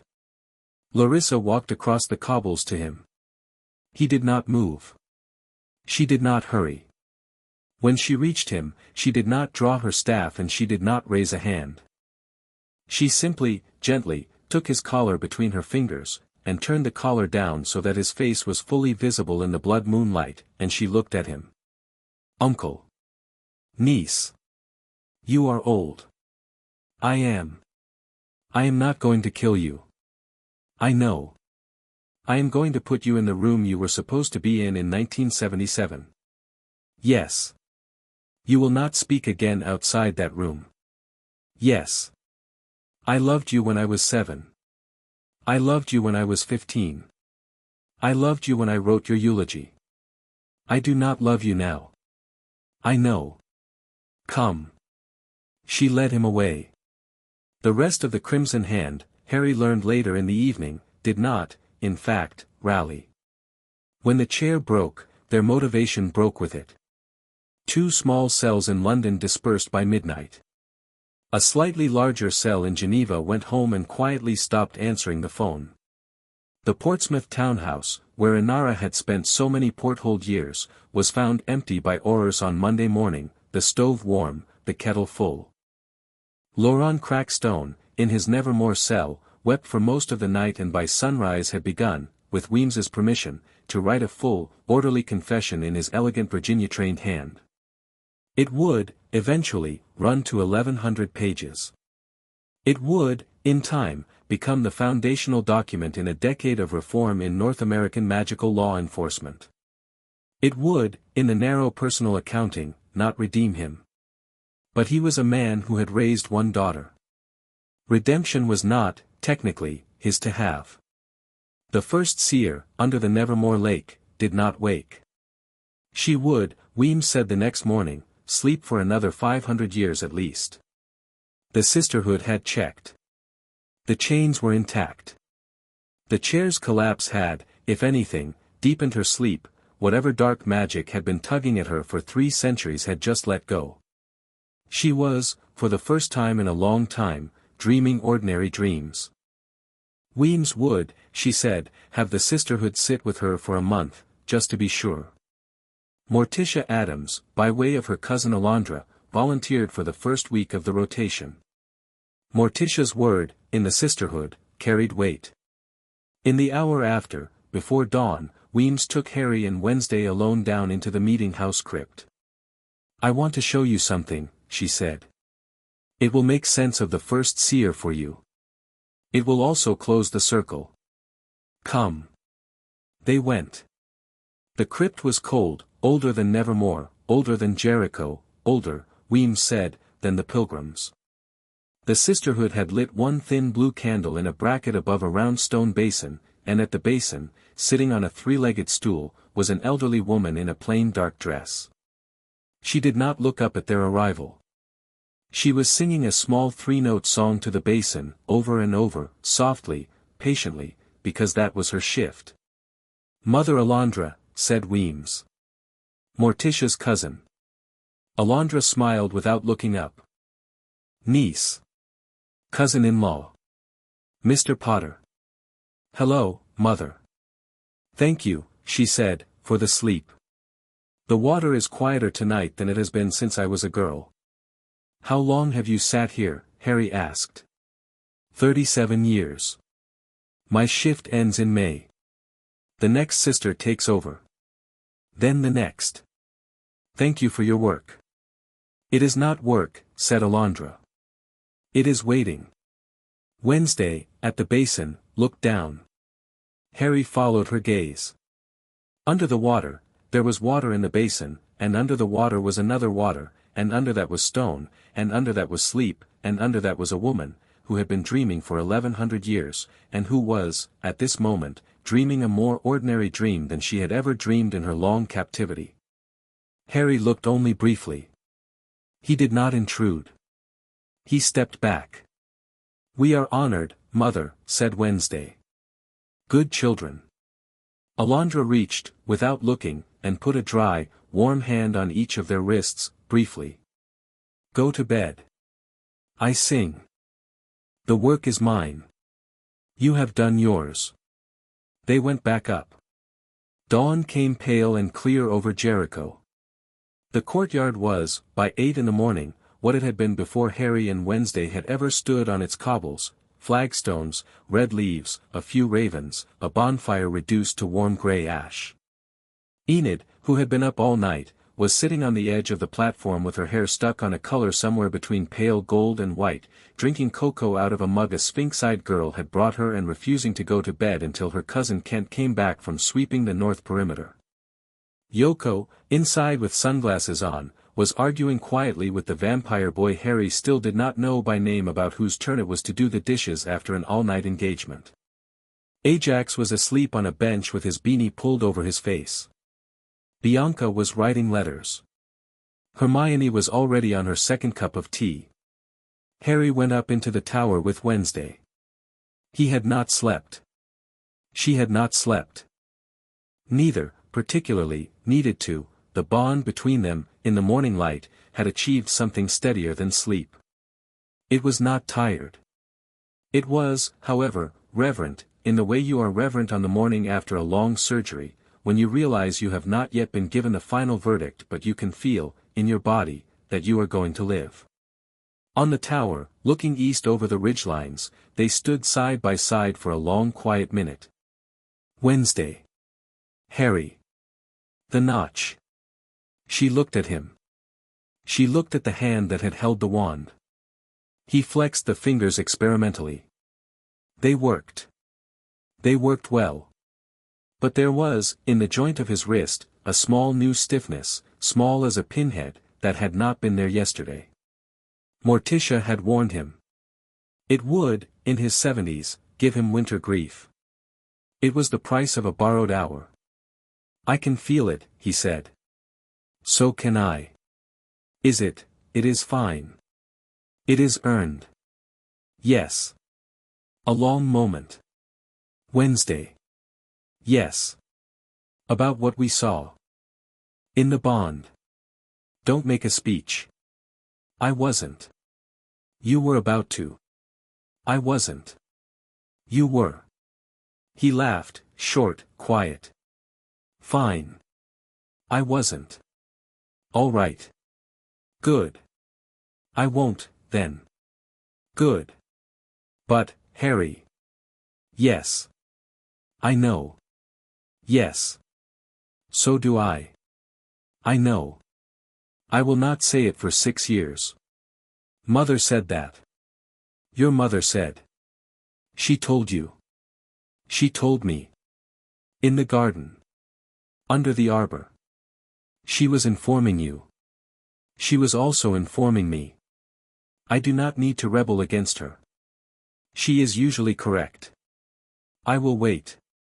I will demonstrate. Yes. They stood another long minute. The sun came up over the ridge. The red leaves began to move in a small, careful wind. Somewhere in the building, Enid had begun to laugh again, and the laugh was reaching even up to the tower. Harry. Yes. What are you going to do? Today? This year? The next? He thought about it. I am going to finish at Hogwarts, because I started it. I am going to split the year, term here, term there. I am going to let Hermione run the diplomatic side, because Hermione is better at it than I would be. I am going to open the Peveril vault to your family, because it belongs to both our lines. I am going to visit your parents every month until your father and I either become best friends or kill each other sparring. I am going to bring your brother to Hogwarts for a summer defense against the dark arts workshop and let him be a terror. I am going to put Inara with McGonagall in London for as long as she wants, and I am going to bring her here for holidays. I am going to not, I hope, have to fight any more wars for a while. You will have to fight more wars. Yes. Everyone does. Yes. But maybe not for a while. For a while. For a little while. She nodded. And you? I will finish at Nevermore. I will bring Inara in, eventually, as a day student. I will train Max Voss when he returns. I will see my mother monthly. I will kill the next person who tries to cut my braid. I will write my 3rd book. I will begin, when I am ready, the process of, she paused, the process of letting you know that I am not going to go anywhere. You don't have to let me know. Yes, I do. I am not a person you can deduce. You will need to be told. Not in words. Inconsistency. Mother warned me, too. Adam's women are not allergic to love. We are allergic to declarations of love. We are, however, quite fluent in, she looked at him, consistent arrival. All right. Good. Wednesday. Yes. I like consistent arrival. I thought you would. On Monday, Harry went back to Hogwarts for 1 day. McGonagall met him at the gate in her traveling cloak, because she had walked down the road from the castle herself, because she could, because it was hers. She embraced him, briefly, firmly, the way she had never embraced him in 7 years of school. He did not say anything. She did not either. They walked up the road together. Inside the castle, Hagrid, at the door, swept him into an embrace so thorough that Harry's feet left the ground for some time, and Hagrid cried into his hair a little, and Harry did not mind. The great hall, at lunch, went silent when he walked in. He did not take the Gryffindor table, though he would have, if Ron had been sitting at it. Ron was not at the Gryffindor table. Ron was at the end of the Hufflepuff table, as he had been for 3 days now, because Ron had, in his own quiet time, asked Ernie Macmillan for a chair and had taken it, and had, to his credit, not explained why. Harry went to Ron's chair. He sat next to him. He put a hand on his shoulder, briefly, and said, "Hi. Hi. You all right?" "I will be." "Good." "Harry." "Yes. Fred said once that the best thing about you was that you never pretended you knew the answer when you didn't. I wanted to tell you that. I've been carrying it for a year and not telling you. It felt like bragging about knowing Fred. Tell me anyway." "Fred said it." "Thank you. I missed him today." "Me too. Are you staying?" "1 day." "Good. I'll come back in spring. For a month. I've asked McGonagall. I'll take defense. I'll mark papers. You'll be a terrible teacher. I know. I'll help. Yes." They ate lunch in silence, which was, for Ron, a kindness Harry had not had from him in years. After, Harry went to see Neville and Luna, who had already heard everything and had, in their own way, prepared a packet of clippings from the greenhouse for Inara. He went to see Ginny, briefly, under Molly's watchful eye, and accepted her apology, and told her he was, in fact, her friend still, and had always been. Ginny did not cry. Molly did. He went, finally, to see Hermione in the library, and Hermione, who had come home yesterday on the overnight port key, was already buried in books. She looked up when Harry came in. "I'm organizing, Harry." "Yes, you are." "I'm organizing the next 10 years. "Yes, you are." "Don't mock me." "I wouldn't dare." "Good." "Hermione." "Yes. Thank you." She put her quill down. She stood. She crossed the room. She embraced him, briefly and firmly, and sat back down. "Go," she said. "Wednesday is waiting. I am happy for you. Go." He went. Before he left Hogwarts, Harry stopped, on McGonagall's request, at the headmistress's office. He did not sit. She did not ask him to. She stood at her window with her back to him for most of the conversation, because her face, she had explained once to a student who had lost a father, was not a face she trusted in a professional setting when it was being moved. "Mr. Potter." "Headmistress." "I will not be headmistress forever." "No. When I retire, I have named 2 candidates. One is Phileas. Phileas will refuse. The second is you." He did not answer for a long moment.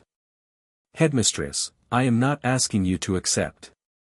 I am informing you that I have named you.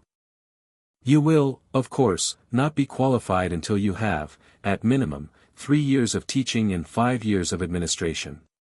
I will, however, give you those 3 and 5, on a part-time basis, across your term schedule, if you are willing. You may decline. I will think about it. Thank you. How long do I have to answer?" 10 years. 10 years. 10 years. I am 66. I intend to be here until I am 76. I suggest you use the 10 years. I will. Good. One other thing. Yes. Your second term here, in the spring. You will not be taking defense against the dark arts. I thought, you will be teaching defense against the dark arts. We are, between us, agreeing the fiction that you are a student teacher in charge of a practicum. The fiction will protect the board. The reality will be that you are the teacher, and that the students will learn from you what they cannot learn from me. I have 41 sixth and 7th years, of whom 23 are girls, of whom 11 were, last spring, in what you so elegantly called the Coven of Claim. They need, her back was to him still, and her voice did not waver, they need to see you as a teacher. They need to learn that you were never theirs. They need to learn it from you in a way they cannot refuse. You will do this for me. And for them. And for Wednesday. And not, I am sorry, for yourself. All right. Thank you. Headmistress. Yes. Would you come to our wedding? Someday. Her shoulders, at the window, rose, held, and lowered. She did not turn. When she spoke, her voice was exactly as it had always been. Try, she said, to stop me. Yes, ma'am. Go. Wednesday is waiting. He went. He went, that night, to the Potter vault, because there was one more small errand to run. Wednesday came with him. Gomez came with him, because Harry had asked him to, and because Gomez had, for the first time in 30 years, been asked by another man to accompany him on a private piece of family business, and had wept, briefly, at the request, and had come, with his 2 rapiers hung neatly at his hips and a fresh carnation in his buttonhole. In the Moonrock chamber, Harry put the cloak on the pedestal beside the ring. I will take it back, he said to the empty air, on my wedding day. If I may. The chamber warmed. The ring shone, briefly. The cloak folded itself, a little, as if agreeing. Thank you, grandmother, Harry said. You are welcome, grandson, the chamber said, in a voice that was, very faintly, his grandmother's. Wednesday, beside him, inclined her head very slightly. Gomez, at the door, bowed low. They left. The vault sealed. The goblin at the desk, without being asked, stamped a receipt and handed it to Harry. Return on occasion of the wedding, he said. A receipt for the wedding will be issued to Mr. Adams, as is customary. Of course. Congratulations. Not a compliment. A tax advantage. I accept. 2 years later, Inara graduated from Hogwarts with a degree in defensive charms and a dagger she had made herself in Pugsley's shop, which she wore, almost always, in a sheath grandmama had knitted for her.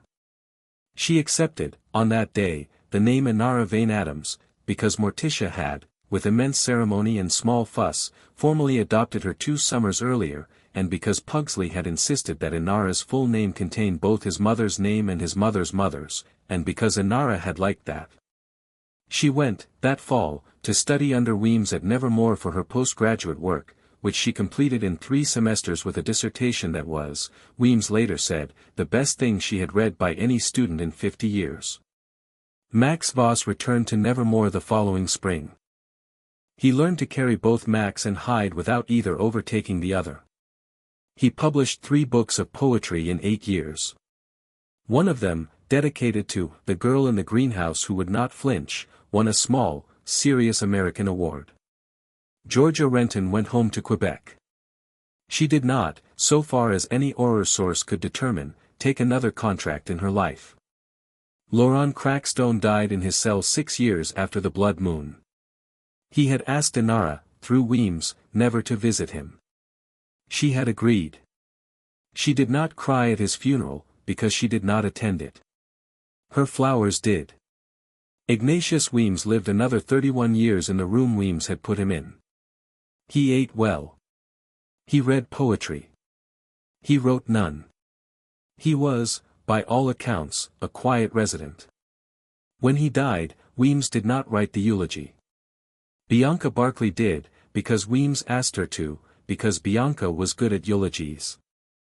Hermione Granger became, at 28, the youngest minister for magic in the United Kingdom's history, and promptly embarrassed 3 older ministries by declining to attend functions that had always been held on Saturdays, because Saturday was, she said, her tea with Harry day and had been since she was 16 and she was not available for the world's convenience. Ron Weasley opened a shop. 7 years after the blood moon, on a morning that was, improbably, sunny, Harry stood at the end of a long garden aisle at the Adams Manor and waited for a girl in a black dress. The ring was on his hand, and the cloak was, folded and tailored, the inner lining of his coat.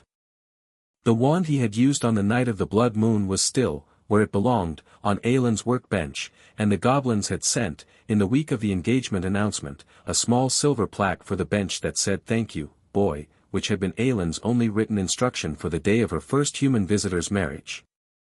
At the end of the garden, at the altar of black iron flowers, Gomez Adams, whom Harry had by now sparred with 204 times and had, as predicted, become best friends with, stood with his hand behind his back and his other hand on Harry's shoulder, because he had, when Morticia asked him to officiate, insisted on holding Harry's shoulder for the whole ceremony. "Ready, my boy?" "Ready, Dad." "That was the first time." "Yes." "You saved it." "I saved it." "I am," Gomez's voice caught. Gomez's voice did not often catch. "I am pleased." "I know. Here she comes." Wednesday came down the aisle in a black dress that was, on closer inspection, not black at all but the very dark green of a yew hedge in deep winter. Her hair was loose for the first time Harry had ever seen it. In her hand was a single flower, black-throated, bright-centered, from the garden the flowers of which had grown, in 7 years, so accustomed to her that they had, at sunup, all turned their heads to her at once. Behind her came Morticia, bearing the ring-box. Behind Morticia came Inara, 22 years old now, taller than her adoptive mother, laughing under her breath at something Pugsley had whispered to her. Behind Inara came Hermione, already minister for 2 years, who was, today, simply Hermione. Behind Hermione came Luna, whose feet were bare, and Ron, who had a new haircut, and Enid, whose hair was white for the occasion, and Bianca, whose dress was, by Wednesday's request, not green. Behind them, in a long slow line, the full strange line of the Addams family, and the Potter family who remained, and the Peveril ledger keepers, 3 goblins in formal suits, and Weems in silver, and Weems's mother, who had flown in from Rhode Island, and Thornhill/Laurel in green because she had, at last, earned it, and Mrs. Finch with her gold wire spectacles, and, leaning on a cane because he had broken a leg skiing and refused to be left out, Phileas Flitwick. Wednesday, at the altar, stopped in front of Harry. "You're late," she said. "It's 10 in the morning. I am in Vermont." "I am also in Vermont." "Hi." "Hi." She handed the black-throated flower to Morticia, who handed it to Grandmama, who tucked it, without ceremony, into the belt of the small biting black blanket she had, for some reason, decided to bring to the wedding. "Darlings," said Gomez, taking one small step back, "welcome. You know why we are here. Let us be about it." They were about it. When the vows came, written, as Gomez had insisted, by the 2 of them in their own words, Harry said his first. His were short. They were specific. They were, Hermione would later note, the cleanest vows she had ever heard in a wizarding ceremony, and she had heard, professionally, many. "I will tell you the truth," Harry said, in a voice you will recognize. "I will not kneel to anyone in front of whom you would not kneel. I will keep the door in my vault open for your family and mine. I will carry you when you need carrying, and I will not pretend you need it when you do not. I will bring you home when you are tired. I will be home when you are tired. I will grow old with you." Wednesday looked at him. She took, audibly, one long breath. She said her vows, in her own words. They were, specifically, also short. They were not, specifically, softer. "I will tell you the truth," she said, in a voice no one else will ever hear. "I will stand at your left shoulder in every storm that is not private to you. I will, when the storm is private to you, stand out of your sight but in your hearing. I will be present. I will be reliable. I will be consistent. I will, for the rest of your life, make sure that you do not, for one single day, stand in a room full of people and wonder whether anyone is yours. And I will not, for 6 more years, tell you that I love you." Harry laughed, short, startled, bright. Gomez laughed too, through tears he had stopped pretending not to shed. Morticia smiled. Grandmama, somewhere, said very loudly, "Oh, for heaven's sake, Grandmama, said Wednesday. I am patient, girl. Not 6 years. 5. 5. Harry looked at her. He tilted his head. 5. 5. All right. Rings, said Gomez. The rings were exchanged. They were not diamonds. Hers was onyx, his was moonrock. They slid on without fuss. By the powers invested in me by my wife, who invested them in me this morning over breakfast, Gomez. Yes, darling. You are officiating. Yes, my love. By the powers invested in me by my wife, who is the authority, I pronounce you, my boy, and you, my daughter, married. He did not say you may kiss the bride, because they were Adamses, and because Harry and Wednesday were not, despite everything, that demonstrative in front of their families, and because Wednesday would, for the sake of consistency, have made him pay for a year for the phrase. They kissed anyway. Once. Briefly. Firmly. Then Wednesday took her flower back from Grandmama. She took Harry's hand. They walked down the aisle together, exactly at the same pace, without adjusting for each other. The sun was on the garden. The ravens were on the wall. In a room far away, in a quiet cell, an old man had written the last paragraph of a long confession and had, at the same moment, simply stopped writing. In another room, in a castle in Scotland, a portrait of Sirius Black, who had been waiting 7 years for this, leaned forward in his frame and said, to the empty room, "That's my godson. Look at him. Look at him. That's my godson." The room did not answer, because the room was empty, but another portrait, of Albus Dumbledore, who never liked to say "I told you so" but who liked, on occasion, to be correct, merely inclined his head. Harry, halfway down the aisle, leaned over to Wednesday and said, very quietly, 5 years. 5 years. I can wait. You will have to. But you will not wait patiently, because you are not a patient man. I know. I will make it up to you in the meantime. How? I will arrive consistently. Yes. You will always know where I am. Yes. You will never, not for a single morning in your life, wake up and wonder. No. Good. They reached the end of the aisle. The garden, around them, turned its many small faces to them one last time, black flowers with red throats, and inclined. Enid, from the third row, gave a small, tight, moved scream that she had been holding in since the rings. Pugsley, in the fourth row, set off a small black powder firework that was, by his own admission, only about 20% safe. Grandmama, amused, put it out with a look. Fester lit another.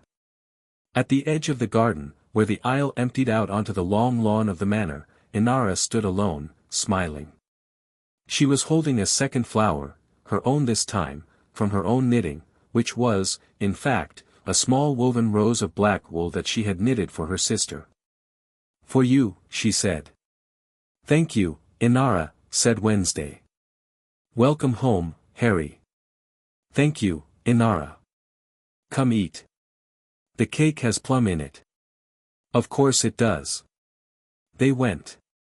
The family, in its long line, followed. And above, over the ridge, the day held, clear and cool and ordinary. At the reception, later that afternoon, long after the cake had been cut and the plum frosting had been eaten and the second black powder firework had been, against Grandmama's warning, allowed to be set off by Pugsley over the pond, Wednesday found Harry sitting on the garden wall, a glass of something amber in his hand and the book on his knee. You brought it. She wanted to come. Of course. Wednesday sat beside him. She did not lean against him. She did, however, allow their shoulders to touch, which was, for her, the equivalent of leaning. Harry. Yes. The ledger, this morning, before the ceremony. Mother read it to me. And? It had a new entry. What entry? The account is reopened, by mutual consent, for a new century's accrual. Interest to be paid in visits. Oh. It is a very old arithmetic. It is. I am fond of it. So am I. They sat for a while in the late afternoon light. Somewhere in the house, Enid was singing, badly, with great conviction. Gomez was dancing with Morticia on the lawn, because Gomez and Morticia could dance, and would, when the chance arose, on any available surface. Inara was teaching Luna a children's card game they had invented together at the manor during a week of late summer convalescence. Ron was, improbably, asleep with his head on Hermione's shoulder under a tree, and Hermione was, improbably, letting him. The flowers in the garden were all turned, at this hour, not to Wednesday but to the house, where the new ledger sat closed on the sorrow room table, quite content. Wednesday. Yes. I don't have any more wars. Not today. Not today. Good. Tomorrow. Tomorrow we begin a long peace. How long? As long as we make it. How do we make it? By arriving. She looked at him. Consistently. At the same pace. Without adjusting. Every morning. For the rest of our lives. All right. All right. He reached out. She let him take her hand. In the garden, the flowers, all as one, turned their heads to them at last, because the flowers were sentimental, even if their keepers were not. The sun went down over the ridge. The black ironwork of the arbor threw its long thin shadow across the grass. Above them, as if placed by a very tasteful director, a raven, because the day had needed one, and because the Adams house had always been able to produce one on demand, settled on the wall's crown, folded its wings, and watched, with bright black dignity, the two of them sitting in the evening. Chapter 6 End.